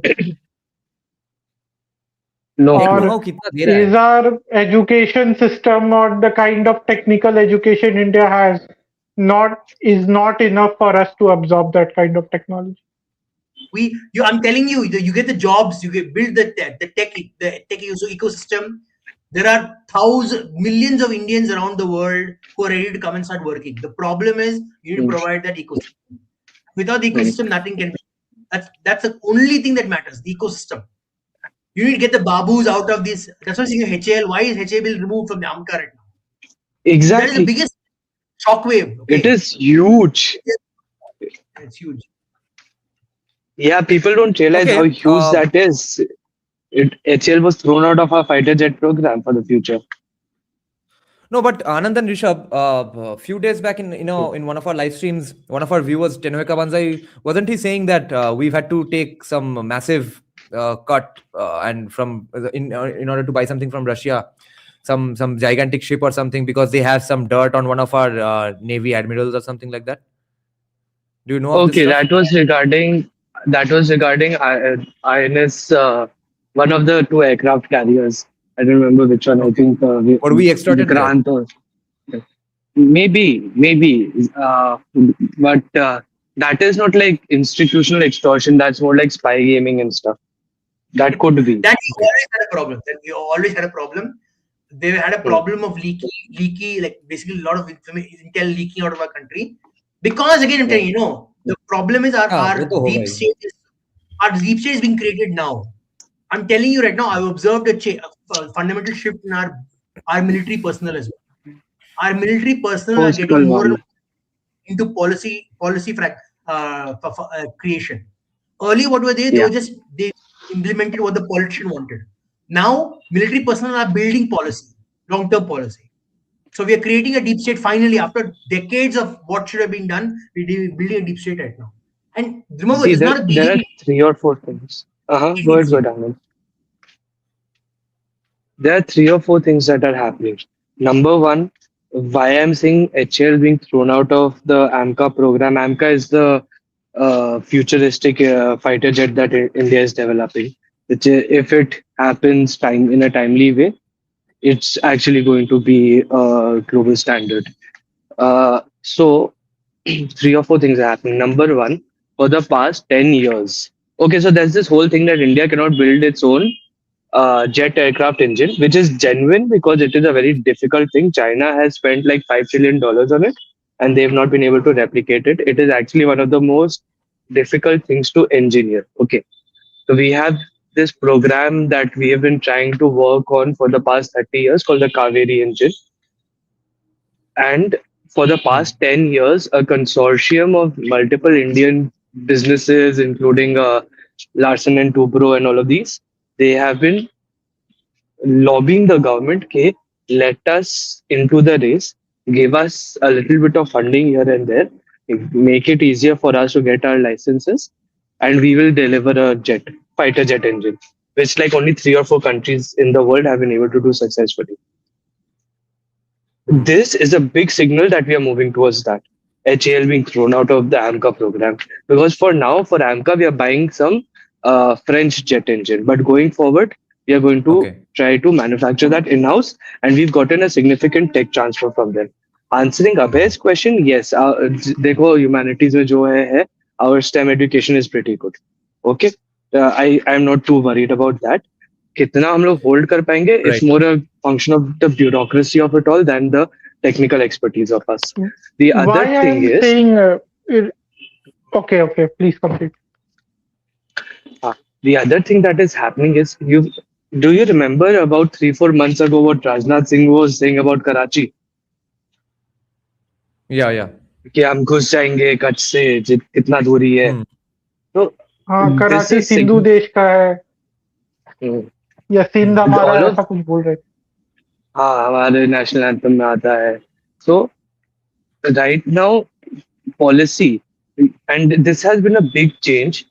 Like Anand said, policy is not just being created by the military, but there is a very high involvement of technical expertise in all of these hard fields. So in that, I'm not worried. By hard fields, I mean, front cutting edge tech, your UPI, what next to do with UPI, what next to do with cyber warfare, electronic warfare, your arms and ammunitions, your space program. For all of these things, instead of just bureaucrats calling the shots, they have started including the people with technical expertise in the conversation. These are the foundation stones of a military industrial complex, which would become the deep state. We're basically Okay. privatizing defense. First of all, Now- shout out to South India again because I'm having some beautiful Mahabaleshwar strawberries gifted to me by a friend. Okay. A good film. Was anyone else going to make a point? Because I want to take up this statement on the screen here. One more thing. One more I have a important point. small point.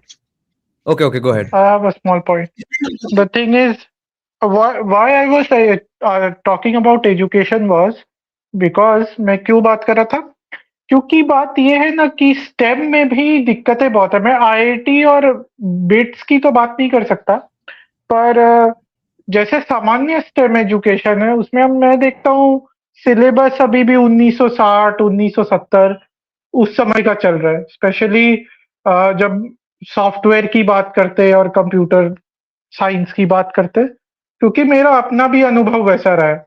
क्योंकि हम लोग जो पढ़ते हैं college में, फिर आते हैं इंडस्ट्री में, इंडस्ट्री वाला जो बोलता है कि कॉलेज में जो पढ़ा उसको लात मारो, 6 महीना हम तुमको ट्रेनिंग देगा और उसके हिसाब से काम करना होगा. तो मुझे डाउट है कि हमारा एजुकेशन कितना अच्छा है अमेरिकन टेक्नोलॉजी को ऑब्जॉर्व करने के लिए. हाँ, आईआईटी और बिट्स Right. और ये सब लोग कर लेंगे, वो एक अलग विषय है. मैं सामान्य वो सब- लोगों की बात कर रहा हूँ. No, ठीक है. let me- दूसरा विषय है जो मैं कह रहा था कि आपको यदि इंजन वगैरह बनाना है ना, अपनी टेक्नोलॉजी बनानी है ना, तो आपको केवल वो एक इंडस्ट्री नहीं चाहिए जो इंजन बनाता है. आपको उसके आसपास की एंसिलरी इंडस्ट्रीज भी चाहिए होती है. इस पर अभिजीत अय्यर मित्रा बार बार बोल चुके हैं कि उसके आसपास का एमएसएमई भी चाहिए होता है. जैसे इंजन तो आप बना के उसका डिजाइन कॉन्सेप्ट बना लेंगे, पर उसके लिए स्क्रू कहाँ से आएगा? उसके लिए जो छोटे छोटे चिप्स होते हैं या वो सर्किट्स होते हैं, वो कौन बना के देगा? सब तो वही कंपनी नहीं करेगी ना. आप आसपास के इंडस्ट्रीज से लेंगे। अब उसका तो इकोसिस्टम है नहीं, क्योंकि एमएसएमई की तो मार रखी है सरकार ने, पॉलिसी घटिया और बना बना के कि आप जैसे ही एमएसएमई को थोड़ा स्केल अप करेंगे, वैसे ही आपकी वाट लग जाएगी टैक्स थोप कर आप पर, तो या ब्यूरोक्रेट आपका दिमाग खाएगा। तो वो एक पॉइंट है। अ, और दूसरे तो मेन तो यही एक बॉटलनेक्स है हमारे पॉलिसी लेवल पर for any kind of tech innovation. हाँ, सॉफ्टवेयर में हो सकता है, सॉफ्टवेयर में हो सकता है because software is less capital intensive, पर उसमें भी यदि रैपिडो के साथ जो हुआ है, वो बोलेगा कि हम रैपिडो पे जैसे बैन लगा दिया था, वैसे ही कोई जिसका वेस्टेड इंटरेस्ट हुआ वो भी वो ये सब सॉफ्टवेयर पे बैन लगवाने लग गए, तब तो हो गया, फिर तो छोड़ दो। तो मुझे वो सब देख थोड़े अबे डाउट्स है। Can I say something? sure, go ahead. This is the fallacy that AIM has been putting, like spreading all over the Yeah. place. He may be right that, for example, you can't make all the micro components that are required for the larger structure. It's possible. His argument may be possible, and it is. And you can say that majority of our engineers are not trained to jump into such industry on the fly. But my point is, education has been democratized significantly these days. You can literally learn anything online in 6-7 months. You can literally learn anything online. Trust me on this. It's like मगर as आनंद, वो hard तो as- university या फिर employers recognise करेंगे तब ना, वो तो रिकॉग्नाइज करेंगे और करेंगे। शायद कर भी लेंगे 5-10 साल में। नहीं, चेंज हुआ है, सिग्निफिकेंट चेंज हुआ है बिजनेस इंडस्ट्री में। And only but one thing I have to say, Anand, is that with just one point to add, then you can say software के स्पेस में आप ऑनलाइन पढ़ लो, वो हो सकता है, पर जहाँ हार्डवेयर आता है ना, जहाँ पर आपको खुद से हार्डवेयर कंपोनेंट्स चाहिए बनाने के लिए, वो ऑनलाइन सीखना थोड़ा कठिन है, क्योंकि आपको वो हार्डवेयर कंपोनेंट्स लेके पढ़ना होगा, वो प्रैक्टिकल ट्रेनिंग की जरूरत पड़ती है, जो I get it. अच्छा प्रॉपर आनंद, अबे यूनिवर्सिटी एक बात स्ट्रक्चर बोलूं के मैं, बिना नहीं होगा। एक बात बोलूं मैं, the reason why the reason why India chose Safran engines, which are the French engines for AMCA, one of the big reasons why is that Safran has committed to building a few of them in India. Okay, there's your demand. जैसी demand आएगा ancillary industries अपने आप खड़े हो जाएंगे. One of the big reasons why Safran agreed to building its engines over here is because already about 30 to 35% of its ancillaries are being exported from India to France to build those machinery over there. So we already have those. These things are kept very quiet. Okay, ये front line पे नहीं आएगा. It's a bit of a false equivalence to say अरे रैपिडो में ये problem आ रहा है तो वो हर जगह होगा. जो इंडस्ट्रीज को गवर्नमेंट को प्रायोरिटाइज करना है ना, वो लोग बकायदा कर देगा. There are Indian defence companies that take on contract for the US military and build cutting edge optical equipment for their small arms. Okay, right now it's sitting in Bangalore and Hyderabad. There are firms like that in India. So it's not like we don't have that capacity, we don't have that capability. We हाँ, do. कुछ कुछ का तो नाम भी लिया था शायद, मोहन उद्योग, थर्ड आई ना क्या क्या, Exactly. विजिता यार मित्रा ने It ही is नाम all लिया। of these unassuming company names. You will not have heard of them ever, but है, yeah, capacity है. The problem is कि इंडिया से डिमांड नहीं आता है. नॉर्मली इंडिया से आता है कि अच्छा 20 पीस बना दो, 25 पीस बना दो. At that, you know, economies of scale is not enough for a company to set up a production line for 20 units. But if you are able to expand that to 100 units to 200 units, and I'm speaking large scale manufacturing, I'm speaking in terms of aircraft. Okay, that is enough to create a provide a stable source of income for the next 10-12 years. तब तो it makes sense to set up an assembly line ना, otherwise कोई assembly line set up ही क्यों करेगा. तो it's a chicken and egg thing. If the demand is there, the supply will come. वो कहाँ से आएगा, वो that is the invisible hand problem. वो तो आ जाएगा. हमारे जो सिक्योरिटी फोर्सेस है, वो डिमांड क्यों नहीं उस तरह से देते हैं कि आप 500 या हजार मैन्युफैक्चर करके हमारे ले लाओ। आप Don't jump to foreign second. Export कर रहे हो, पर हमारे ही जो बैठे हुए लोग हैं, वो लोग क्यों नहीं अपने ही कंपनी को बोलते कि हमें दो बड़ी संख्या में या बड़ी मात्रा। सोशलिज्म ब्रो, सोशलिज्म तो और आप तो ब्यूरोक्रेसी ब्रो। अमेरिका को तो पैसा दे के ले लेते हैं, चीन को हाँ, और रूस exactly. को पैसा, चीन को नहीं पर रूस को पैसा दे के ले लेते हैं। पर अरे अपने ही देश में पैसा देने में क्या है? क्या नहीं, क्या तभी तो कोई सोशलिज्म रुको इंफीरियोरिटी रुको, आनंद को कॉम्प्लेक्स बोल भी दो है क्या? आनंद का माइक, रुको रुको, आनंद का माइक वॉल्यूम सबसे कम है, वो बेचारा फीका पड़ गया पीछे। It is not socialism. You're missing the point. It's not about. It's Tamil not नहीं, I was प्रॉब्लम का just वॉइस kidding. का क्या कर। हाँ लेट बोलो द आनंद। टैम्ब्राम स्पीक। एक minute, I'll fix my mic. Then you can't keep me quiet. My call कर दिया। Let the Okay. टैम्ब्राम 5000 साल से पानी नहीं, नहीं पीने दिया, अब हमको बात भी नहीं करने देगा। क्या है? Okay. No, listen. Noise cancelling डाल दिया इसलिए फॉल्ट डालेंगे। देखेंगे कि अच्छा आ रहा है कि हाँ अब अच्छा आ रहा है। हाँ, much better. Listen, default मैंने mic डाली इसीलिए। No, first of all, you're missing the point. It is not about socialism. It is the fact that you don't want an Indian brand. Indians don't want Indian brands. कोई तो problem है।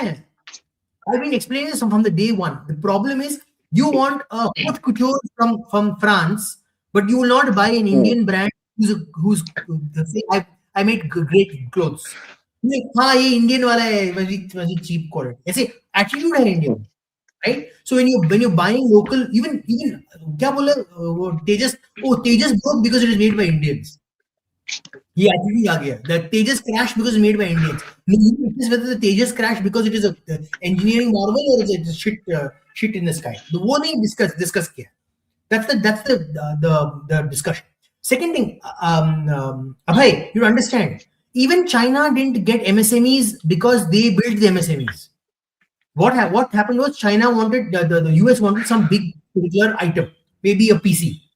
He came to China and said, I want to build this PC. China said, how do I build the PC? I don't have anyone to build these PCs. He said, kuch problem nahi hai. I will train all your people how to make the component.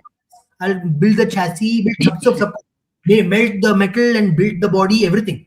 You have to understand, none of those people had engineering degrees. This is what AI keeps missing. He keeps saying this again and again like some kind of bada problem hai.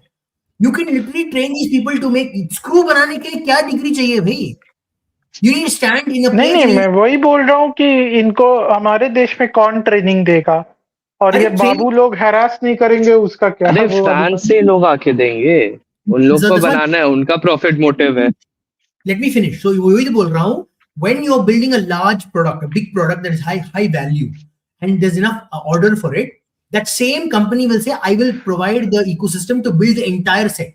And some local company will be given a tender to make that thing. He will transfer. This is what I'm saying. The technical knowledge transfer is so important in all our discussions. Why do we always get stuck? Knowledge transfer nahi ho raha. That's the argument. मुझे सब वो product line चाहिए. The whole ecosystem to build that product is not being transferred. They're saying, I will let you make the last step. The last step is not enough because you don't have the ability to make the rest. वही तो problem है. What is happening? The indigenous items that we are making, items that we are indigenously making, we have to go through the entire process of learning everything. Learning how to make the nut, learning how to make the nut fit in the right place without any damaging consequences. Everything. So full product को बनाना पड़ता है. So it takes time to build it. Indigenous items. But you can leapfrog it if we buy tech from abroad and then understand how the tech works and build our own ecosystem. Yeah, what's happening right now? I'm telling you, we are planning 50-60 years ahead. Someone was saying, democracy में कैसे हो सकता है? India में नहीं होता था, but now it is happening. Finally, it's not a 5-year plan. Now it's a 60-70-year-old plan. Yes. Okay. And Anand, honestly, I think even the yeah, Rishabh, finish your point. Yeah, just capping it off. Two things changed this. Number one was Galwan, which woke up India to the need for long-term strategic thinking, and the second thing was Operation Sindoor, because Indian designed equipment did so well over there, especially our drones, that now even the Babudam and the army bureaucracy, because even the army has a huge bureaucracy within it. Even they have now realized that Indian made, Indian designed equipment can win you wars. So it's changing now, and it takes time. It's not an over. Nothing is an overnight thing. It will all take time. It's a one Right. generation thing. We will see the effects Right. when we are 50. Yeah, pretty much. So the All points I wanted to kudos make to was Green Eye for who? making those interceptors. No, I'll ask. Oh, yeah, yeah. I'll show you an interesting thing. Look, this is a very interesting thing. There are a lot of generals right now. If you notice on TV, they keep coming. Have you noticed? A lot of major generals come on TV on a regular basis, and they talk about policy. Why are they talking about policy suddenly? And why not taking political sides? Because they're building a new deep state. They're building a new deep state that will not be targeted by outside forces, especially the opposition. That's why they're not playing politics. It's very important. They're staying far away from politics. But their policy is for Indian benefit 70 years later. They're keeping a equidistance from the BJP, even though they align technically with the BJP's Right. vision. They're keeping themselves away from it because they don't want the opposition to catch up the fact that they have a deep state. They're building a deep state. It is very obvious. It's so obvious. Okay, now we are going to have some drastic segues into other stuff. Firstly, someone was saying that Modi is in Epstein files. By the way, I'm sure a lot of you all know this, but if some of you all don't know this, getting mentioned in the Epstein files does not mean you're a pedophile. It means that you also had to meet or hang out or let's say go to a house party organized by Epstein because he was the biggest deal maker in USA for the last 30-40 years. Any significant person, if they had to get a meeting or let's say get introduced to someone, that middle guy would be Epstein. Let's say today you want to set up a 1200 crore factory in West Bengal. You are definitely sitting down with Abhishek Banerjee or Mamata Banerjee. It does not mean you also do tolabaji in your factory back in Gujarat. So getting mentioned in the Epstein files means absolutely nothing for me. Secondly, This is the most low IQ argument I've heard in a long time. It just means that he was yeah, mentioned in those some email. R. yeah, Kelly was not the Epstein files. Also, even if Modi didn't go to the party, Dada, let's say even if Modi didn't go to the party, even then he can be mentioned that he is a Yeah, leader who exactly. doesn't interact with us right. or who does And not that is coordinate exactly with what us. happened. That is exactly what So happened. how People is don't Modi read the to be news, they blamed just in read this? headlines. सत्यम बोल रहा है कि इतना गिर गए हम ये भी समझाना पड़ेगा हमारे चैनल के yeah I'm sure I don't think my viewers really disagree with me. Secondly, this is kind of a little more digression, but I just had to make this point because after this we'll come back to this point and we will be kind of back in the same topic. So I just want to point out to no ठीक है वो बाद में करते हैं इसको लेकर उसके बाद हम सेगवे करेंगे थोड़ा बंगाल के टॉपिक में ठीक है वो हम बाद में आएंगे तो right now an order is going to get delivered so I'll have to keep an alert on my phone as well guys. I want you all to take this point up if you all agree or disagree with me. I'll just make my point here because I absolutely dislike this line of argument. Imshad made this point one day and I got into a debate with him as well. He said we would be worse off if we were in bed with USA, and this person is saying that we would be equally in the shitty situation that we have been in the last 70 years if we went in bed with USA. Firstly, that's horseshit, but secondly, what's your evidence for saying that things would get screwed if we got into bed with USA? Japan.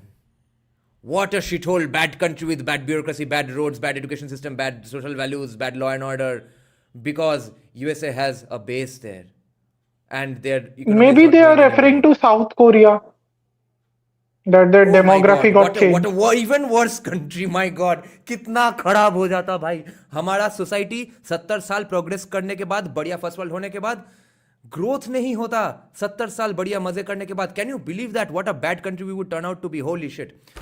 So all of that is horseshit. We would be way better off if we were the bitches of USA. Anyway, now if someone wants to go ahead. I still disagree with you.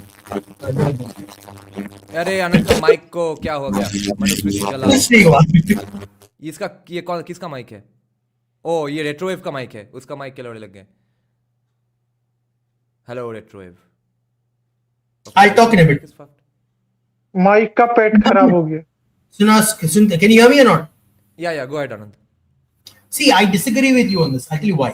First of all, it's not because, see, I understand that. Do you agree that we would be exactly the same situation we are in today if we were in bed with USA, or would we be No, more no, no. safe, or I'm would not we disagreeing with be that. a I'm little saying better? you cannot know. I'm saying you cannot know either way. You cannot know what would have happened with the US either way, because that's what I'm saying. It's a throw of the die. You understand? There are countries that aligned with the USA that succeeded significantly. The countries aligned with the USA that didn't succeed at all. It is basically about how the local political people were able to handle the interaction with US. So Japan, for example, let's take Japan. You gave a very good example. Japan was able to handle the interaction with the USA, first of all, because the USA didn't see them as a threat. They had beaten them, they're not a threat anymore. So the USA was not looking to interfere in Japan. As long as Japan stayed loyal and didn't do any nonsense, they were left alone. Second thing, they had a very strong, feudal industrial base. Even though they were defeated in the war, one thing the World War did was it built that long-term capability to build industry, to build technology, like the attitude to generate stuff. They had that. So it is ready to shoot up like crazy. And that's what happened, right? That's Japan. And thirdly, also because Japanese people were hard workers. Their culture was not destroyed. World War I, World War II didn't destroy the culture. Even if the fact that it destroyed the imperial system, it didn't destroy the culture.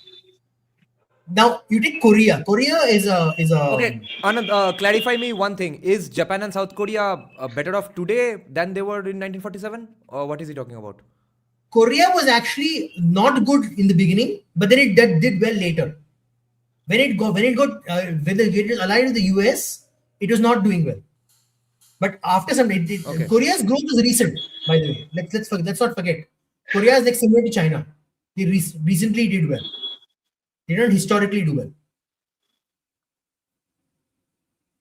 Kuch hua? Okay. Can you clear this up for me, Anand? Maybe you know more about the history.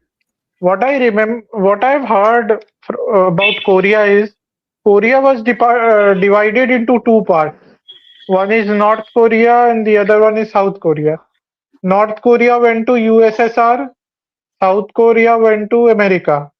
Now, earlier North Korea was the success story and South Korea was the failure.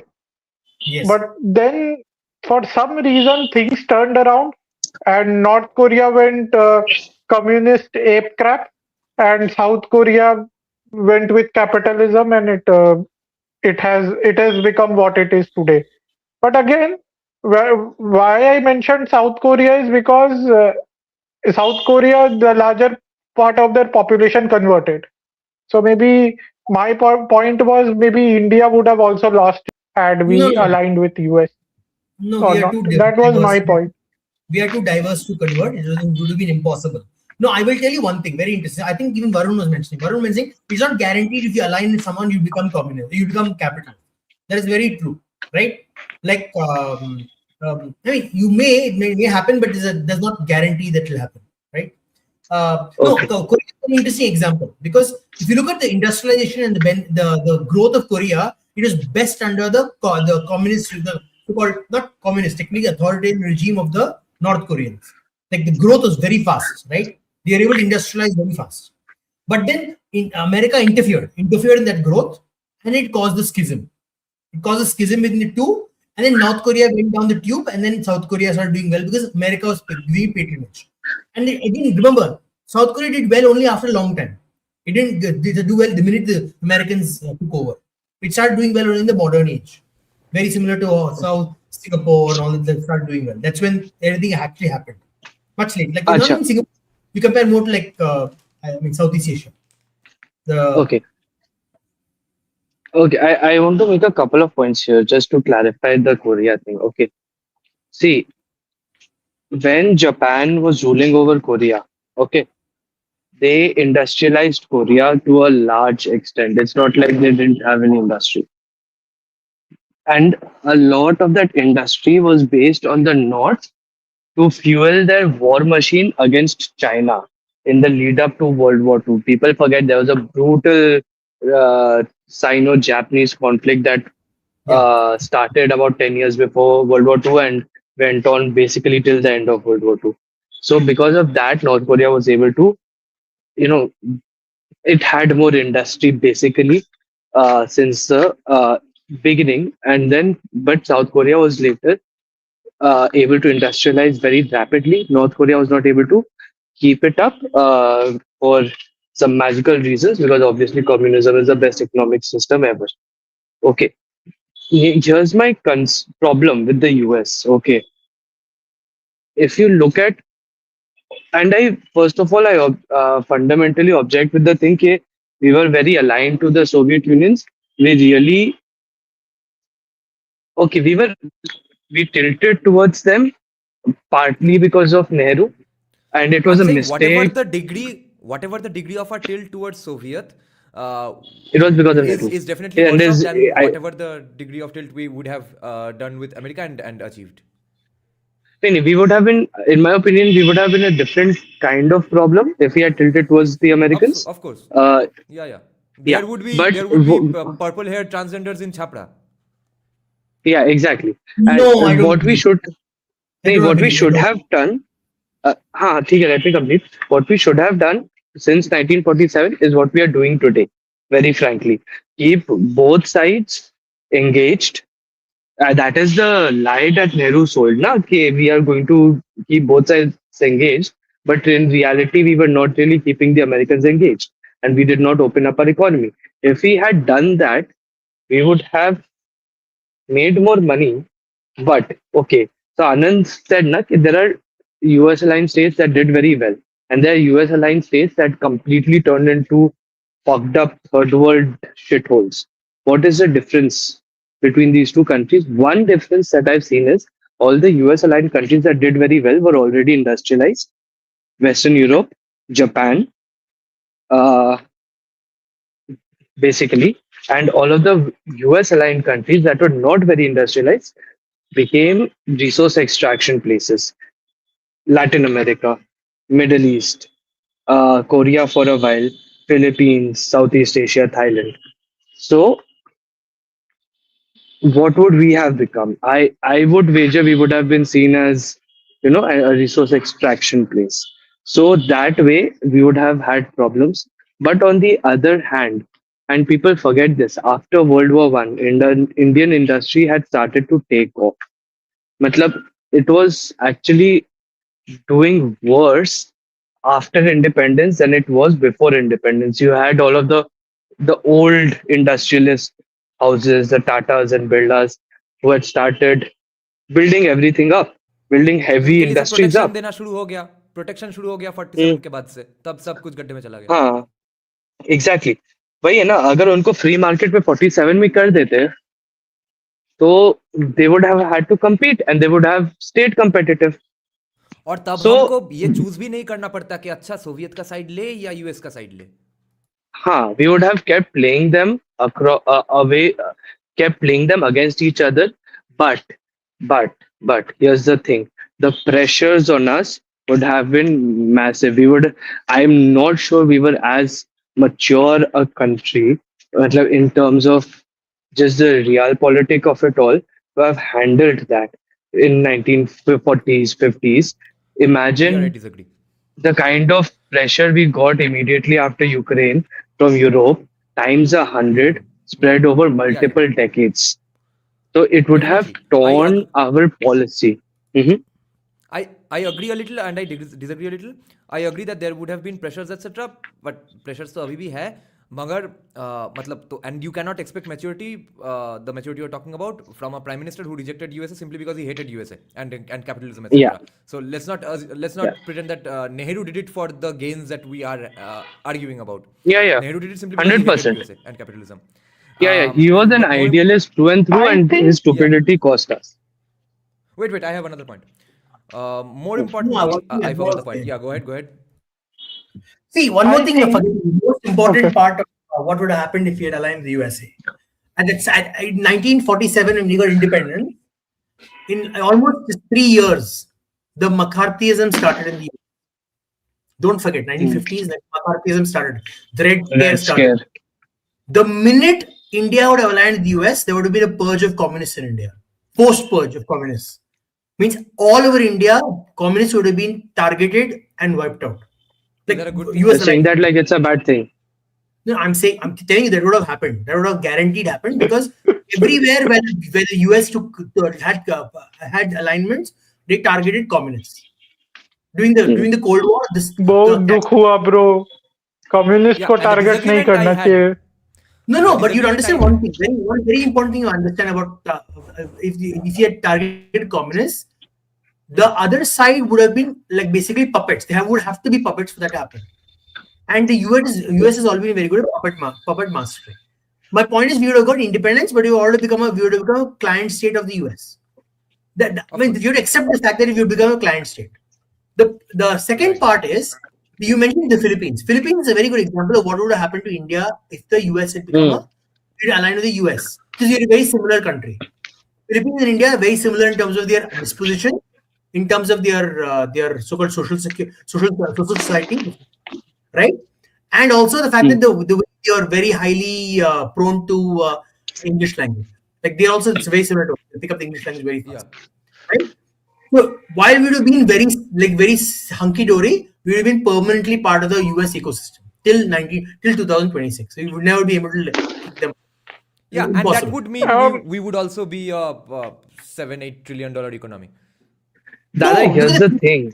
Why are they Here's the not? thing I have about that. I have another. Wait. I have another मुझे disagreement लगता with Rishabh. I have one main disagreement with Rishabh.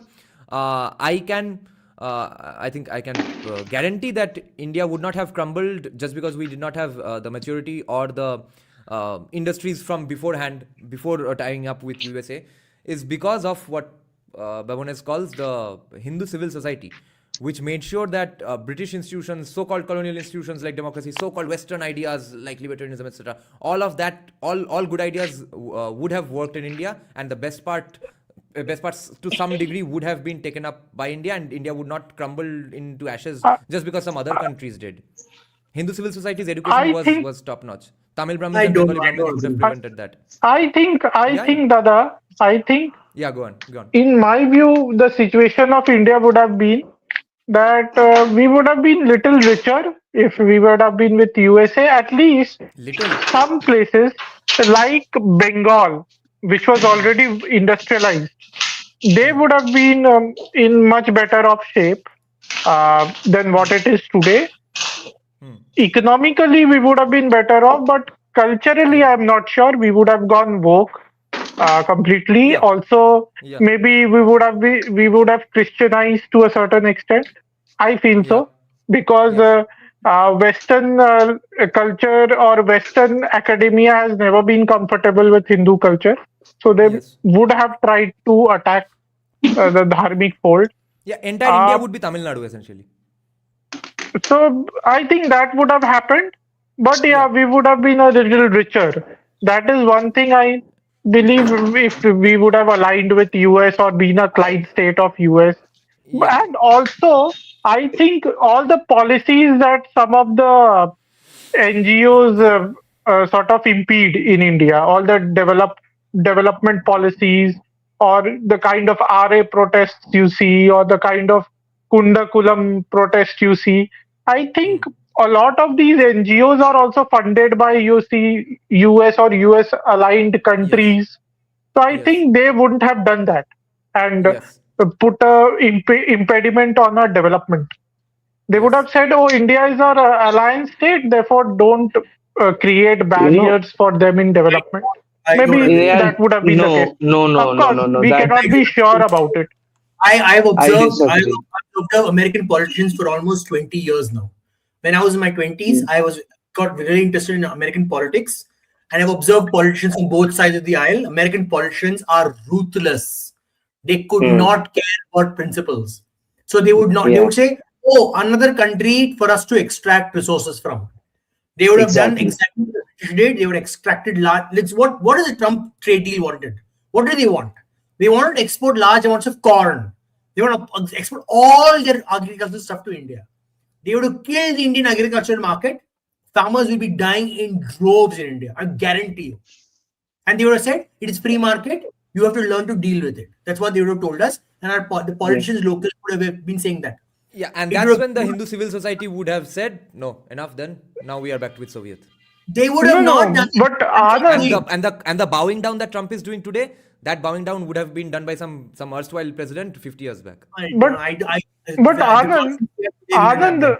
Anand, let me come in. Why does this happen? First, we have to understand because America does not, or generally the West does not consider India as a potential producing market. They don't consider India as a market which can produce anything. They No, that's consider not the India as a point. consumer market No, no, you've not because of understood. its population. No, no, At you've not that understood. time, maybe we could have done a deal. Just a second. You're At wrong. that time, You've not understood okay, the Western but mindset. You understand the Western mindset. The Western mindset is very simple.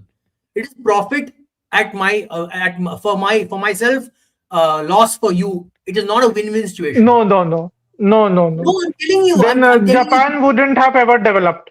Then Arey, Japan wouldn't have ever Japan developed, was not. अरे Japan and का you development was or killed by South the Korea US, wouldn't have. bro. Arey, नहीं नहीं, Japan is I'm sorry. already developed. Bhai. You're mixing Japan and India. India was absolutely underdeveloped when the Japanese when we got independence. We are not comparable.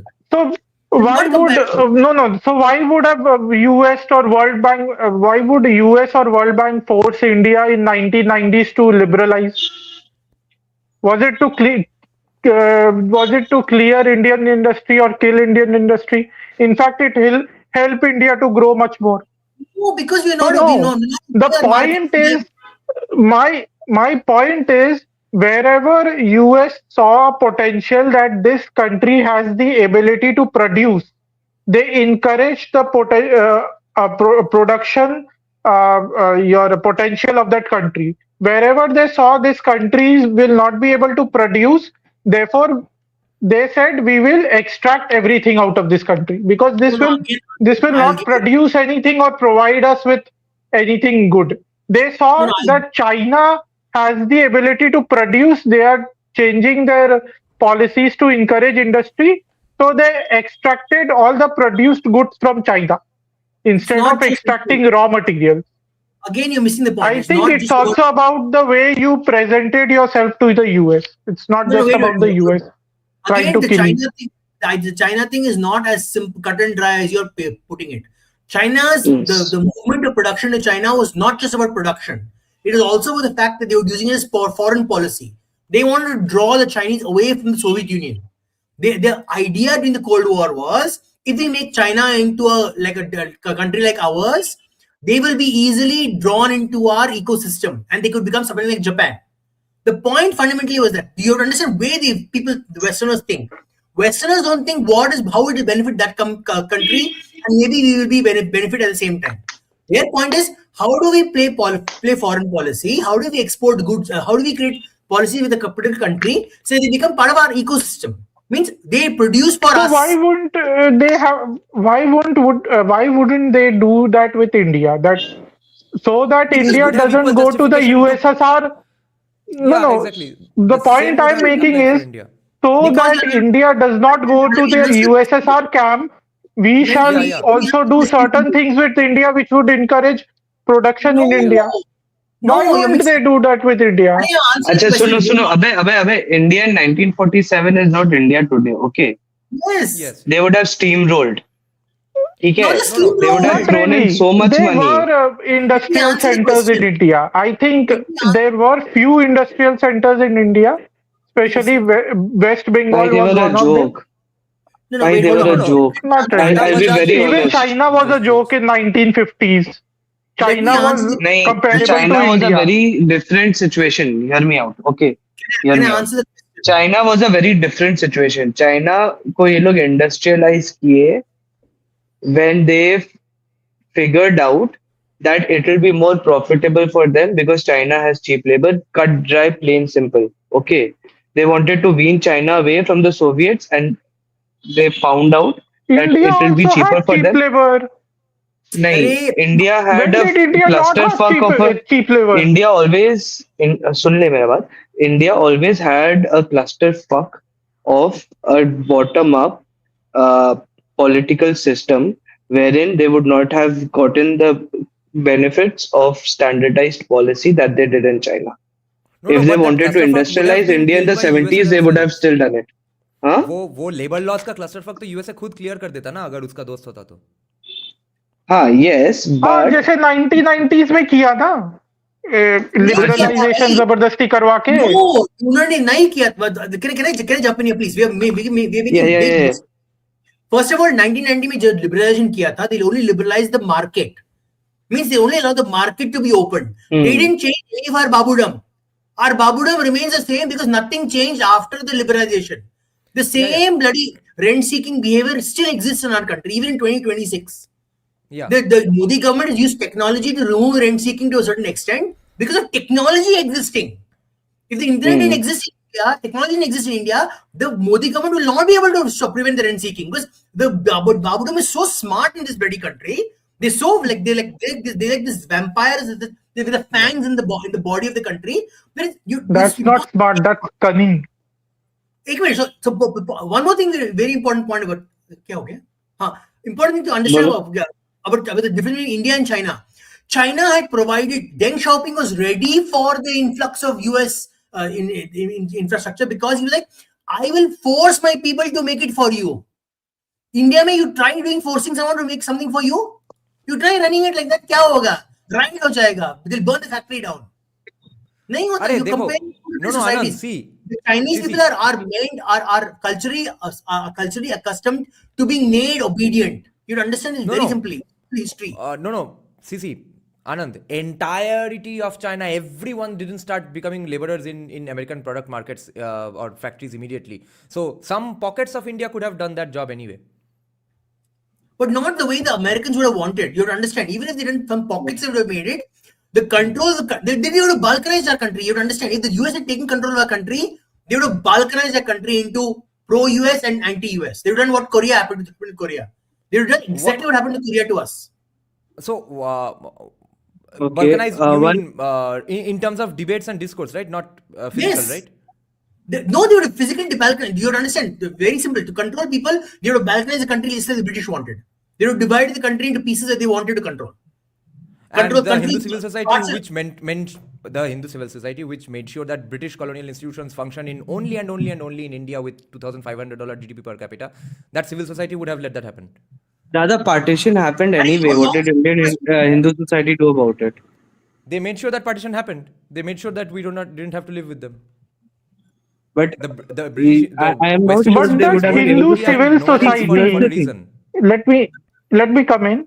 That Hindu civil society also ensured that all the Hindu majority areas stay within India. What Sardar Vallabhbhai Patel did. That all the Muslim majority areas went to Pakistan. So that is done. But all the Hindu majority areas stayed within India. Especially in the contiguous age. It's not magic that we have not become Nepal or Sri Lanka or Pakistan or Bangladesh. The Hindu civil society is the reason. No, but what about Sindh? What about Nepal? What about large parts of Bengal or Hindu majority? Fair enough. And what about this country that we have called India today? No, that's because Sardar Vallabhbhai Patel was very smart in his political maneuvering. But my point is, he died almost immediately after independence.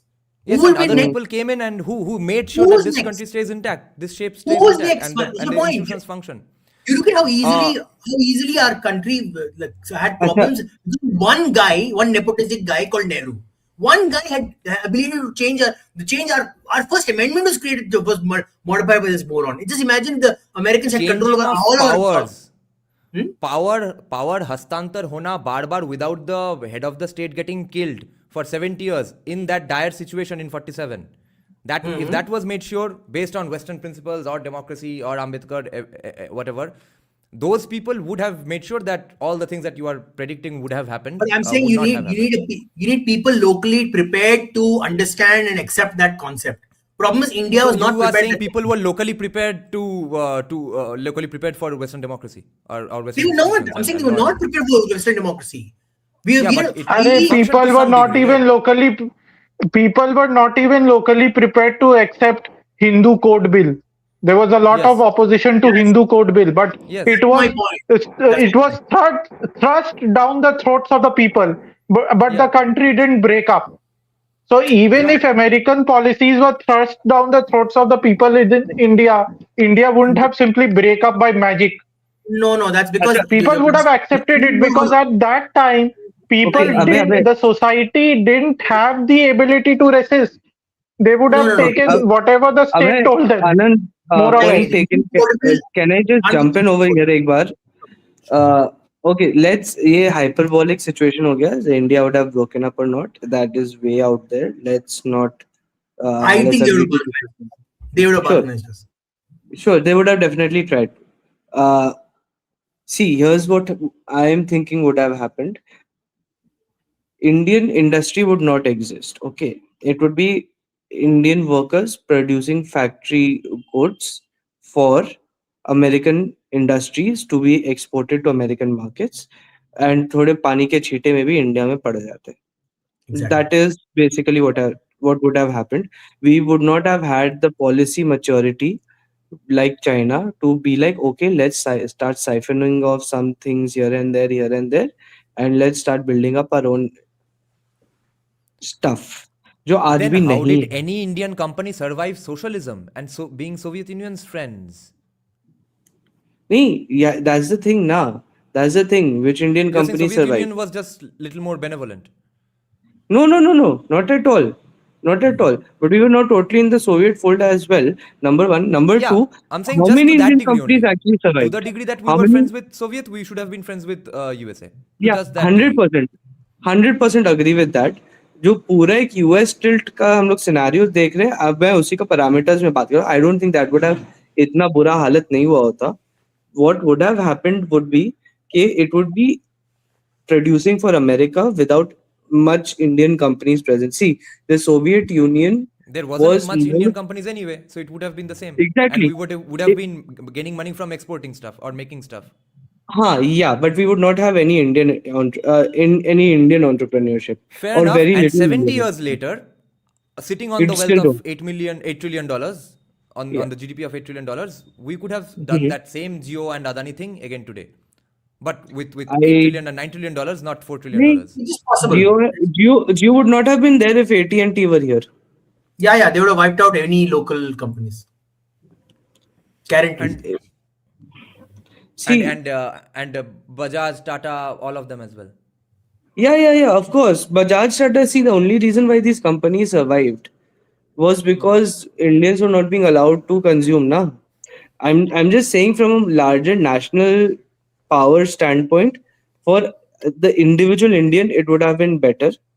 From a larger national power standpoint, it would not have been that great because we would have become much more dependent on America. अभी आप ये देखो, people अभी if tomorrow Trump can slap 125% tariffs on China today and get away with it. Why? Because all said and done, Chinese economy is based on American consumption.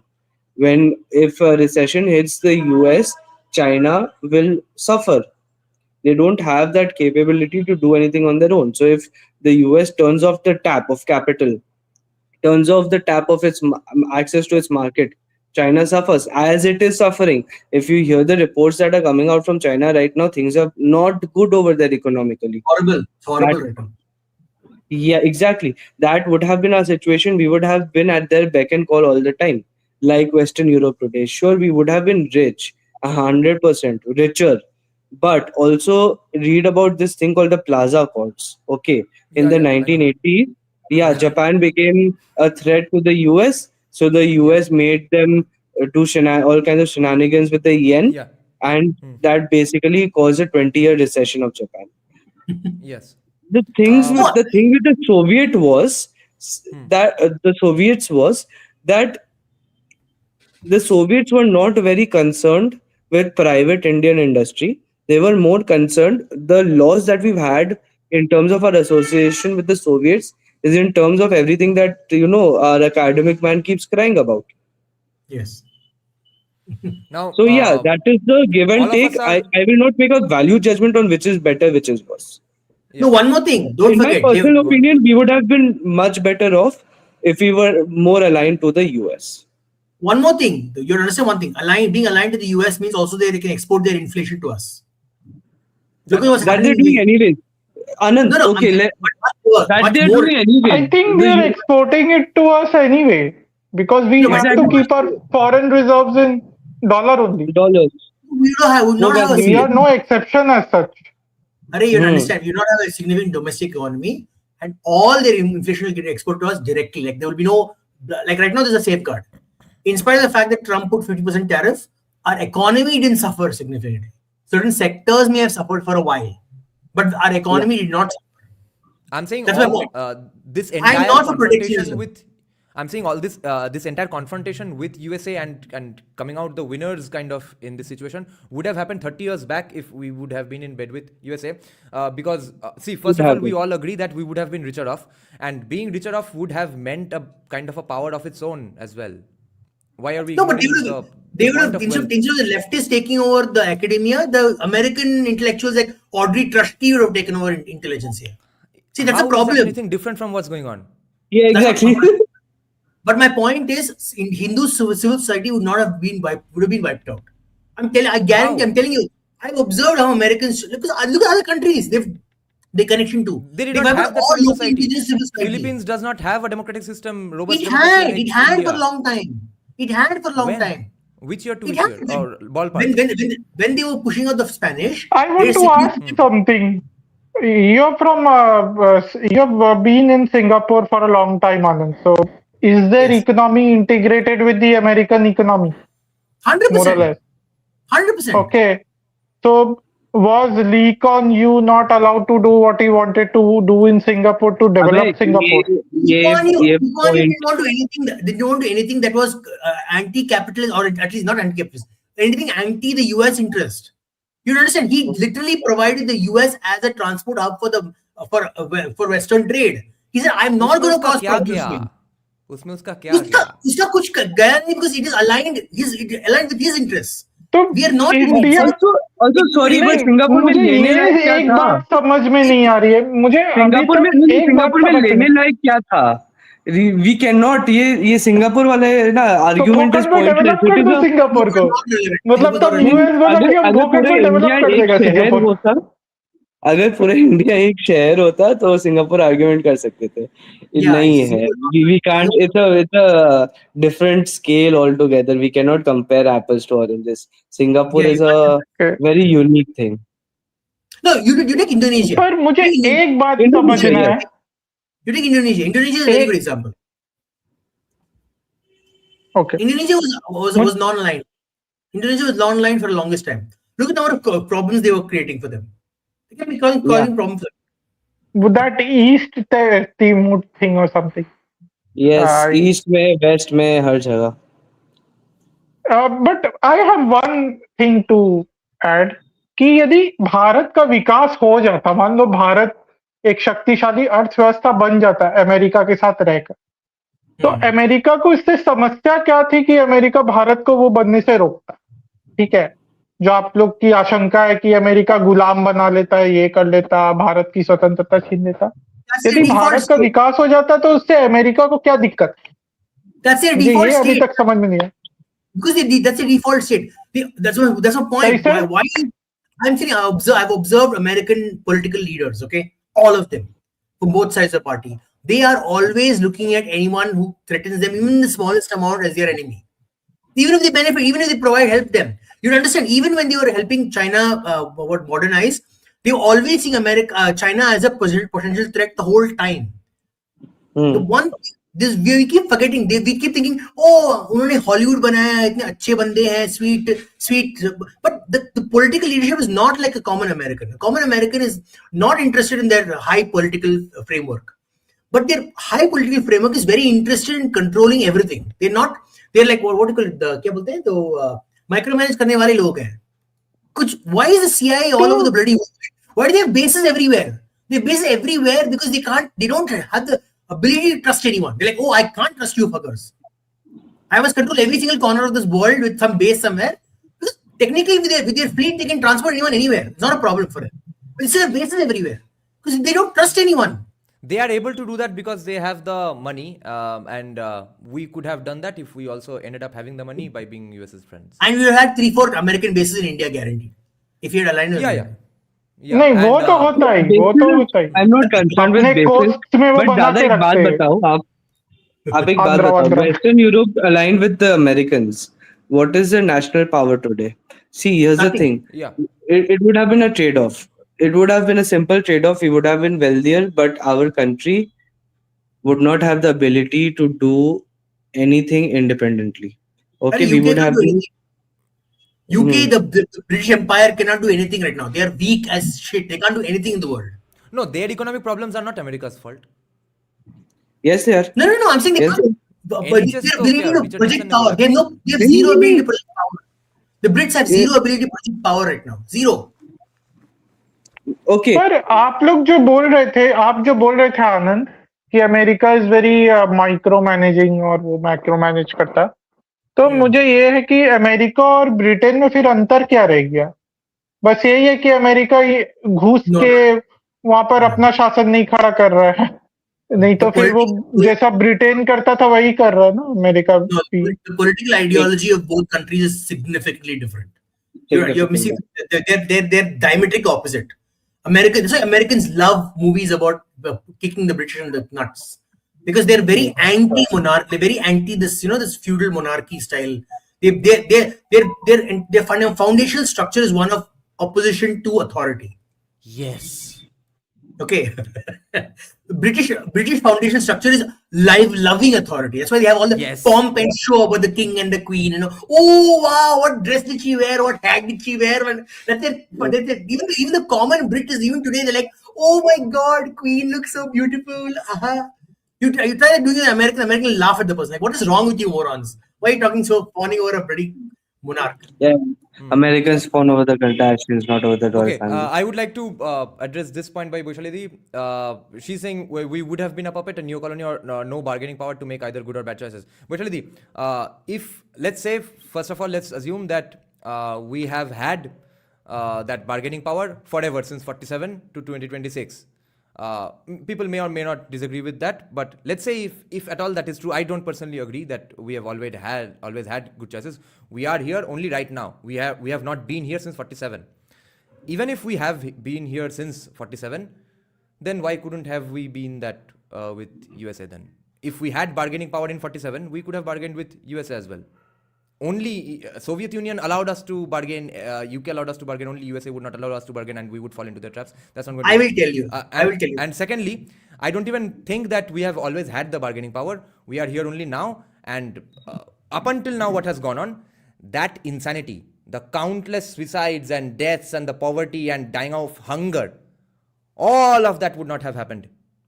No, I agree. I agree with you there. But let me give you an interesting perspective. People not being able to live their lives.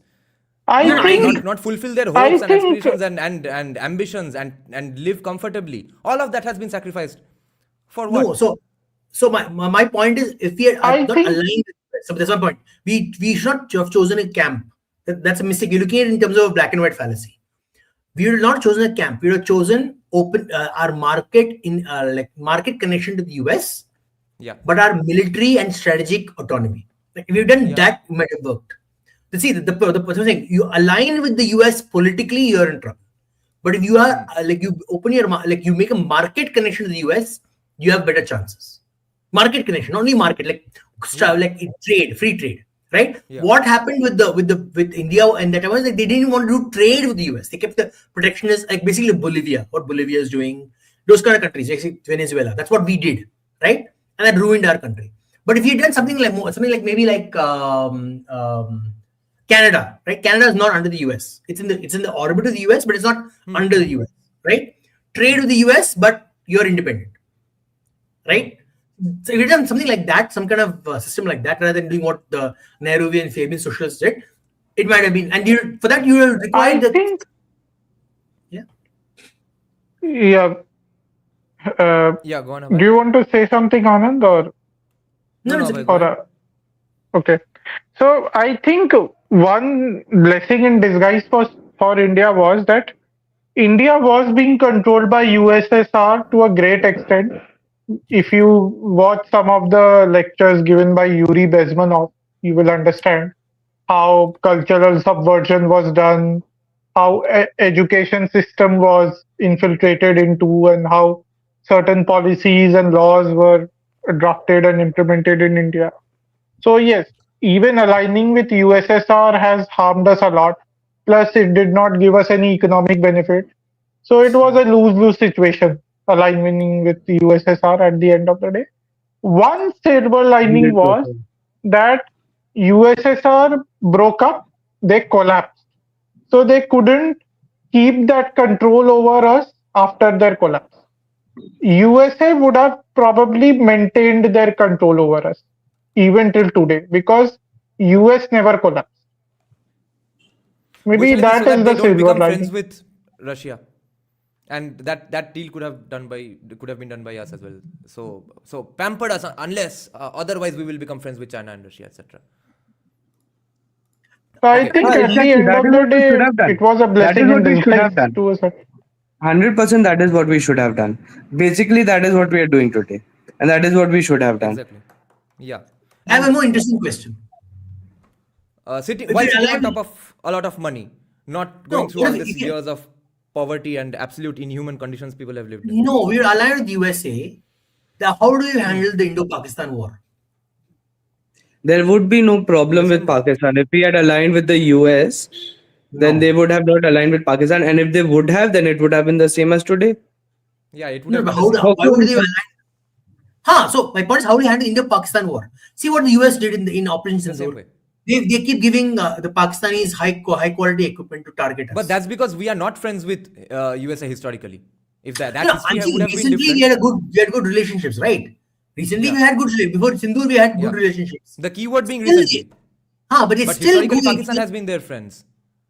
But my point is, they still want it. See, the point is, what does US do? And this is again part of their Who political is idea. historically USA's friend in this context? Pakistan, right? So who are they helping mysteriously? Pakistan. That would have been Okay, us.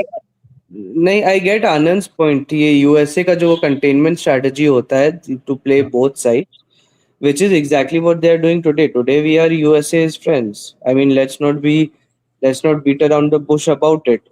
We are no longer Soviet aligned today. Today we are very like close with the US. We have very close cooperation with the US. We are today what we would have been in the 1970s in this hypothetical scenario. Okay, Hmm. so we would have done what we do today. भाड़ में जाओ अगर तुम मारोगे तो हम घूम के पीटेंगे. No, what about the Indo-Bangladesh war? What about that one? That the Russians literally helped saved our skin. Yeah, because The we were But Americans then the not US friends also with wouldn't USA. have been so aggressively against us, na? How do you Yes. know? Why would they be? Why Because would they? For what? they want a deep water port in Bangladesh. Maybe that time they want Bangladesh. They want deep water port in Bangladesh that time. Maybe they're like, oh, I want that port. There's no dearth of ports in West They Bengal. would have had the Okay, deep water under port in Mumbai. They would have had the deep water They port in would have been Visakhapatnam. given deep ports in Midnapur only. In India, Bhamrolitti. that's possible. Okay, Yeah. We would have cut a deal with them. Let us take Chittagong and we'll give you Cox's Bazar. that is Yeah. possible. Yeah, that's The only reason the Pakistan situation would still go on, Bangladesh situation would still go on, is because Saudi Arabia would still fund them. So it would be between US and Saudi Arabia, their friendship. but or once It would the have petrol still gone on started, because of their niyat. once you petrol started, it wouldn't have that would have they would be okay. That is Yeah. interesting. Sorry, That is repeat the interesting. point. Once the petrodollar started, Saudi Arabia basically did everything the US wanted. So they would not have done it. Exactly. Oh my God. Al- This is the fruits of a debate with calm heads. Okay, now Also, to make a gigantic segue. also one more Okay, Rishabh, last point point, here. yes. Sorry. Go ahead. If we broke away in this scenario, also if we broke away Pakistan, who's to say the US wouldn't have turned them away to bug Iran more than India? Right. And one more That thing, would have been a interesting thing. I didn't think of this. If we had aligned with the USA, we would have learned more of their strategy. We would have been more like the Nehruvian strategy of being peaceful. We would have learned that, and you might have actually taken parts of Pakistan. हर घर में सावरकर का statue होता. हर घर के हर आंगन में सावरकर का 20 feet का statue. I don't think so. We had Savarkar, first of all, would not have been the ideal. I think someone more capitalist would have been ideal. Like more Back then, I think Savarkar was the least socialist because he said that, yeah, if required, even if the company is not doing profits, then the laborers have to work. maybe possible. Everyone else said, no, Sarkar chalayegi. प्रधानमंत्री और CEO एक होगा. No, but I would think we have been Savarkar a would have not nuclear been. power? Savarkar would not be pro-US because he would have fought. He would have fought the US. He said, "I wouldn't want this." Savarkar would Corello. have seen the benefits in whatever US gave and as well as whatever Soviet gave. Savarkar would have been happy to do that.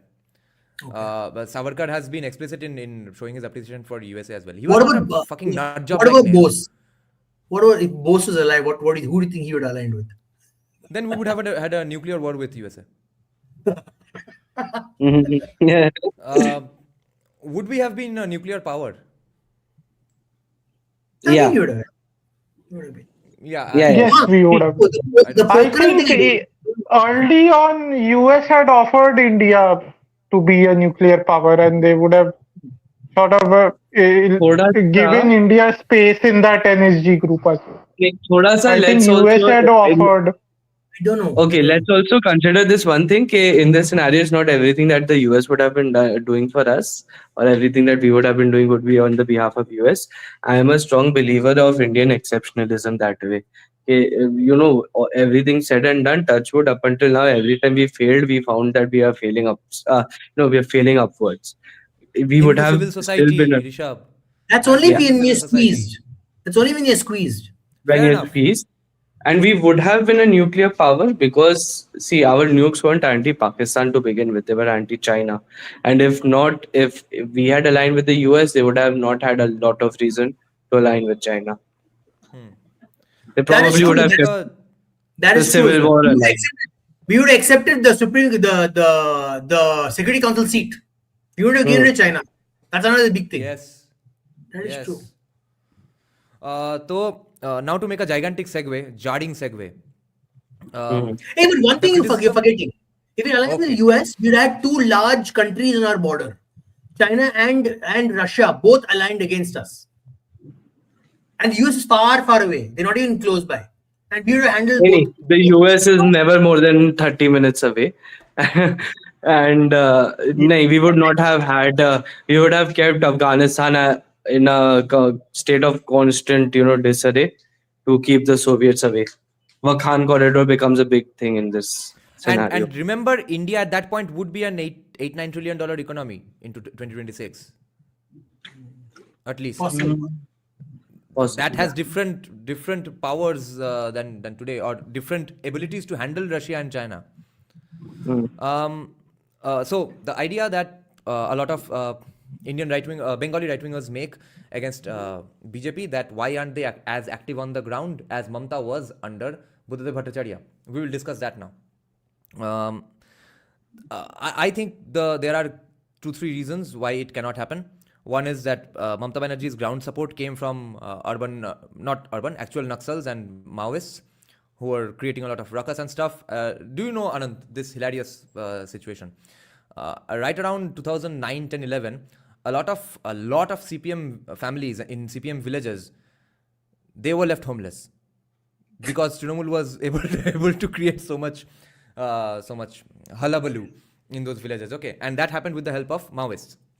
Buddhadev Bhattacharya almost got blown up and stuff. Secondly, there was definitely, I think, USS's blessings on Mamta. They were very Sonia Gandhi and USA were very pissed off with CPIM because of rejecting the nuclear deal and stuff. So Mamta had all sorts of support that the BJP doesn't have. But the most important factor that it did not come to my mind until that last day's live stream is that Mamta was protesting against the most lenient chief minister in the history of West Bengal. And today's BJP Karyakartas are being asked to protest against the most fascist head of state of West Bengal in the history of West Bengal. So how is that going to work? So what are your thoughts on BJP's lack of ground presence, or do you think it's not lack and it won't matter? Whatever happens will happen under president's rule, or people will be able to vote anyway?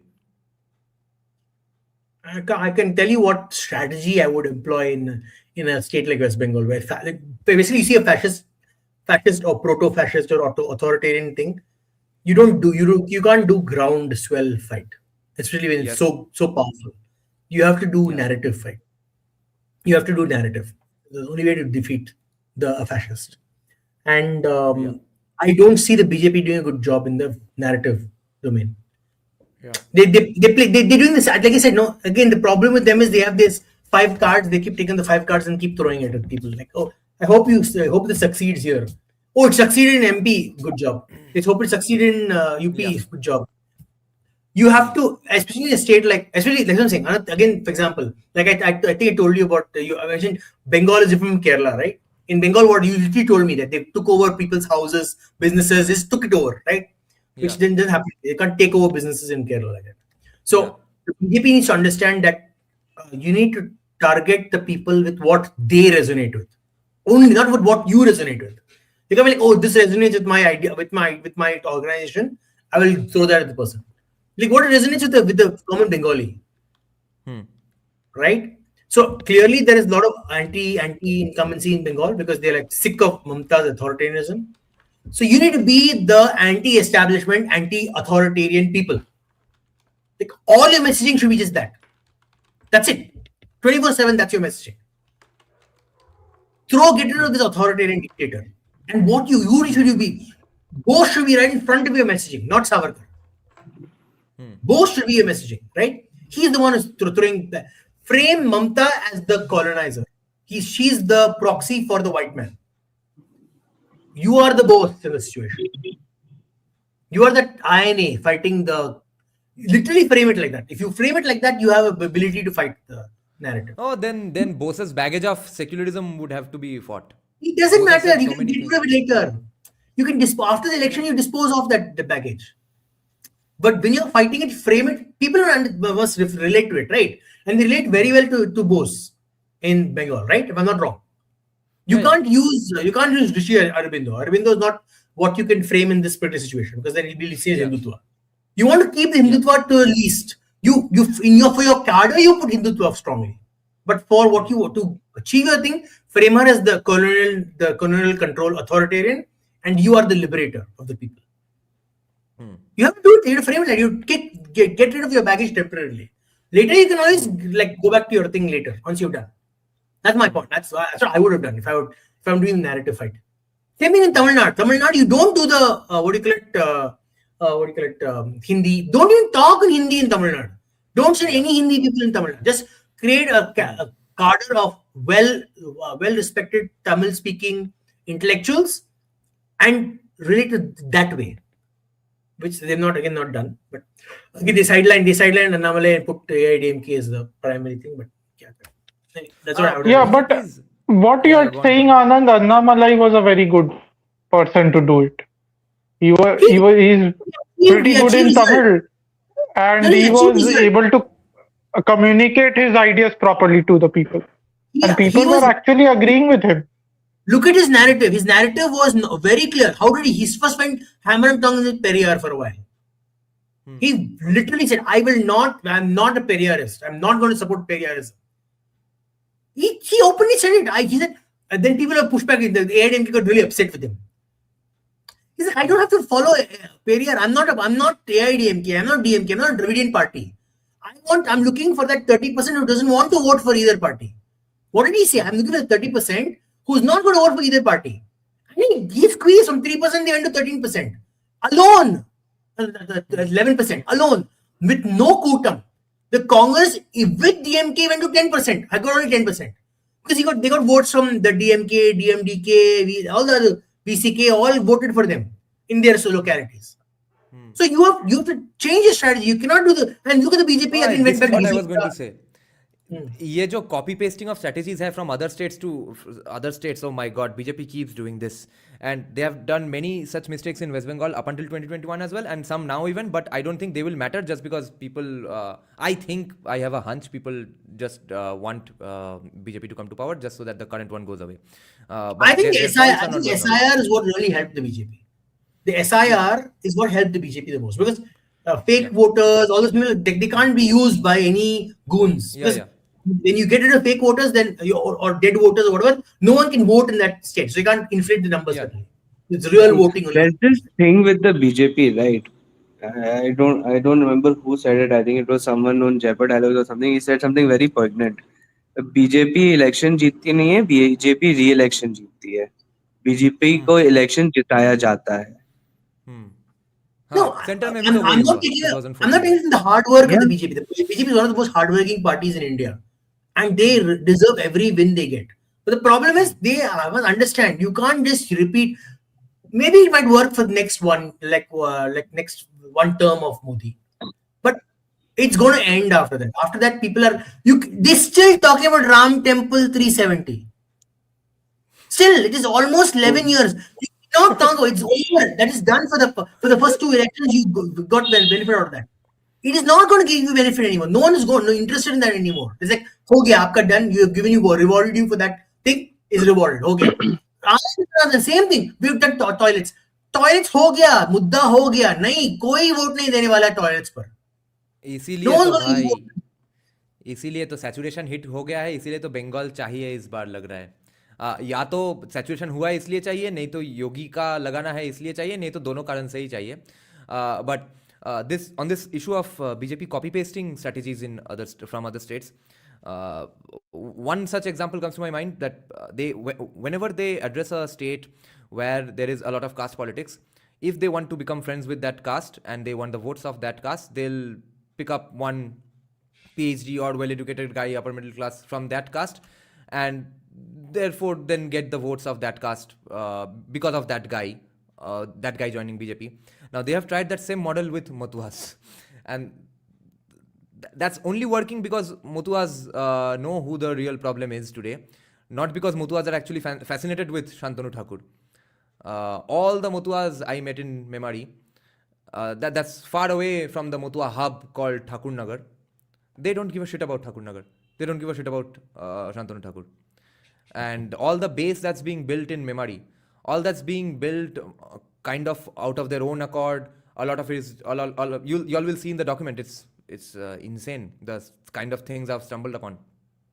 Deepta Shojash, okay, he comes on Kolkata TV regularly as a BJP spokesperson. He's a logistics manager or something in Accenture.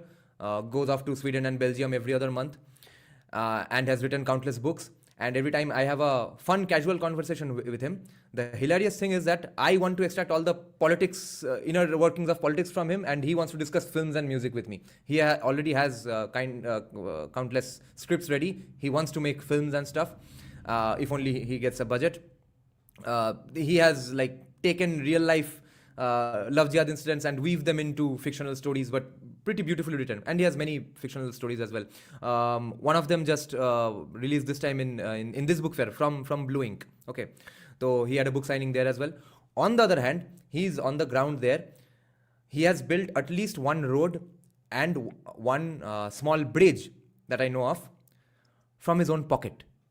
Not from BJP funds, not from state funds. Just his own pocket and his support base there doing the labor work. Okay. So all those Mutuas, they don't care about anything else. Modi, Yes. Deen Dayal Upadhyay, etc. They just care about Deepta Shoja. Yes. And that's how it's going on. Because you do something. I'll give you an example. You take Andhra Pradesh, right? Did any of us know about Nara Lokesh before TDP won the election in Andhra Pradesh? Did anyone know? No one knew what Nara Lokesh was. I never knew Chandrababu Naidu had a kid. Okay? But in the time after TDP took power, Nara Lokesh's popularity has spiked from 0 to like 60-70%. Because he framed the arguments very relatively. What did he do? The minute he came into power, he picked a fight with Karnataka. With this what is the name? Kharge's son. He already and what did he pick? He picked a fight. He didn't pick a fight. I'm Telugu, you're Karnataka. No. He picked a fight. I will allow business in my state. Come to my state. Karnataka is not this Kharge's son is not going to do a good job. Come to my state. And he succeeded. He didn't do any Hindutva politics. Ek bhi whistle nahi, not one word. Consistently talking about economics. Telugu people like economics, good economics. And his popularity spiked. You need to relate to what your local population wants. Look at Chandrababu Naidu, very smart. What did he do? He went straight to the Laddu issue. Telugu people. What does the local population in Bengal want? That's what I'm saying. You need to look at it deeply. What is the interest? What is the fundamental interest? Not what they वहाँ पे problem है say. आनंद क्या problem? आनंद वहाँ पे problem है कि local Bengali And population दो चीज़ चाहती है, एक है फ्रीबीज और दूसरा है डेवलपमेंट। डेवलपमेंट के लिए तुमको जगह वगह अनाउंस करना पड़ेगा, वहाँ पे लैंड एक्विजिशन के लिए प्रोटेस्ट खड़े हो जाएंगे। Again, then smartly you look. Then you say, then you do what Chandrababu Naidu. What did Chandrababu Naidu do for Amravati? He has same problem. They didn't want to give up land. What did he say? I'll make you partners in my city. वो विश्वास You have to, अगर दिला सकते हैं तो yes, you have to build that connection. I will build you are my partner. I'm not buying my land from you. I'm not just taking your land away. I'm making you my partner. Think about it. वो Also, वो why do build you have connection to be करने जाओगे, specific? Build connection करने जाओगे, तुम लटके हुए मिलोगे पेड़ से अगले मॉर्निंग को। वो है problem. Thank you. Also, why do you have to be specific about your promises? बोल दो नॉर्थ बंगाल में हम ये करेंगे, इस डिस्ट्रिक्ट में हम ये करेंगे, ये डिस्ट्रिक्ट में ये करेंगे, we'll build तो वो this here, डिस्ट्रिक्ट we'll में ही build that. Don't be land specific. and पूरा also in डिस्ट्रिक्ट में Andhra, नहीं हो पाएगा. No, but I'll tell you I one thing. don't think if you One keep it thing is- nebulous enough, I don't think they will have enough of a ground zero to, you know, come together over there. Just keep it That's nebulous. fine. Like do what Nebulous is BJP used to do in 2014, na? Just be very No, nebulous Rishabh. about oh हम ये करेंगे. Rishabh, Mhm. Two reasons I disagree with you. एक है कि तृणमूल का base और गुंडा डर डर लगाना इतना स्ट्रांग है कि वो नेबुलस Yes. में भी ढूंढ लेंगे to start trigger point to start a movement. Secondly, Nandigram में जो शूटिंग वूटिंग हुआ था बुद्धदेव भट्टाचार्य के ऑर्डर से, वो सब एक रूमर के बेसिस पे ही हुआ था। वहाँ पे केमिकल हब बनाने का सिर्फ खबर ऐसे ही फैलाया गया, फिर बुद्धदेव भट्टाचार्य ने बोल बोल के मुंह पे मतलब ही foamed at his mouth saying कि I am not doing it, I am not doing it, stop the protest now. कोई किसी ने नहीं सुना, प्रोटेस्ट चलता रहा, किसी ने जाके गोली गोली से उड़ा भी दिया और गाली खाया बुद्धदेव भट्टाचार्य ने बैठ के। I have a question. Then- rumour base बहुत स्ट्रांग है। I have a question for you. They Does will any- have to. Here's my question to you, Dada, on that. You're saying the people want development, okay? How do you reconcile them wanting development but then being very big NIMBYs, okay? Not in my backyard, people. So how do you like reconcile that? Maybe हो सकता है, you know, reality of Bengal के protest करवाए जाए और लोग करें. Maybe that will not really translate to votes being taken away from the BJP. Maybe they'll have to just play it smart, say something here and there, and then be quiet about it and let that marinate in the people. हाँ, वो actually same person तो नहीं करेगा। जो person development मांग रहा है वो जाके तृणमूल के प्रोसेशन में नहीं खड़ा हो जाएगा, मगर तृणमूल का वो जो बेनिफिशियरी युवा नेता और गुंडे का क्लास है वही जाके फार्मर बन के प्रोटेस्ट कर लेंगे। अब उस प्रोटेस्ट से अगर कोई मोटिवेटेड हो वो जाता है तो देखते हैं, नहीं तो या it should not translate to votes ideally. I will tell you one interesting thing. But who knows who gets convinced because of passionate speeches during the protests? No, but my point is, no matter what happens, your vision statement must be very clear. It can be nebulous in terms of like you're not giving specific. I'm going to build a factory here, go to a factory there. But a vision statement, what you imagine, the person must be able to imagine what they're seeing. So, for example, you're talking about development in Bengal. The common person in Bengal must imagine what you're saying. It means they may not even imagine it next to their house, but imagine, oh, this shining city on a hill. They must see that in their mind's eye. Very important. A good person.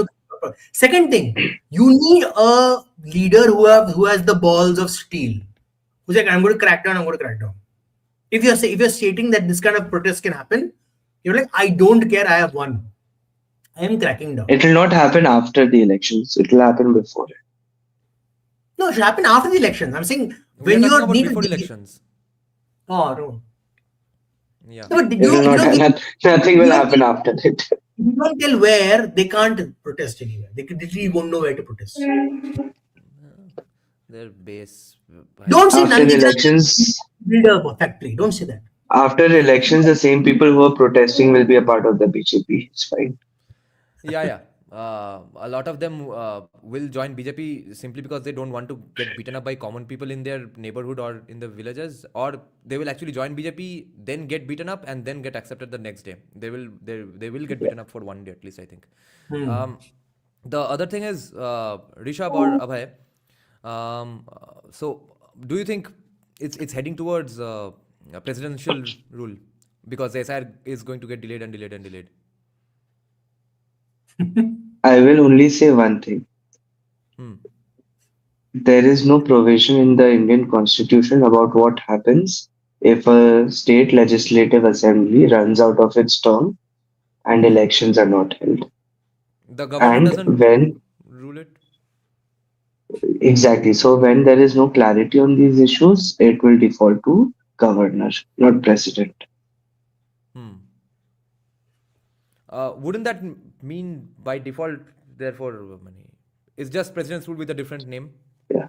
Yeah, but president's rule is Bahirgata rule, governor's rule is governor's rule. Hmm. I And think it's de go facto on. president rule only.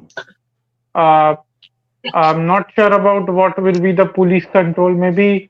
Uh, maybe they are trying to. Maybe BJP would think maybe this is a little out of the box. Let's delay elections. Let's just delay elections. Let's Yeah, have so far it's heading this towards that only. governor's rule. Let's have this governor's rule or president's rules for some months. When the situation stabilizes and BJP supporters get a hint that they will be safe, their safety will be taken care of, then we shall have elections and maybe we will be elected. Yeah, they Because very realistically because speaking. Yeah, sorry, go because ahead. because one thing is that we did not impose president rule before the term of Mamta Didi was completed, so she shall not get any sympathy. It was only after her term was completed and we couldn't hold elections due to वही होने delay in वाला है लग रहा SIR. है. We उसी तरफ are जा रहा है भाई. imposing precedent rules, therefore Yeah. she deserves no sympathy. At the same time, we also get the benefit of the precedent rule uh, by making sure that the administration is in order for proper elections. See, let me let me Maybe let me. इस तरफ से that जा is रहा a है. possibility. No. First of all, you may get the benefit in the first 1 month, 2 months, but as the number of months start increasing beyond that, Right. it'll crash. It'll suddenly crash. Like Yes, people will be yes. upset with you that you're prolonging it. Like you're incompetent. Even if No, this, no, no. yeah, It In reflects Bengal, even this if this don't happen. happens, it reflects more on the party in power, which is basically the center. It'll Yeah. reflect on them. People say, "Oh, look at the Yeah, yeah. center, so incompetent they are. How will they run our state?" That will be the first argument that will come. I guarantee you. So they'll not like they're yeah, not No, it will not be postponed beyond July or August. And also, let's be realistic about one. Imposition of president's rule or governor's rule in a state is a very, very big thing. It is, I know it is a wet dream in Bengal, but it is also constitutionally, legally speaking, a huge decision which is not taken lightly. and And the BJP has been burnt on this issue in the past as well. especially So BJP. They don't want it. They don't want. They don't want to be the ones who impose presidential rule. They yeah, don't want to see that. exactly, That's what the BJP themselves are. exactly. They're not the Congress. Remember, BJP is not the Congress.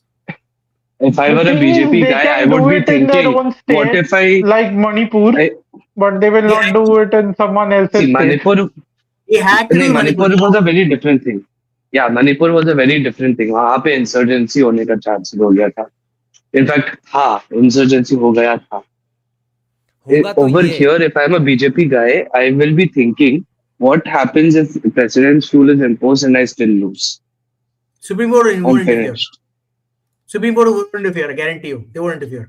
Yeah, they They'll- will they'll- not interfere. They'll say governor has to decide. Governor will decide. They will not. Supreme Court will not. I'm very one good thing about Supreme Court in India. In executive affairs, they tend not to interfere. They interfere in legislative affairs.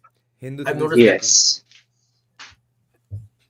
Hindu civil society's awesomeness, which But would have prevented us from becoming but lackeys my of point USA. is that 1 or 2 months thing.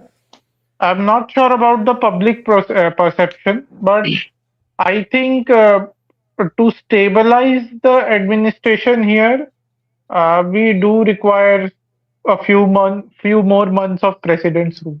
भाई At least वही बात है ना. in terms of uh, 1 minute, in terms of uh, having that impact of president's rule in practical sense. But yeah, in perception, it could harm the BJP. That is possible. अब हाँ अब वही बात है ना कि you need it's a acceptance of a break constitutional breakdown, which everyone knows the reality of that, but still accepting it on paper is not a good sign even for the sector. So yeah, there is national level implications, there's state level implications. If they do it, they'll do it. They'll backdoor it by letting the legislation run out, and they will. I don't think they will keep it for a very long time. Yeah, And that is a if big it if. happens, it's going to be for a very short while, I think. No, also remember, Bengal is very, very culturally connected to a lot of foreign press. And they will get guaranteed go and start reporting in Bengal and taking tidbits from everyone. Oh, president should. Because remember, Bangladesh election is also happening at the same time. Similar time. No, Bangladesh election is next week.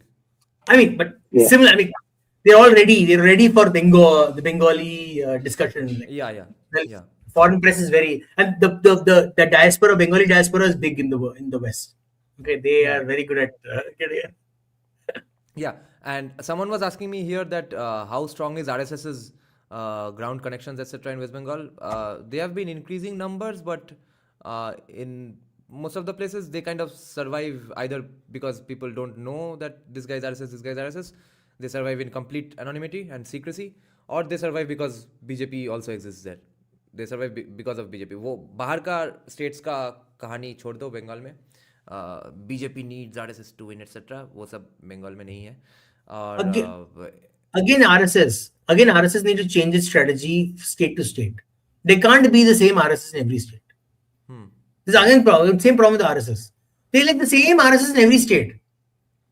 Like, how कैसे कर सकते हैं भाई? See, their outcomes are the same everywhere, but their strategies are probably different in every state. No, because they're not. कुछ तो Anand, can you answer a question? West Bengal में आरएसएस का स्कूल इतना कैसे बढ़ गया तृणमूल के अंडर? तृणमूल के साथ क्या क्या डील्स हुआ है? Can you answer a question, Anand? Yeah. Is RSS a noun or an adjective? वाह. Noun, obviously. आरएसएस करते हैं. No, आपने RSS is a noun or an adjective. Recently, our great Param Pujya Sar Sanchalak gave a speech where he said that something is a noun, something is not a noun but an adjective. Please give me the answer. What is that something? Can anyone give that answer? RSS is a noun, but you say you did such an RSS thing, then that's an adjective. But if you said you did an RSS, then that's a verb. or no, you didn't RSS. That's a, if you said you RSS the issue, then that's a verb. Yeah. Okay. The other thing I wanted to ask you all was Abhay, Rishabh, and if Anand follows it to that extent, what's the situation with? Are you all happy about the news that there's going to be only 1 to max 2 rounds of elections? I'm very happy about it, of course. If that turns out to be true, so far the rumors are that there will be maximum 2 rounds of elections. What are your thoughts? It saves the exchequer, so I'm very happy. Libertarian bhusri wale, Western style capitalism. What about you, Abhay, Rishabh? Honestly, if you ask me, it doesn't matter. At the end of the day, if the CRPF has to work, it will work, and if it won't be allowed to work, it won't work. CRPF एक ही चीज में काम आ सकता है कि अगर वो voting booth के अंदर बैठे, बाकी सीआरपीएफ वो दूध भात है. मगर इम्पोर्टेंस कम दफाओं में, कम राउंड्स में इलेक्शन होना इसलिए इम्पोर्टेंट है, वही गुंडे नहीं पहुंचेंगे, वही ना, गुंडे नहीं डिस्ट्रीब्यूट कर पाए. और इसमें ममता ने इतना बढ़िया पॉसम खेला इतने सालों से. अभी भी लोग बोल रहे हैं कि ये देखो क्या शेरनिंगन्स है, क्या मोदी ठीक से कंट्रोल नहीं कर पा रहा है किसी को. ये लोग बोल रहे हैं कि 2 राउंड में इलेक्शन हो जाएगा, इसका मतलब सेटिंग है. अरे उसका मतलब सेटिंग नहीं है. उससे बीजेपी को फायदा होता है. Desperate. अब क्या क्या करेगी वो. अच्छा, I think by the way उनकी प्रतिक्रिया क्या आई है टीएमसी की? तृणमूल की कोई प्रतिक्रिया आई है कि 1 या 2? इस टॉपिक में मैंने नहीं सुना है. अच्छा I've never seen her this desperate before, ever. I think our chief minister has become the first sitting chief minister ever to be asked to shut up in the Supreme Court. By the way, I mean, that was just hilarious. Why is she standing in the Supreme Court? What is she doing there? Like, ये क्या है? Chief minister की बड़ी हुई वहाँ lawyer के साथ like chief justice उनसे पूछ रहे हैं आपके पास इतने लॉयर की पूरा दल बल है वो जो कि आपके लिए आपके तर्क रख सकते हैं, आप क्यों आई है? आपको क्या आवश्यकता आने की? she's like, she's like, the BJP, they will take this bhola and they'll put the bola and they'll do the dollar. I thought maybe she'll say something like that in the Supreme Court, and then the Surikant's like, what is this happening in front of me? And probably she would have also said Kaka Chichi if she wouldn't have been stopped. Some musical paragraph, poetic. Achha, I'll drop off, but before that, I'll just say one thing. Yeah.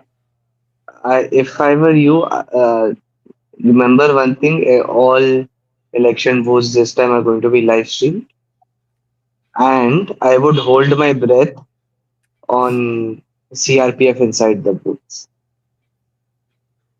Yeah. I don't think they put the CRB inside booths. That's I would hold my breath on that. Can I just answer Aditya?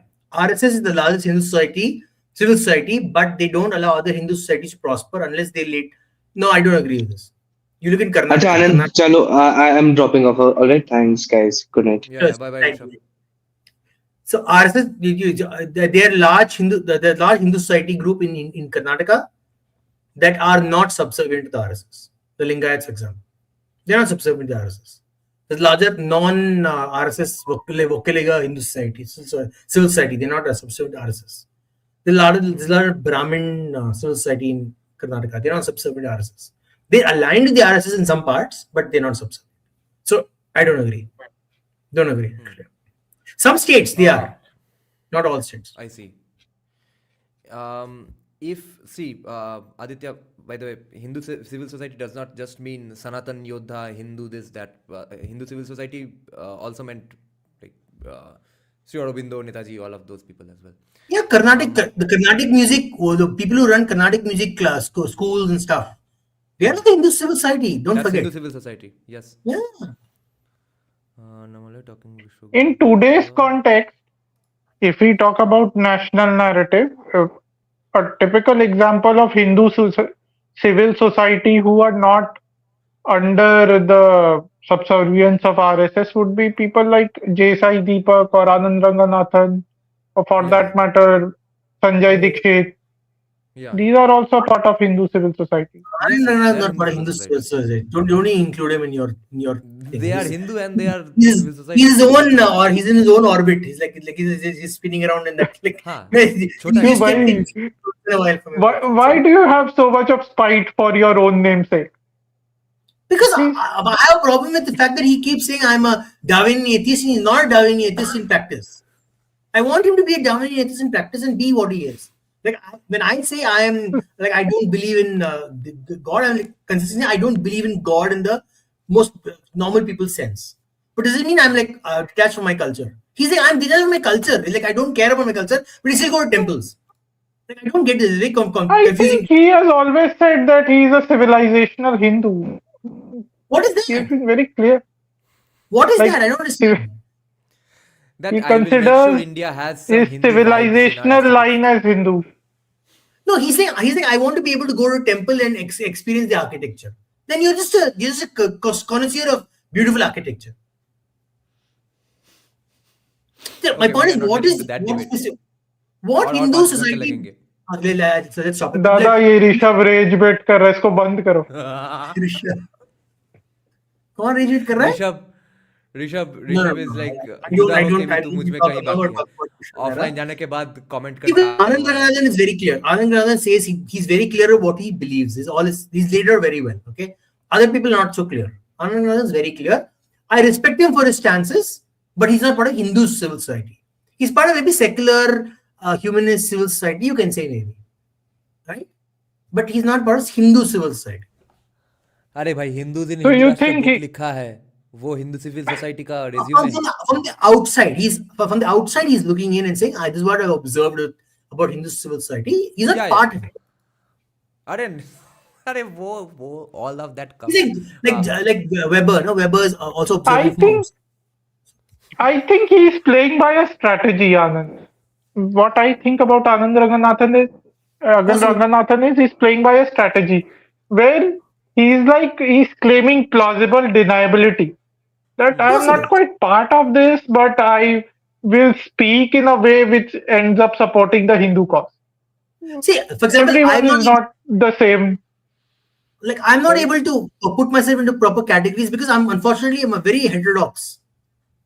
And my thinking structure, I'm not able to categorize myself into anything, right? Because I'm libertarian. I'm not a natural believer.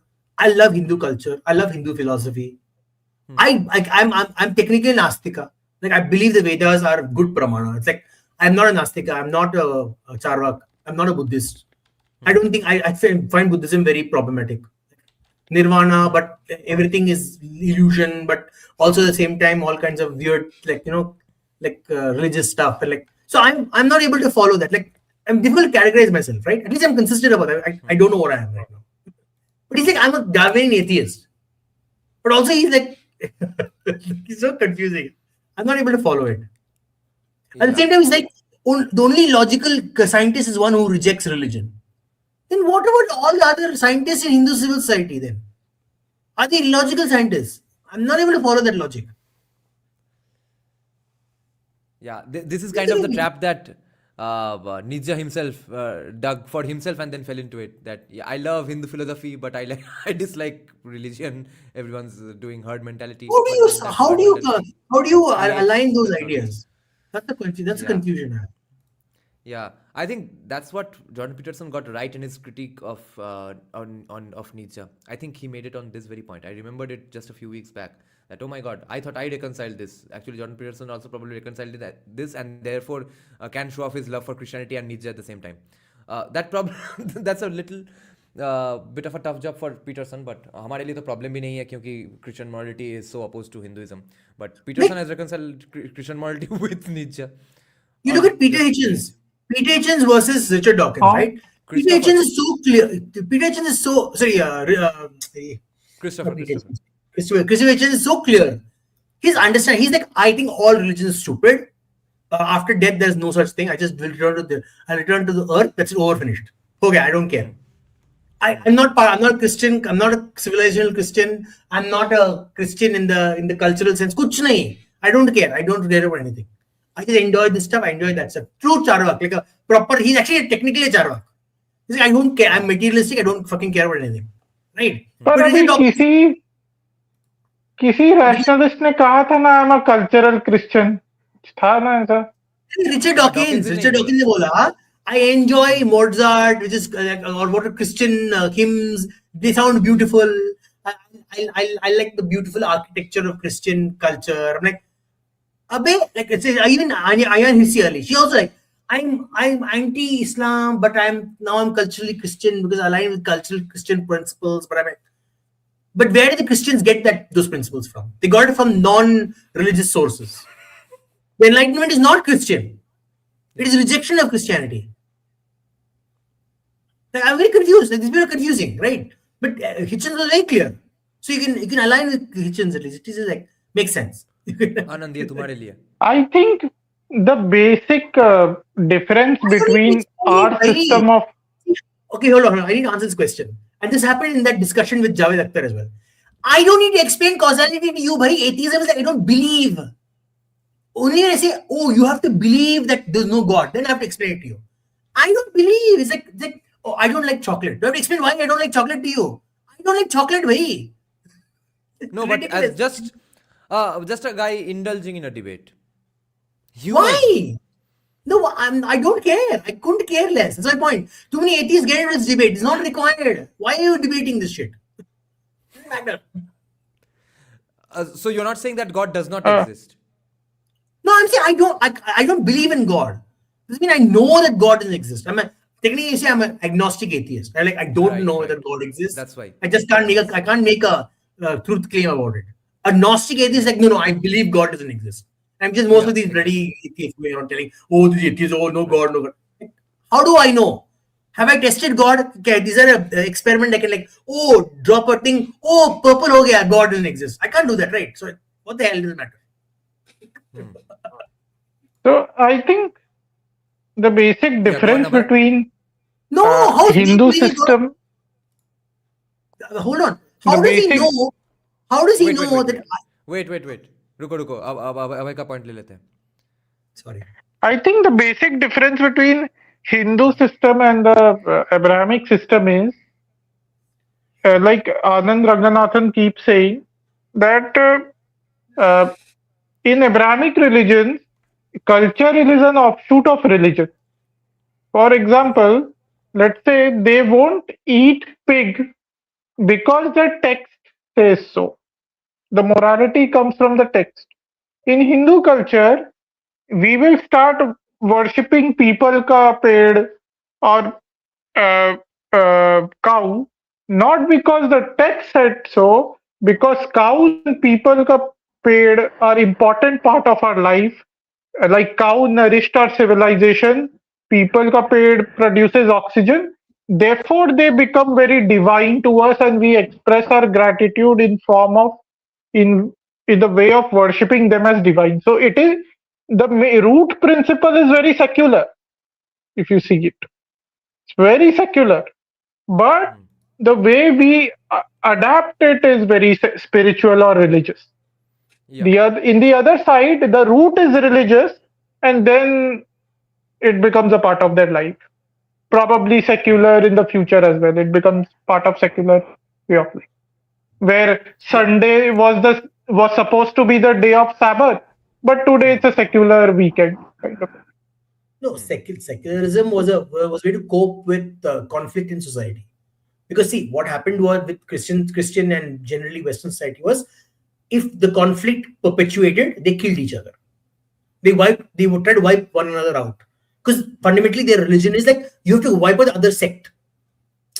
What is secularism? Is a coping mechanism. It's like, how do I prevent all our people from being killed by one sect or the other? It's like, let me create a structure called secularism where they don't kill each other. That it's a coping mechanism. It's not a fundamental ideology they really believe in. Because if they truly believe in that, then they will respect each other's traditions, which they don't. Like even till today, Catholics and Protestants don't like each other. They go around saying Catholics are not Christians. You literally, Protestants will not say, I'm a Protestant, you're a Catholic. They're like, I'm a Christian, you're not a Christian. Yeah. They have tried to decrease it. Yeah, go on, Anand. No, the statement, what did Varun say that statement? I was like, what the hell does that mean? Can you put that up again? वही ना, आपका तर्क वही है आनंद की शिया काफिर वो बोलेगा सुन्नी काफिर Doctrine is subjective, and not believing in God is an objective statement. Not believing God is not an objective statement, because belief is by its very concept. What do you call it? My brain is not working right now. It's a thought. It's like that food is tasty. Objectively define what tasty is. How do you know? My taste buds and my brain are telling me what tasty is. Same belief. Belief is a very abstract. See, abstract concept in the brain. Jordan Peterson has gotten into this as well. What do you mean by belief? Exactly. What is belief? You don't know what belief is. You can't objectively define belief. How do you define belief objectively? Yeah. It's personal. Belief is a very personal thing. In your brain, I what happens in your think brain? Sorry. generally people confuse between two arguments when they refer to an atheist.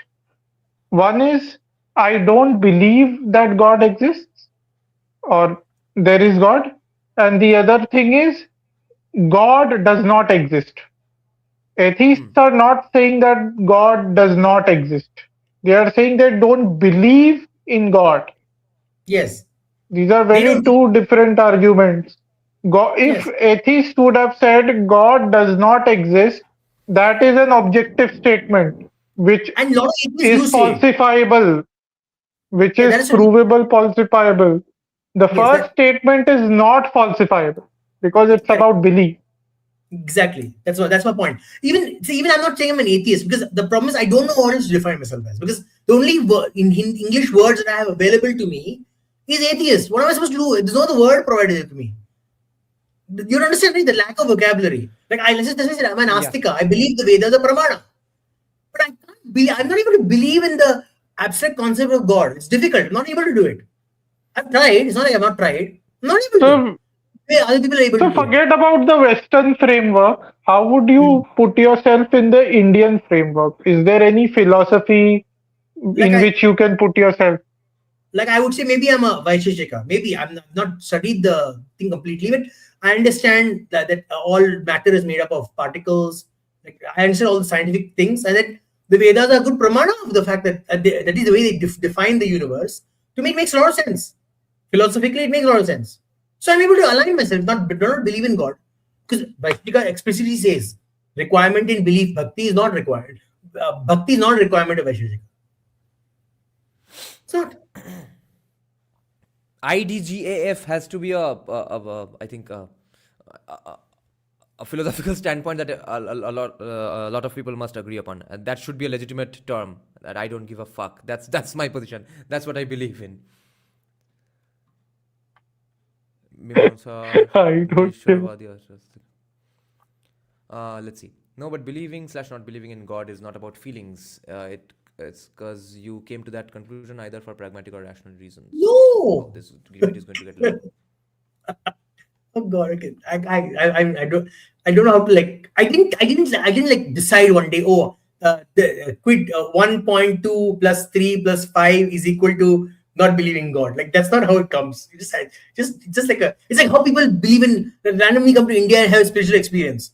Did they do like a logical deduction that I have a spiritual experience in India on the banks of the Ganga? No, they like I just have a spiritual experience. I became a believer. This is your religion, Anand. Idgafism. Sounds very Arabic, but still, it's nice. Technically, there is not the non-theist framework. I'm not sure that any specific non-theist. There's some people like Idgafism. Yeah. That is how we should pronounce, and you should write a article on it. Idgafism. Yuri's argument. Okay. I'm not making an argument. I'm avoiding the argument.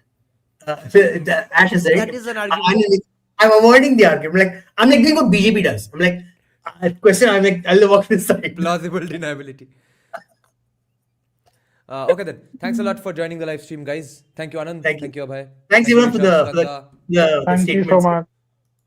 Take care. Okay, let's see. कोई thoughts words देने को बोल रहा है, रुको. Kushal Mehra ignoring GC. Abhay ka favorite topic. Kushal Mehra ignoring GCs and the discrimination, like middle class parents having to pay lakhs in donations in medical engineering, etc. Also ignores EWS GCs seemingly. Thoughts है रुद्विक के कुशल का Savarkarism or libertarianism is subservient to his I guess love for BJP. Love is not really the correct word, but he thinks BJP is doing whatever is possible.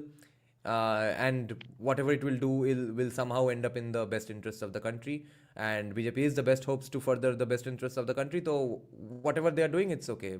Modi ji ne kiya hai to kuch soch samajh ke kiya hoga.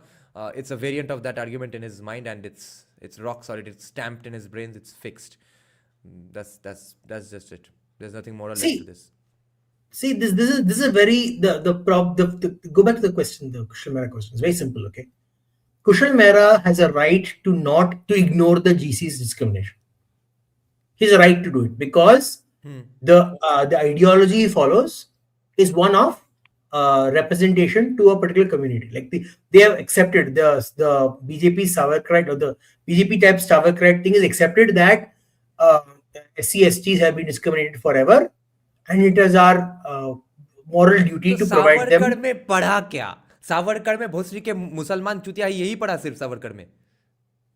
वही तो बोल रहा हूँ. That's the point. उनका they've taken a particular aspect of Savarkar. और मान लो दादा आप जो बोल रहे था वही पढ़ा. ठीक है. Let me finish. Let me finish this. हाँ पहले आनंद पूरा कर ले. EWS thing. The mistake the BJP did with EWS thing is what they should have done. They should have gone back to source. Other backward. It's not castes, other backward classes. They didn't frame the argument properly. They did other backward castes, like every other party was doing. So they are stuck in that narrative. It is other backward classes. So what do? You reframe the narrative. There are a lot of classes within the EWS, the Savarna community who are other backward classes. You put them in the OBC. You take out the rich communities that are sitting in the OBC. You remove them. See, they're rich. They're not other backward. They're all well-to-do right now. निकाल दो उनको उस group से. वो vote करने नहीं वाले आपके लिए. Anyways. कितना कुछ एंटी लिबर्टेरियन सोशलिस्ट चीजें भी चलते हैं बाकी देश में, जिसका एटलीस्ट शॉर्ट टर्म में तो बेनिफिट मिलता ही है थोड़ा बहुत, वो सब बंगाल में होता भी नहीं है. आयुष्मान भारत बंगाल में नहीं मिलता है. पीएम किसान जो योजना है वो बंगाल में नहीं मिलता है, क्योंकि वो ऑपरेशन बड़गा जो हुआ था. Anand, I don't know why I am speaking in Hindi all of a sudden. Do you know anything about the operation Barga, Anand? No. So CPM did a historic, gigantic achievement. They touted themselves to be better than Stalin almost, because they did Operation Barga. They broke up all the land. So the landowners who were big landowners and stuff, zamindars, etc. Not even zamindars, some small time big landowning families, etc. They lost their land to either CPM party offices or simply CPM, and to random Muslim farmers as well, and to a lot of small Hindu farmers as well. Now, because of that Operation Barga, no one's really officially a farmer. Okay, therefore they don't get PM Kisan Yojana in Bengal. And therefore, when Tata comes in to make a deal about, let's say, 1,000 acres of land, they'll have to deal with 13,000 people. Shit. That's the benefits of Operation Barga. And similarly, OBC. In West Bengal, all the OBC, let's say, demarcations have been given to Muslims. So none of this we are getting. Yeah, go on. No, but again, OBC, you cannot allow Muslims in because they're not other backward classes. Because there's only for Hindus. Such reservation, because if the Muslims want reservation, they should go to their ulema. See, if you frame the argument well, you will be able to defeat any argument. You say, if you're an OBC, if you're a Muslim and you're considered, you think you're an OBC, go to your ulema, go to your Muslim social security organizations and ask them to build universities and give you a reservation there. That should be the argument of the BJP. Then you're doing social justice. You think, put the onus of the community. Rich people, the Ashrafs should be giving you social justice, give you a reservation in their universities. Same thing with the Christians. You should be saying, if you're a Christian and you have rejected caste, but you're still saying you're OBC, or your SC or your ST, go to your civil service organizations, Christian civil service organizations, go to your churches, ask them to get money from abroad and build you your bloody reservation in your churches or in your schools, in your Catholic schools. Yeah, That's the argument. At least my caste would have been OBC in any other state, because I'm practically Teli. I'm general caste in West. So, yeah, go on, Abhay. can you put up the question again, Dada? So, Which one? the question on GCs, which we were answering, I guess. EWSGC. Oh, अच्छा अच्छा. कुशल Mehra GC के बारे में नहीं सोचता है knoll. अब okay, ये नहीं था, फिर भी मुझे क्वेश्चन याद आ गया. द थिंग इज, कुशल मेहरा का आर्ग्यूमेंट क्या है, उसका क्रक्स ऑफ द आर्ग्यूमेंट क्या है कि क्यों लोअर कास्ट को रिप्रेजेंटेशन मिलना चाहिए, क्योंकि 1000 साल तक बहुत भयंकर अत्याचार हुआ. अभी उसका एक मैंने इंटरव्यू देखा था एक चैनल पर, मास्क उतारो जी, ठीक है. अब ये जेनोसाइड का डेफिनेशन होता है या नहीं, आप लोगों में से दोनों में से कोई बताना.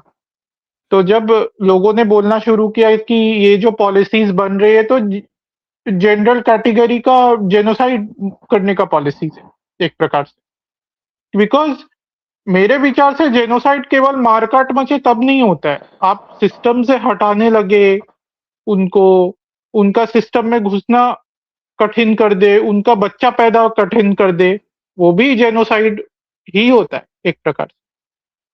वो जेनोसाइड डायरेक्ट नहीं होता है पर इनडायरेक्ट होता है. या फिर आप ऐसी हॉस्टाइल सिचुएशन क्रिएट कर दे कि आपको स्टेट या अपना जगह छोड़कर जाना पड़े। जैसे बहुत सारे तमिल ब्राह्मण के साथ तमिलनाडु में हुआ था। वो भी एक प्रकार से वैसा ही है, एथनिक क्लेंजिंग जैसा। तो अब ये भाई साहब जो जेनोसाइड का डेफिनेशन लेकर आए, वो कह रहे थे कि जब तक 1000 साल का इतिहास ना हो, तब तक इसको हम जेनोसाइड नहीं बोल सकते। अब ये कहाँ लिखा हुआ है मुझे तो नहीं पता। यूएन के भी चार्टर में ऐसा कुछ लिखा हुआ है जेनोसाइड का definition? I am not sure. आप लोग के पास होगा इसका डेफिनेशन तो आप लोग बताइएगा कि ऐसा कुछ 1000 साल या 200-300 साल का कुछ कैवियाट है।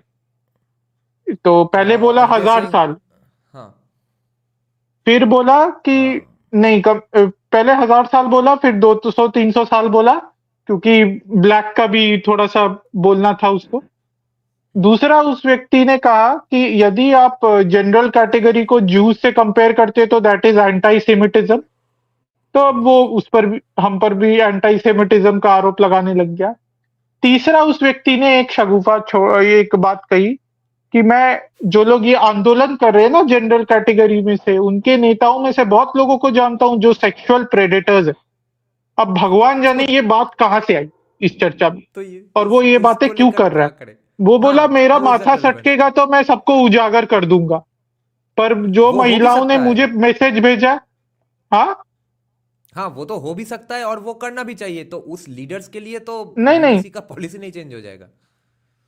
नहीं नहीं, तो मैं अपनी बात बताता हूँ। तो बोला मेरे पास मोबाइल में सब मैसेज वगैरह है, बहुत सारी महिलाएं भेजती है, उनके इच्छा के बिना मैं उजागर भी नहीं कर सकता कि हाँ किसने ऐसा किया है। पर मेरा पॉइंट है, ठीक है आपके पास यदि प्रमाण है तो जारी करो, और यदि महिलाएं मना कर रही है आपको जारी करने से, तो आप ये बातें अभी क्यों बोल रहे हो सार्वजनिक मंच पे? इससे क्या सिद्ध होता है? उससे क्या ये सिद्ध हो जाता है जो जनरल कैटेगरी के लिए मांग हो रही है वो गलत है? हाँ ये कैसी हाँ बकवास बात?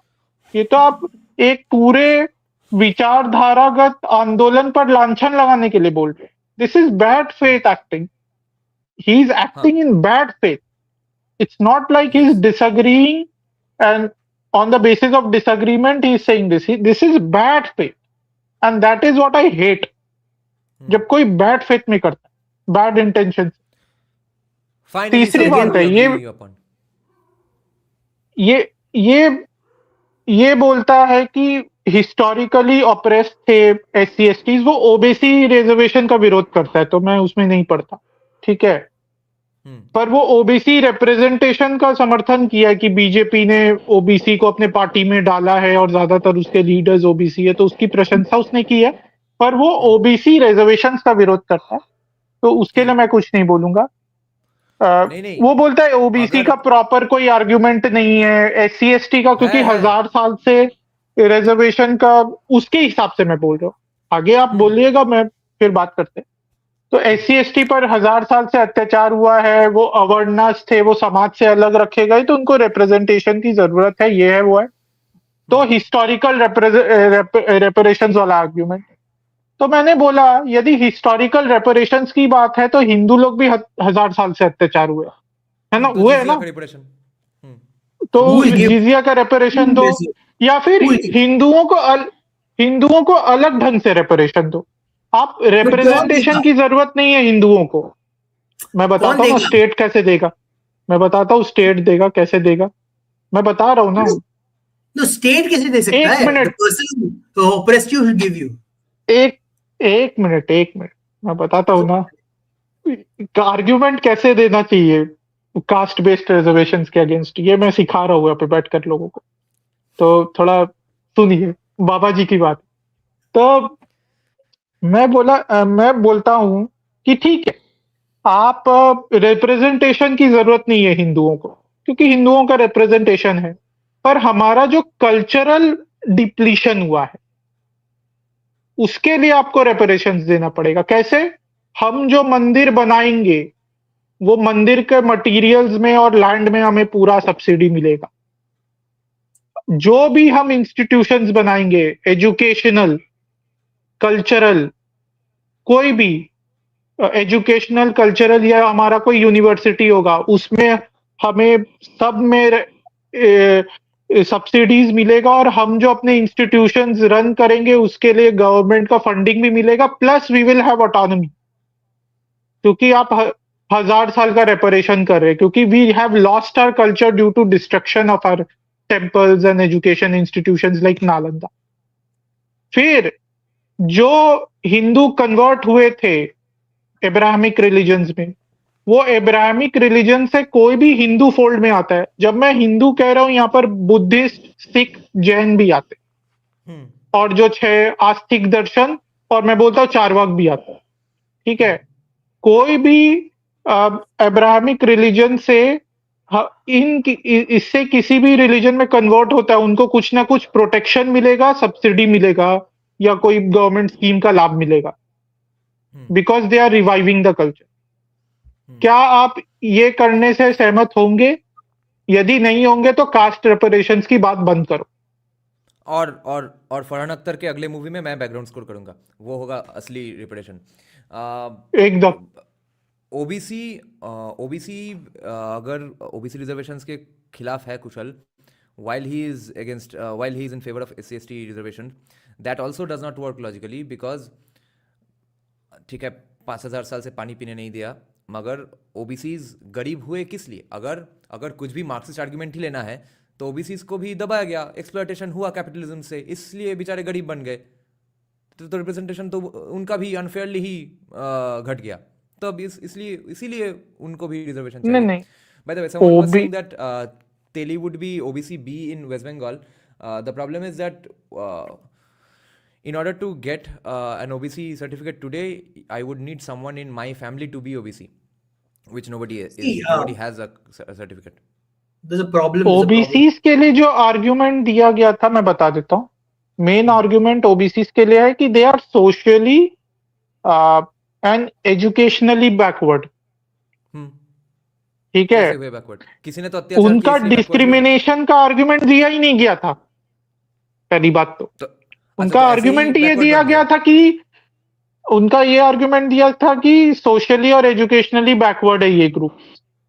तो भाई जब किसी ने ऑपरेस नहीं किया तो उनको स्पेशल स्कीम क्यों मिलना चाहिए? पहली बात तो अगर आपका ये आर्ग्यूमेंट है कि खाली सोशली और एजुकेशनली बैकवर्ड थे इसलिए, क्योंकि SC/ST के लिए आर्ग्यूमेंट था कि उनको समाज से अलग रखा गया या उनको समाज में आने ही नहीं दिया गया। पर ओबीसी के लिए बोला गया कि एजुकेशनली और आपके एजुकेशनली और सोशली बैकवर्ड है। तो वो ही तो मतलब बनता है ना किसी को समाज से बाहर रखने का। No, एक minute. We are mixing SC and STs. Their reservation reasons are completely different. SC ST and STs का बहुत अलग है। STs का जोग्राफिकली था। SC का historically they're part of Hindu society and they have been discriminated and kept out of the benefits of Hindu society. ST का argument था that they were not education. हाँ, just basically ST का argument था they not that they were kept away from Hindu society, they were far away from the positions of power, like positions of civilization. Yeah, because they are so remote, they are physically, geographically isolated from resources like schooling and housing and all kinds of things. They need special benefit to get them up to. Remember, it's all about bringing them up to the standard of the rest of society. It is about fundamentally, it is a right. Remember, it's a right-wing argument that these two unique sections are in a disadvantage because of some situational conditions that cause them to be backward. So to bring them forward for 10 years, remember Ambedkar was not thinking in terms of victim complex. He was like, what do I need to do to get them part to the rest of the society? 10 years mein, they'll be the rest of society. He was thinking. He didn't think victim. The leftists came in and said, oh, victim karenge. He's like, inko upar kaise leke aaye? Because if this abandoned, like it's like a dog is broken its leg. You're like, dog is broken its leg, this abandoned there. No, you're like, let me put a cast on the dog. Will you put a cast on every other dog's leg because they put a cast on this dog's leg? Obviously, nahi. You'll help the dog with the car who's broken leg and you'll help the rest of them, you'll provide them the same food. The problem in Indian society was like, his dog ko cast dalenge. This other dog who's perfectly fine did not eat food properly. So I will give this dog a cast also. So what has happened in the OBC reservation? They're like, इनका ये unique situation है, मैं इसका भी यही opposite डाल दूंगा इसका. You understand what's और happened? This is what's happened with OBC में क्या है ना, ओबीसी में क्या है ना, फिर मैं बोल रहा हूँ socially and educationally backward, economically backward भी नहीं बोला गया उनको. नहीं वही तो बोल रहा पर हूँ. इन I'll give you जो an भी example. रीजन दो आप SC ST OBC का, एंड में इंसेंटिव्स इकोनॉमिक है, Always. जॉब्स है या कुछ भी है. द पॉइंट इज कि जब इंसेंटिव्स इकोनॉमिक है तो आप जो इंसेंटिव धारी है, मतलब जिनको वो इंसेंटिव मिल रहा है, ये आप और किसी बेसिस पे क्यों तय कर रहे? तब इकोनॉमिक सिचुएशन पर तय करो ना. और जो इकोनॉमिकली आगे बढ़ चुका है उसको आप प्रोटेक्टेड कैटेगरी से हटाओ. चलो एक बार मान लेते कि रिप्रेजेंटेशन भी मिल गया SC ST को, ठीक है, रिप्रेजेंटेशन का भी इशू था. तो पॉइंट है कि जिन जातियों को SC ST से उनके अनुपात अनुसार, मतलब उनके प्रोपोर्शन अनुसार ऑलरेडी रिप्रेजेंटेशन मिल गया, उसको हटाओ शेड्यूल्ड कास्ट से या शेड्यूल्ड ट्राइब से. पर देखा गया कि पिछले 70 साल में SC ST में पहले 800 जातियां आती थी तो वो बढ़कर 1200 हो गई. ओबीसी में 3000 आती थी, अब होकर 5000 हो गई. मतलब क्या आपका कहने का मतलब है कि रिजर्वेशन के कारण और अधिक जातियां पिछड़ गई? कोई जाति अपने पिछड़ेपन से आगे नहीं निकली, और अधिक और ज्यादा जातियां जो पहले आगे मानी जाती थी वो पिछड़ गई. मतलब उल्टा चल रहा है रिजर्वेशन. क्या किसी को रिप्रेजेंटेशन मिला ही नहीं क्या 70 साल से? No, the तो बोले problem is क्या वो no. I'll tell you why क्या this is बोले? happening. It's happening for a very specific reason. Because the state doesn't have the ability to identify who is a historically backward community. You tell me any of the communities you take. And that's my point. When they created the IC category, they had no mechanism to identify historical backward. For example, SC community, when they say historical backwardness, how many years back is it? How many have they defined? How many years back? Is it 1,000 years back? Is it 500 years back? Is it 100 years back? What is the definition of the historical backwardness? Are we going all the way to the Bronze Age? 5,000. Define नहीं किया है भाई. And continue. No, they I think they decided in the current context. Whatever British census gave them in 1931, they decided on the basis of that. फिर भी define करना पड़ता है. This is the category that we are defining for the British census time until the period that these people, and you should define what social backwardness, social backwardness means. If they are being discriminated by for untouchability, when untouchability leaves that community, means the stigma untouchability leaves the community, they no longer SC. Clear definitions देना पड़ता है भाई. The problem is even the constitution makers didn't give proper definitions of what a community's measurements of social backwardness are going to be. Okay, कुछ define नहीं किया भाई. No, since we are discussing Kushal, let's stick to Kushal's understanding of this then. Since Kushal says that जब तक society में ही casteism चल रहा है, अभी भी राजस्थान में दलित घोड़े पे नहीं चढ़ रहे हैं, इसलिए रिजर्वेशन चलना चाहिए. But my question is, how will you measure that? One incident or the statistics? Will you, for example, they say he made an argument in the same stream. He said you can compare GCs to white people. कैसे compare कर सकते हो भाई? The Westerners have significant. GCs were oppressed by Islamic invaders and British. Were white people oppressed by any such people, other people? That's my point. What sort of idiotic argument is that? How are GCs comparable to whites? Forget the oppression part. Take the fact that the Western white has historically had a large majority population in the Western world. They have not had the fact that the state is not militated against them. While you can compare that in terms of political power, both the general caste and the whites have had power. They've never been the general caste, have been the majority of the population. In certain regions, they've been majority, but generally in large numbers, they've not been the majority of the population. They've been elite minority, maybe you can say, but they're not comparable to the white. And secondly, they've never held slaves. The way the white population has. Everywhere they've gone, the white population has held slaves. And even till today, they have the political power over the population. Means they define everything that the population does. Even today, for example, in America, when they define political narratives, it's the white population who defines political narratives. Black Lives Matters, maybe, or even Antifa, for example. See who are the ones who are always in the parades? They're white people. All the woke culture is mostly a white culture, a white concept. Yeah. They define the cultural arguments. So you cannot compare the GCs to be the. You can maybe say maybe the communists, the GCs. I don't know. Maybe that's a stretch you can make. Even after so much of, or even after so many things, the non-whites never got affirmative action. At least in America or in Europe. What it is, okay. Now, Varun is saying 200 years is the definition in the Constitution Assembly. Okay, Ruth, then 200 years is very clear. The 200, you have to show evidence of a particular SC community being discriminated for 200 years and put them part of the SC community. And the minute the discrimination from that community disappears, you remove them from the SC community. Because then you have measurable statistics and measurable goals for your community. What is measurable goals? Narrow definitions and measurable goals. These two are the biggest bane of any politician. Caste literally comes in the marriage talk surely these days. Yeah, Rutvik, it does for some marriages and it doesn't for some marriages. But the point is, if Kushal's argument is that this is also an example that casteism exists and therefore reservation should go on, that's like saying that, okay, finances also come up in marriage, therefore reservation for anybody who earns below 5 lakh per annum. No, but how is this? Or music get discussed in marriage alliances that you have to like Rabindranath Tagore to marry my daughter. So yeah, whoever listens to Bhojpuri music, they get reservations. What the fuck? No. Let's assume caste. Even things like states get discussed in marriages. Like I am a Marwadi. If I have someone from Bihar or UP to marry, even that gets discussed. So even that should be a measurement of discrimination.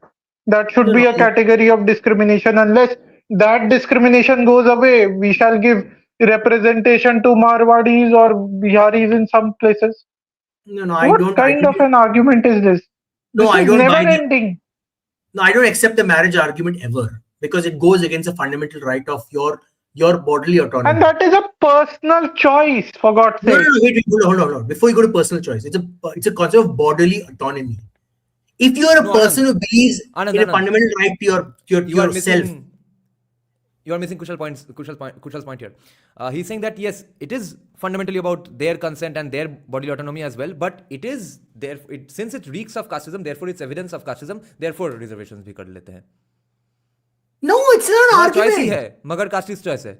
It's not an argument. It's not a casteist choice. It's a personal choice. It's like saying. But this guy was no. But this guy was opposing arguments against vegetarianism being casteist in Western countries, saying that people are not vegetarian because they are trying to be casteist. Then how come in this context he says people don't want to marry outside their caste because they are being casteist? क्या कोई सिर पैर है क्या इनके argument की? कोई consistency नहीं है बात में. The marriage argument is the weakest argument. The only strong argument what you have for casteism is that in the public sphere, society cannot deny services to any category of people. It is unacceptable. That is can completely get behind because the public sphere is not your personal choice. It is the right of every citizen in the public sphere to get what they deserve. Like for example, the market. You cannot deny someone access to the market. Just because you have a particular caste, like all the 10 stalls here are all Brahmin, you're like, oh, you're not from my caste, you can't come inside. That's unacceptable. That's casteism. It's clear casteism. But your bodily autonomy, who you're marrying for your rest of your life, it's your choice. You cannot tell, oh, that's casteism because you don't marry that person. What the hell? That's nonsense. और आपको पता है आनंद, वो UGC का discussion आपने सुना होगा कुशल मेहरा का, राइट? तभी आप आर्ग्यू कर रहे हैं ना. I turned off after when he said Brahmins are equal to white people. Like that was like, yeah, this is ridiculous. मैंने उसका ये डिस्कशन सुना भी नहीं है और मुझे पता है कि वो क्या बकैती करने वाला है, क्योंकि मैं उसका दोगलापन समझ गया। ठीक है ना, उसको मैं बहुत पुराने समय से जानता हूँ, No, but इसीलिए खार खाया हूँ there are a lot of वो। stupid trads in the chat. There's one trad saying, "Oh, what Varna is based on birth," and like Oh God, ये फीड करते रहते हैं भाई इसको। I heard ये this feed करते रहते हैं। same argument again and again from Ashish Dhar. Varna is based तो on birth. अरे It's वही तो your वही भाई करते birth-based रहते हैं। duty. सुनो Oh सुनो, God, I get आशीष धर का irritated like hell. आशीष धर का एक बुक डिस्कशन ग्रुप है, वहाँ पे बहुत सारे वेस्टर्न एकेडमिक्स डिस्कस होते हैं, मुझे खबर मिला है। जो जो वेस्टर्न एकेडमिक्स वो लोग डिस्कस करते हैं, सबके सब डूमो के दल्ले हैं, इसीलिए आशीष धर उस पर बहुत आर्डेंटली विश्वास करता है। तो he is the only one on the right wing who he is that small fraction of right wing who actually loves डूमो। Now, I what don't know. Boishali He is sounds like a saying here, socialist to me. I don't see him as a right wing. yeah, what Boishali was saying here, this reminds me, actually we kind of discussed this last day as well, right? That now it will get into property rights as well, कि अच्छा तो मैं अपने दुकान में lower caste को घुसने दूँ या ना दूँ, और अगर घुसने देना ही पड़ेगा तो मंदिर में भी घुसने देना पड़ेगा। That we are touching that territory. I will let you address that, but this point by Boishali reminds me of something else. See, beauty also is a factor while marrying your partner, right? Beauty and good looks. Yeah. So ugly people also get reservations. Yeah. सबके लिए reservation. कुछ भी। हाँ, ugly people को भी दो। What और people get reservations? ऐसे Get ऐसे reservations. पुरुषों को भी Hairy men. No no Hairy no men. No no ये क्या नो नो argument नो है? नो आनंद, अगली कुरूपों को भी रिजर्वेशन दो, जो पुरुष नाटे हैं, मतलब कद में छोटे हैं, बेटे लोग, उसको भी रिजर्वेशन दो। फिर कुछ भी। ऐसे पुरुषों को भी रिजर्वेशन दो जो कम कमाते हैं, ऐसी महिलाओं को भी रिजर्वेशन दो। अब मैं उस टेरिटरी में जाना नहीं चाहता, बड़ा छोटा का, पर छोड़ो भाई, पर सबको रिजर्वेशन दो भाई। No, lot of hey men भगवान, won't marry women who are not well endowed. So what उनको भी reservation देंगे? वो ये क्या nonsense क्या discrimination is part of नहीं, अगली बार से पुरुषों का साइज मापना चाहिए और बोलना चाहिए कि जिसका कितने इंच से कम है उसको रिजर्वेशन देना चाहिए, वहां तक जाएगी बात। we are social animals, okay? Let's accept that we are all animals, okay? हे भगवान, Animals fundamentally are discriminatory. You go say the bird, oh bird, why did you choose this partner over that partner? This partner poor oppress कर दिया, इसका freedom नहीं है। The female bird chose the most beautiful partner. Why didn't you choose the other partner? He also has equal right to having children. ये क्या Anand, argument है? here I would like to bring in my favorite misunderstanding of a Sanskrit word, Viveka. Viveka does not mean morals or ethics, it means discrimination. Because Hindus were such chads, they realize prioritization inherently means fucking discrimination, bro. Deal with it, bitch. And this That's fundamental what- concept of Darwinian evolution. And we have our favorite Darwinian evolutionary biologist saying, I am for reservation. I mean, I don't understand. You really see nature, you observe nature and say, and you accept that we are humans are animals. You accept that our cortexes, they're still ये animals. Right नहीं होना चाहिए तो क्या होना चाहिए? इसके लिए तो मैरिज रिजर्वेशन होना ही चाहिए छोटा नूनू के लिए। If this doesn't deserve reservation, I don't know what does. No, but see, whenever you are prioritizing something, whenever you are prioritizing a hot girl over a non-hot girl, you are obviously discriminating against the hot girl. तो क्यों reservation नहीं मिलेगा उसको? Prioritization is equal to discrimination. और bald men. और hot या नहीं hot होना तो कितना इम्यूटेबल कैरेक्टरिस्टिक है in many ways. It depends on your genes and your birth, तब तो पक्का ही मिलना चाहिए reservation. Any guy is not tall, dark, and handsome, or not. I'm not what Hrithik Roshan. You're not Hrithik Roshan. I don't want to date you. So you get reservation in that group. Is what? ये क्या insult का argument हो गया? Exactly, insult arguments. Like नहीं चाहिए भाई. You free to choose who you want. You don't get the person. You don't get the person. हो गया. Find someone who you're interested in. Maybe they'll vibe. Yeah, what you can say is the father and mother can't file a case against you because you are dating their daughter based on caste. That you can make an argument. You can make that argument. You can't go use the police to target the particular people of a particular caste. You can make that argument. That's all you can make. You can say that. Because it's taking away from But your bodily Anand- autonomy. Anand, the other Anand opposes social Darwinism. So take that. I mean, this is basically discussing, like in getting the weeds. If you believe in Darwinian evolution and you're a scientist and you're saying, I believe they're all animals, and animals can do this all the time and you have no problem with of nature, then you go military against nature as well. Satyam is saying that Viveka is wisdom. All attains you without should trying to learn oppose, something. in my view, when you are opposing Darwinism, wait. Dada, Satyam just Singh a small point. हाँ इसके बात कर लेना मैं अभी एक ही sentence बोलूंगा Okay. Vivek is wisdom someone attains without trying to learn something और being taught wisdom to discriminate though, okay, not wisdom for any random thing, not wisdom to buy the best mobile phone. That's vidya. Yeah, go ahead. Knowledge Go is ahead, vidya. So, Darwinism should be opposed in one thing, that is legal Darwinism. Legality should be equal to everyone, but in this country, it is the laws which are not equal to everyone. That is something no one opposes. But that's my question. If you're fundamentally libertarian, a lot of the laws that are provided for so-called managing caste oppression are fundamentally anti-free speech, anti-fundamental rights. You take away one's fundamental rights to you're taking fundamental rights. Like, just think about it, okay? Let's assume you're doing a reservation. If you're really a person who cares about social justice and you're saying reservation at the same time is required, you provide capacity. So people who are reserved also get access, and people who are not reserved also get access. So what are you doing? You're saying there's a big box, and based on the number of people I have, I'm providing this much space for these people to come in, so they're not excluded from the thing. So other people can't just stick themselves in this space. Because what happens is, for example, you're a particular caste group, okay, and you basically monopolize a school. You're like, all of us in that school, and then you choose the best teacher there, and you give a bad teacher to the other caste group because they're in another school. That maybe you can say is a valid implementation of positive discrimination, because you're like, I'll just get rid of all these people because they get. This is what happens in the US, for example. Black schools tend to get not enough money, not good teachers, and they fall back in their educational statistics. So maybe that is a good implementation of reservation in India. But they don't do that either also. That's what they don't do.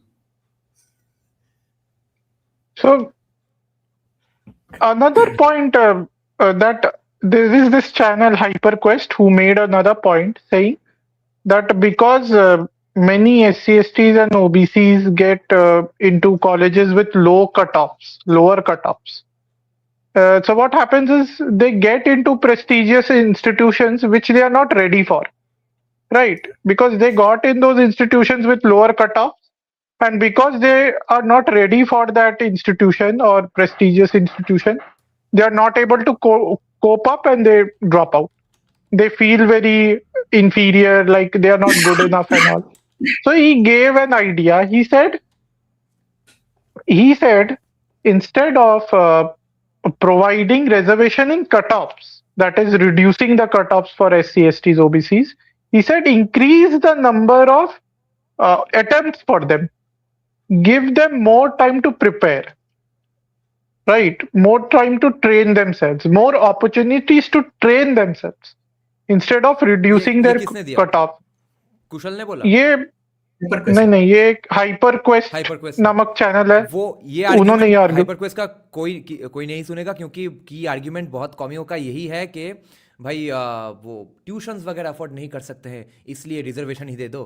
तो अगर tuition afford नहीं कर पाया तो खड़ा engineer ही बन जाने दो, थोड़े ब्रिज गिरा देने दो, इसमें क्या है, 5-10 साल पानी तो नहीं. ये कैसे?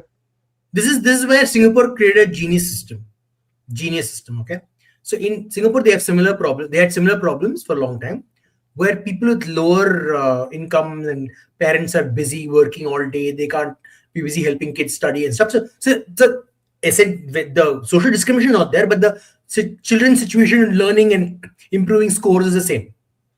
So what they did was they created three streams: normal academic, normal technical, and express.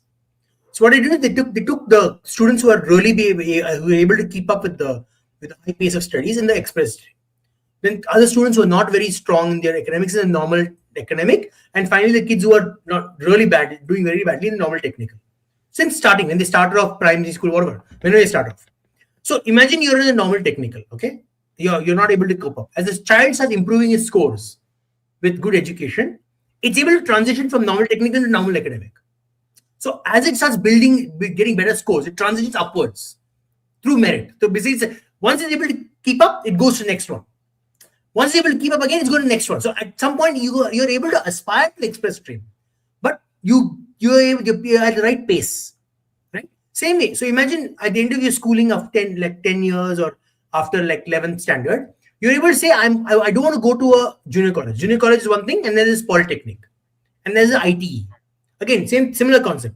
Polytechnic is for you to do the really hard cutoffs with high marks you got to get. Then you have the polytechnics which you can do skills, vocational skills, and the ITE which is direct technical, like you can build, you can do garage work, all this stuff. So at the end of the period, if you're still struggling, and you don't want to go into high pure sciences, pure mathematics, right? Then you will transition to polytechnic. You're able to transition to IT, and you can still get an education. So you're not removed from education, but you're still getting skills, and you're able to contribute to society. So if you do that, then you're not stereotyping, you're not putting stigma on people, because they're getting skills as they're growing, as they're getting a chance to go up the stream. But the problem is, a lot of Indians, and they see that, they're like, oh, so discriminatory, so oppressive. Like, at least they get the chance to do well in their life, man. At the end of their schooling, and it is not on the basis of caste, right? Or any ethnicity or nothing like that. But the point is, people are in difficult situations. They're able to transition up. There's a lot of people in politics who are in normal academic. No. What I'm asking, Anand, is when they put those children into these streams, express and technical and normal or whatever you said. So when they are putting the children in those streams, the kind of children they are putting into those streams are not categorized on the basis of their birth, identity or anything, like their race or their ethnicity or caste. No, it's based on their scores, right? At the end of the day, it's based on merit to some extent. Aptitude, and then they can aptitude, and then they can accumulate merit slowly and choice. Many parents find that their kids are not interested in pure sciences, so the kid will basically be put, even though he's a high achiever, they'll put them in the normal academic, so they can do social science and stuff. So the thing is, you say they transition from one stream to another, so it is also based on choice. It is also based on choice. Okay. And score. Choice and score. So if you do well, you are given the choice. There must be a benchmark score for each stream, and if they cross that benchmark, then they can choose to go to the stream. They are eligible for that stream, and they can choose to switch. Yes. Okay. Yeah, that sounds like a good system. Ludwig points out that you give the child ability to grow. You give them the ability to rise up. You are actually incentivizing and encouraging them to grow. Instead of encouraging people to go backward and claim we are victims and we need more handouts by the government or more facilities from the government, you are encouraging them to move ahead. Because in Chinese society, we have similar problems, where there are certain ethnic groups that are very well-to-do and rich, and certain ethnic groups are very poor and are discriminated. Like they said, you will not marry these groups. Like this group will not marry that group. They're like, I'm not interested. They're a different ethnic group or they're a different cultural group. That's there also. Ludwig is saying apprenticeships are extremely regarded, sadly, owing to historical perception, etc. हाँ भाई, dignity of labor नहीं है, वो is not going away until castes are stopped recognizing. We stop recognizing caste from the. How can we, Dada? This dignity of labor thing, because Anand had raised this about value chains, creating value addition or value chains.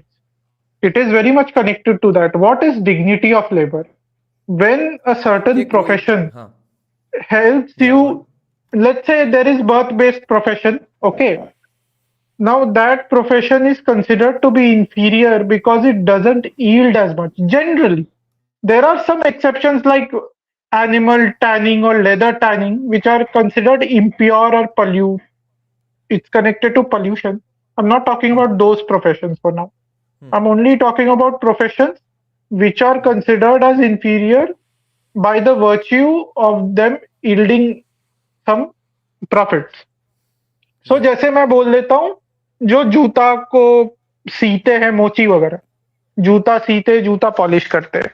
अब हमारे देश में इनका dignity of labour ensure करने का तरीका था. कैसे?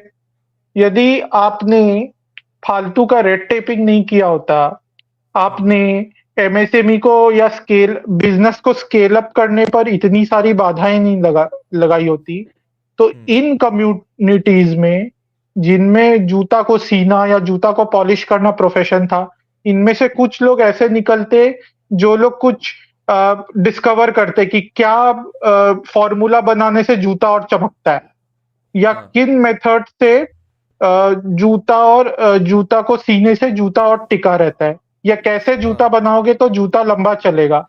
Then they would have probably standardized this processes and created a large scale shop and market for it. तो ऐसे करके पूरा इंडस्ट्री बन जाता जूता का फैक्ट्री का, या जो जूता में पॉलिश लगाते उसका फैक्ट्री का, या फिर जो सीते वगैरह है या जूता कैसे ठीक करते उसका पूरा एक लोग इंडस्ट्री खड़ा करते. पर आपने एमएसएमई पर और अपने बिजनेस को स्केल अप करने पर इतनी बाधाएं लगा कर रखी हैं. ऊपर से आपने क्या किया, उनको डाइवर्ट कर दिया कि आप ये झूठी शान की ओर चले जाओ. आपको इंजीनियरिंग डिग्री दे दिया जाएगा रिजर्वेशन दे के, आपको गवर्नमेंट जॉब में रिजर्वेशन दे दिया जाएगा. अब बात है कि गवर्नमेंट जॉब बहुत कम है संख्या में, पर आशा आपने सबके मन में जगा दी है कि तुम गवर्नमेंट जॉब ले सकते हो क्योंकि तुमको रिजर्वेशन मिलेगा. तो जो ट्रेडिशनल ऑक्यूपेशंस है उसको लाभदायक बनाने के बजाय, उसको मॉडर्नाइज करके या स्केल अप करने के बजाय, आपने लोगों को ट्रेडिशनल ऑक्यूपेशन से दूर करके भेज दिया होड़ में कि सब हाथ में इंजीनियरिंग की डिग्री लेकर के खड़े हैं, पर लाइन कहाँ दे रहे, पियून की जॉब के लिए. और अपना जो प्रोडक्टिव ऑक्यूपेशन बन सकता था, जो देश में कई सारे इंडस्ट्रीज बनाना था अलग अलग प्रकार के, वो छुड़वा दिया आपने उनसे.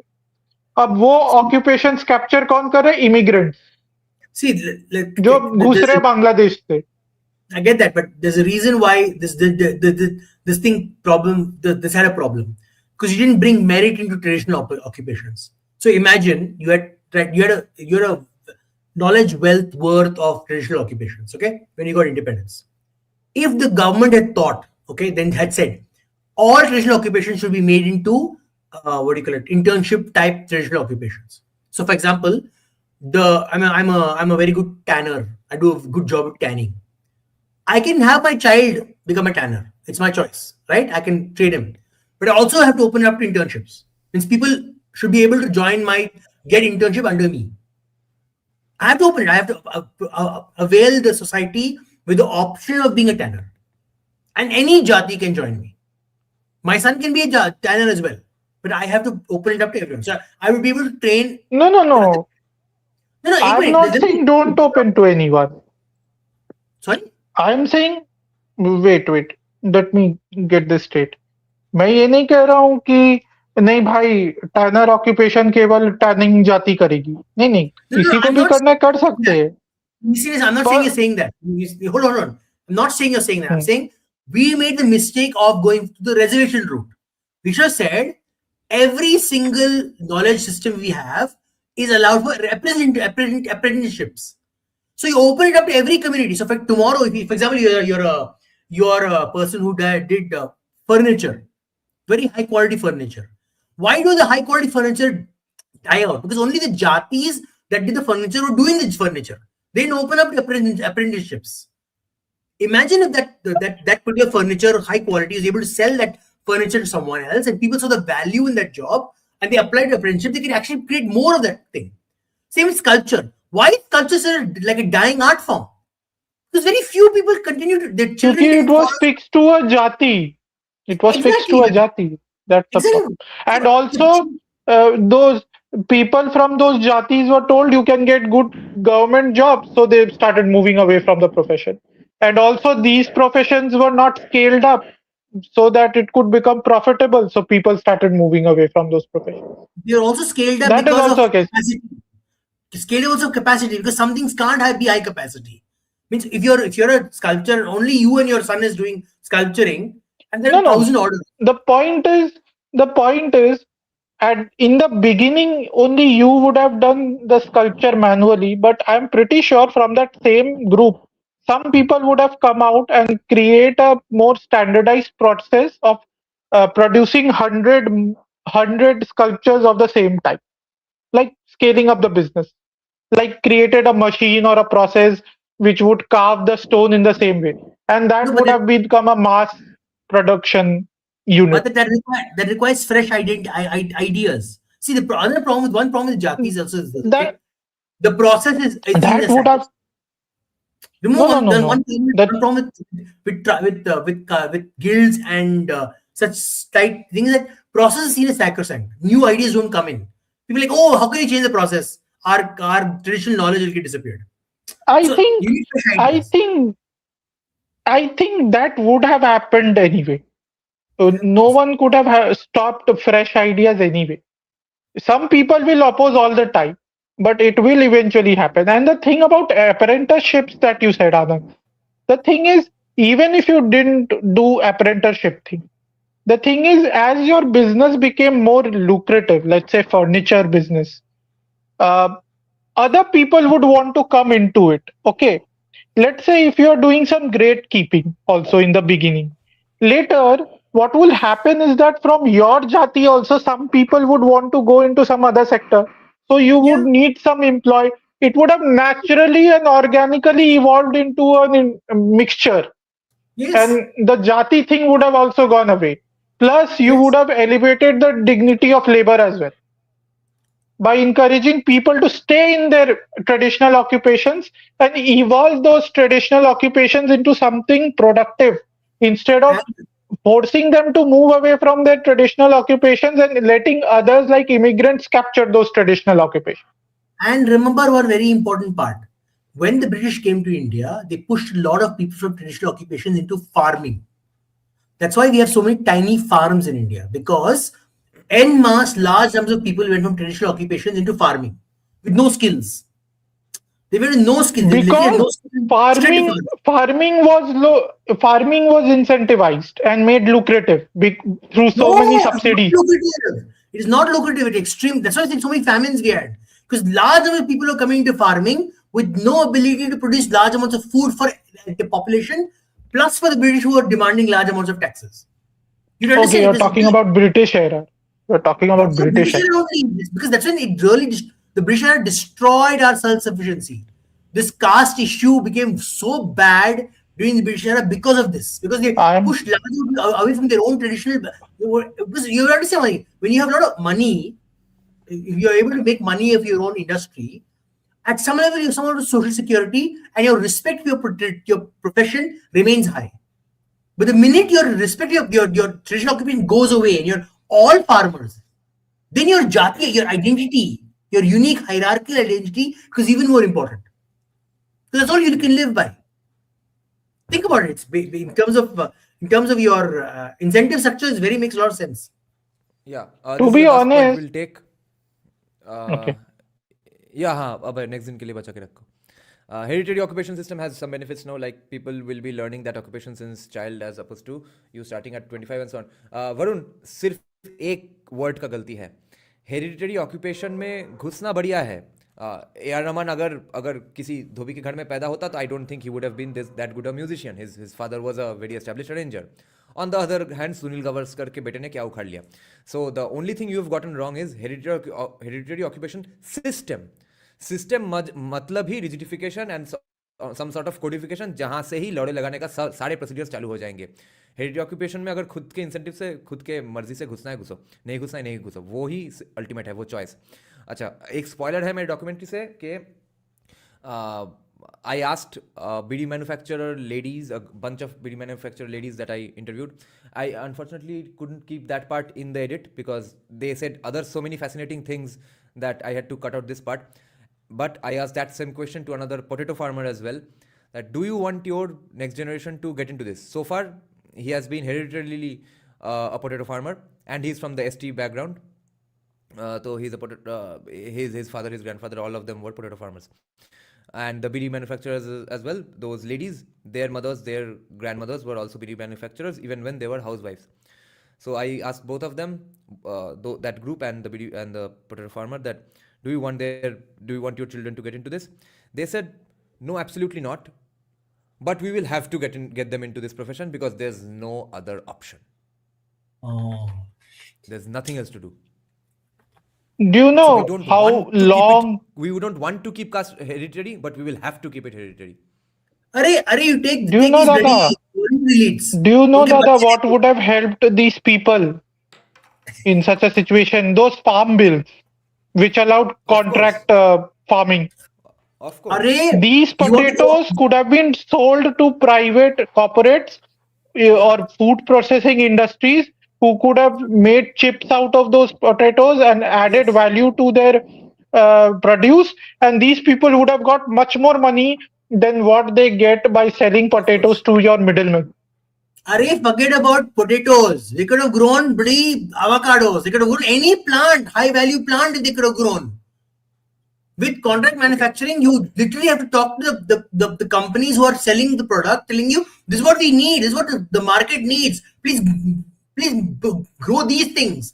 Don't grow large amounts of rice and just waste on the road. Yeah. Don't grow only tomatoes. Don't grow only. And Give us what we slowly need. and what would have happened is slowly and steadily their future generations would have got richer and they would have more options to get out of this caste hierarchy or caste Not just that. hereditary occupation thing by They will learn getting new their children skills. educated.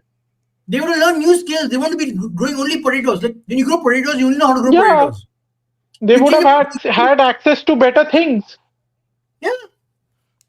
Okay, Seeker is saying, we have two Seekers actually. So many Hindus are Seekers, my God.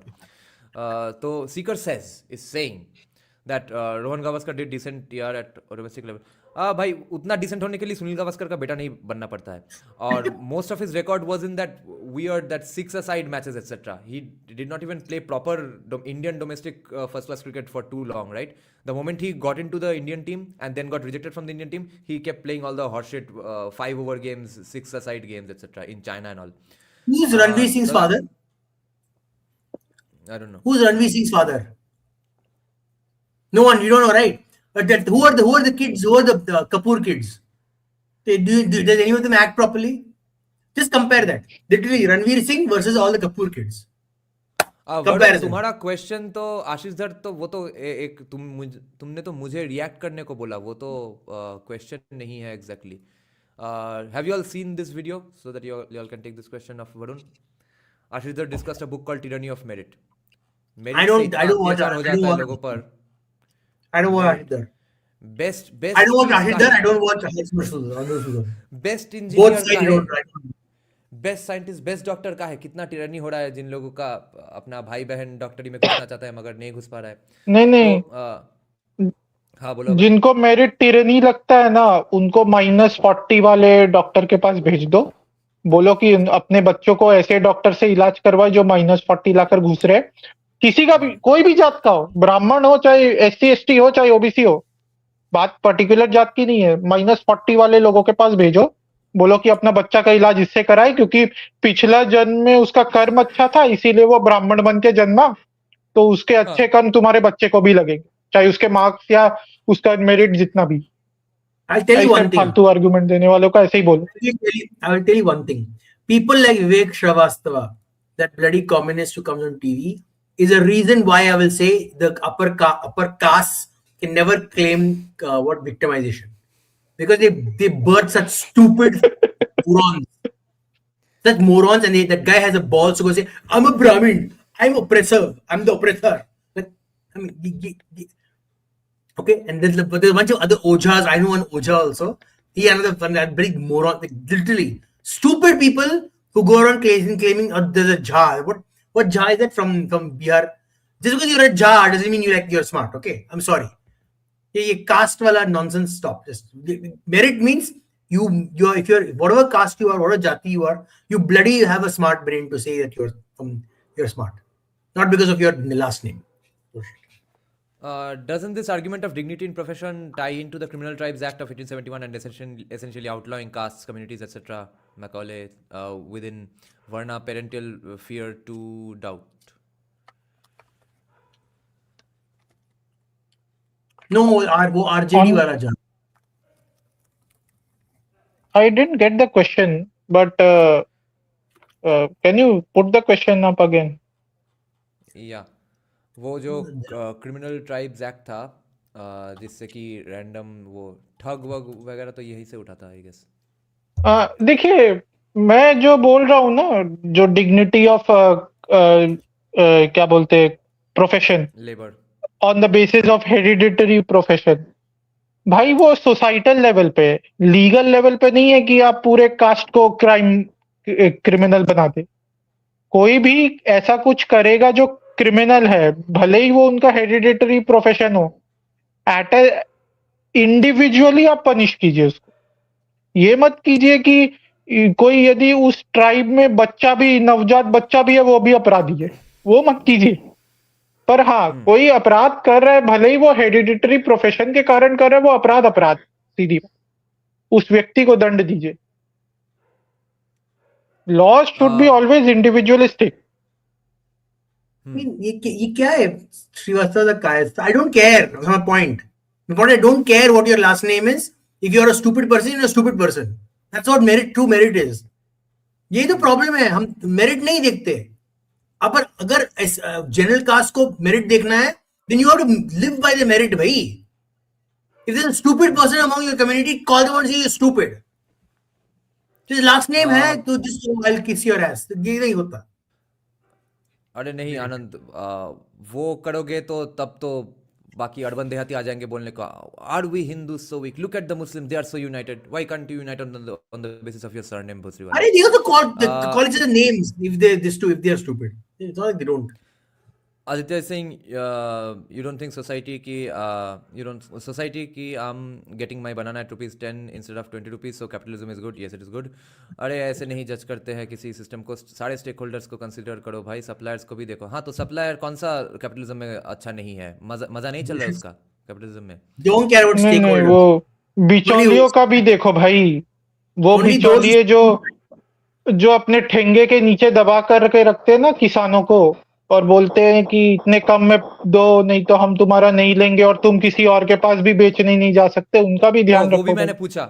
Only success matters. ने वो भी बोला कि वो हम ठेकेदार बोलते हैं बंगाली में मिडिलमैन को, तो ठेकेदार जो प्राइस में बोलेगा उसमें ही सेल करना पड़ेगा. कुछ उपाय ही नहीं है.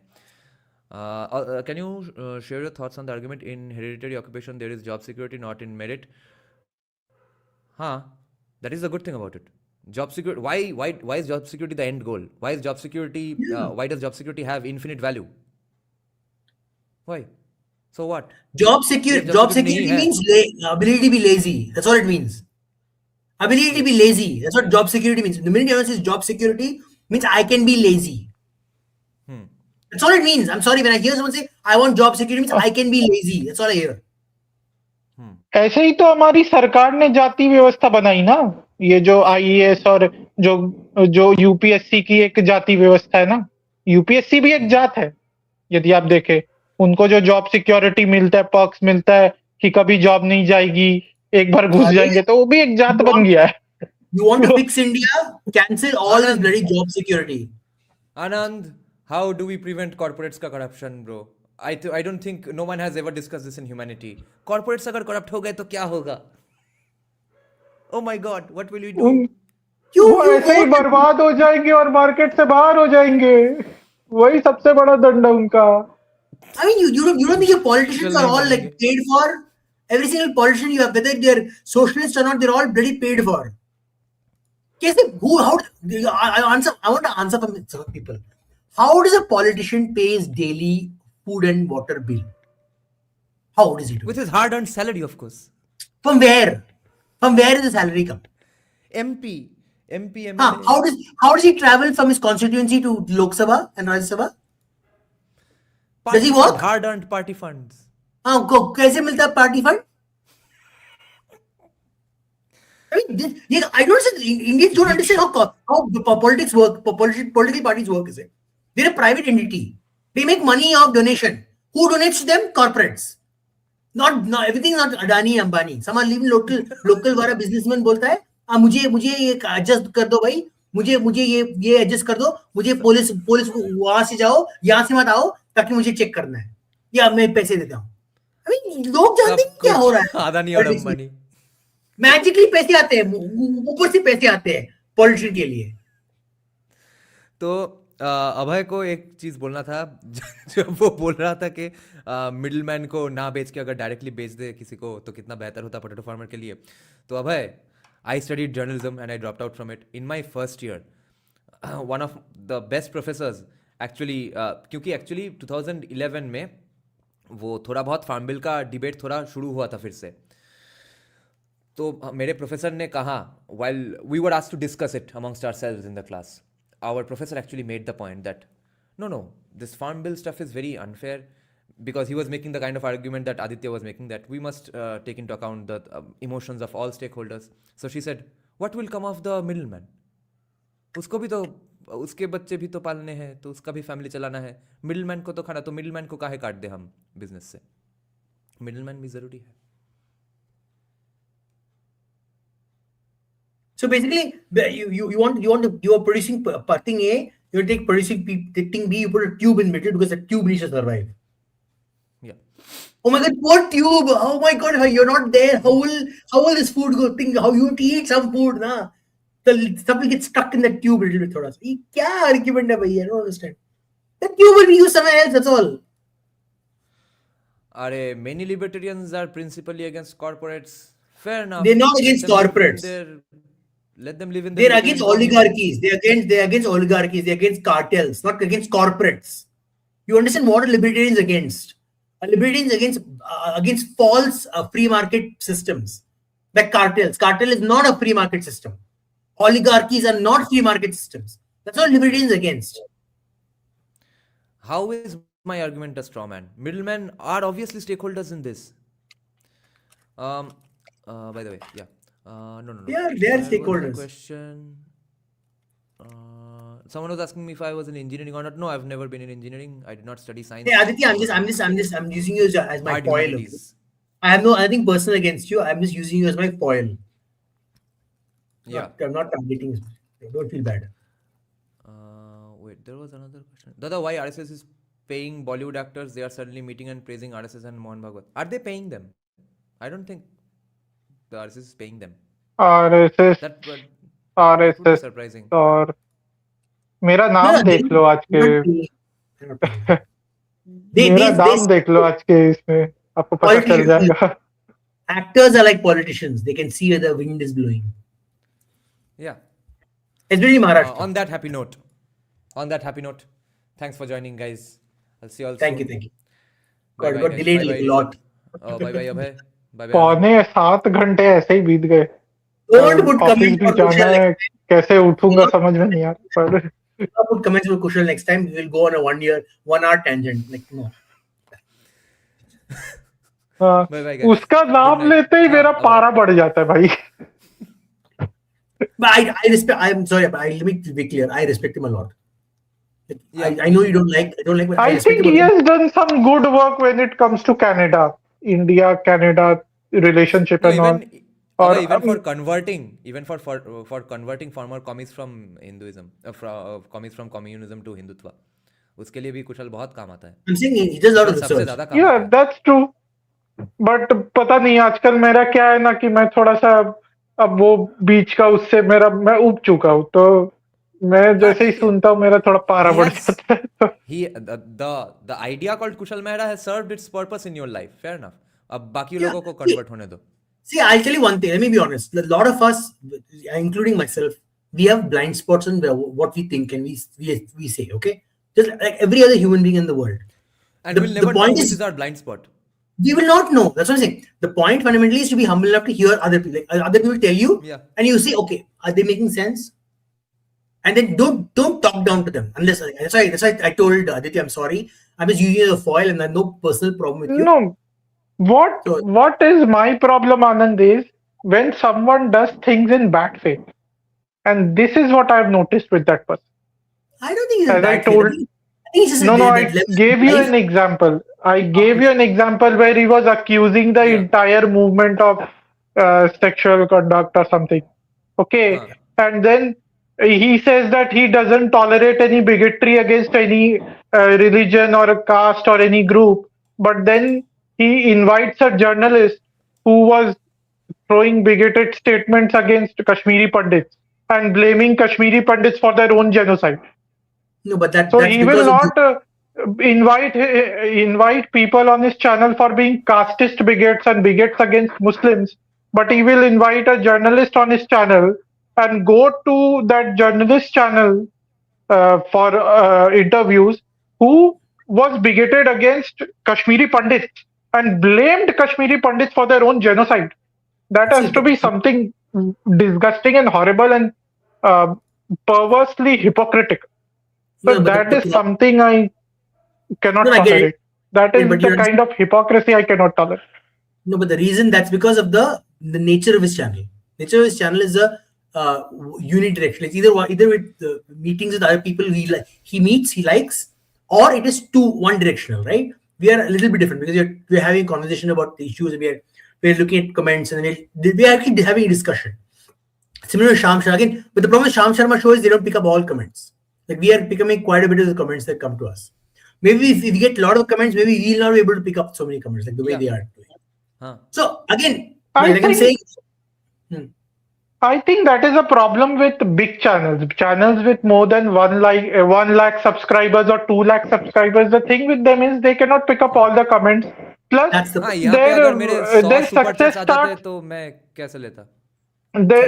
Their success also starts getting into their head. Then they create an ecosystem of their audience who think in a similar fashion or in a particular fashion.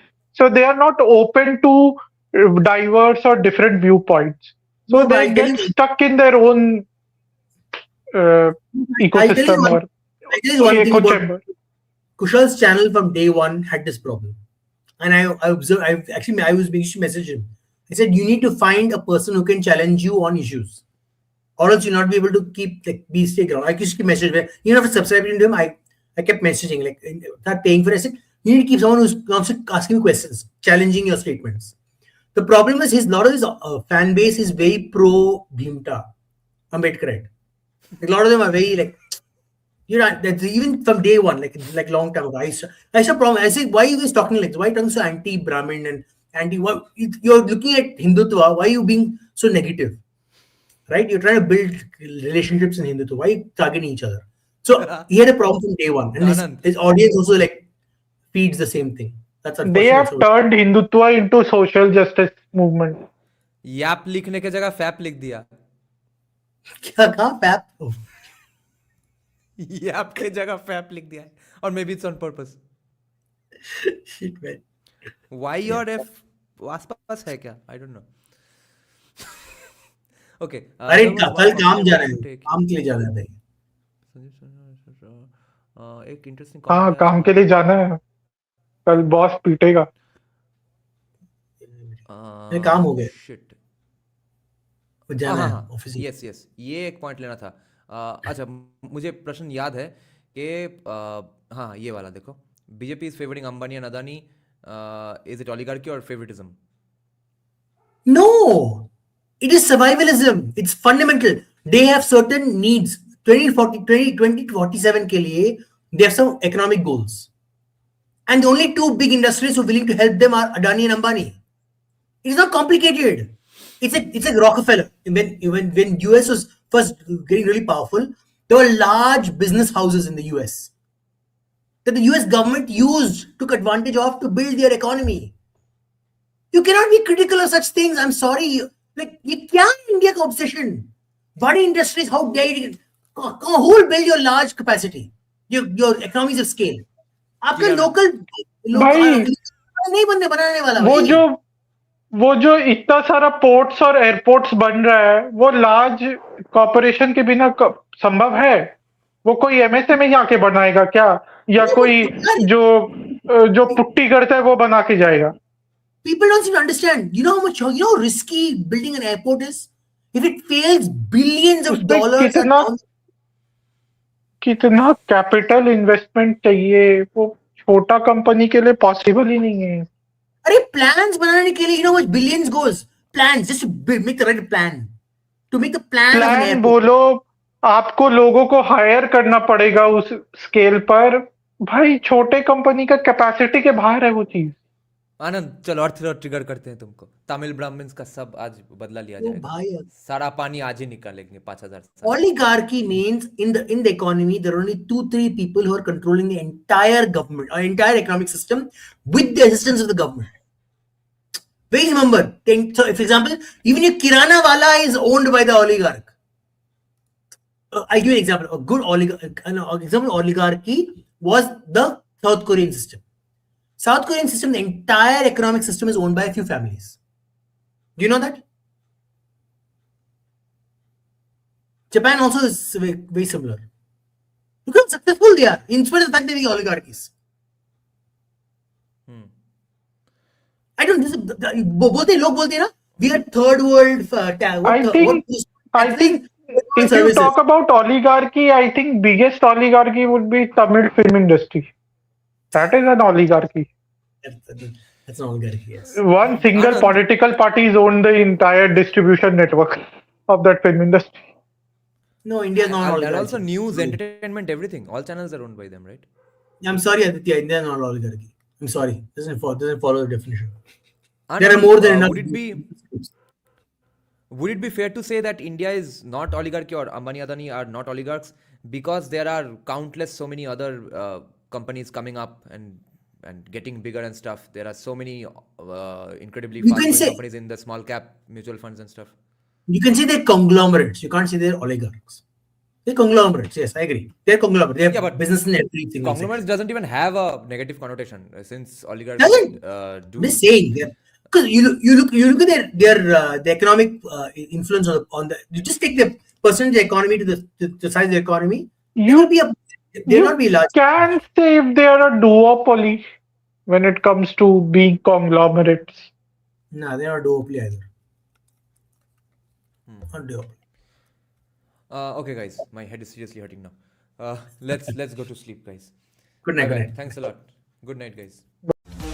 যদি সবাই ফিরে যায় ওরে ওরে ও ভাগা সবাই ফিরে যায় যদি গহন পথে যাওয়ার কালে কেউ ফিরে না যায় তবে পথের কাটা তুই রক্ত মাখা চরণ তলে একলা দলরে তুই রক্ত মাখা চরণ তলে একলা দলরে যদি তোর ডাক শুনে কেউ না তবে একলা চলো রে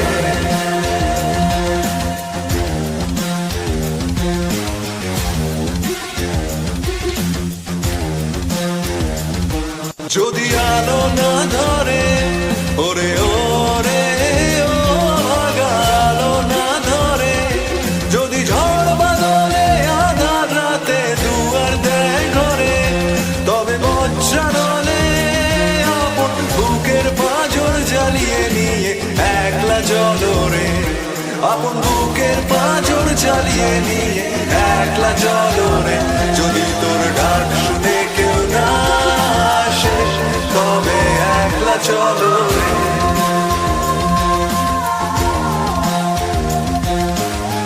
একলা চলো একলা চলো একলা চলো একলা চলো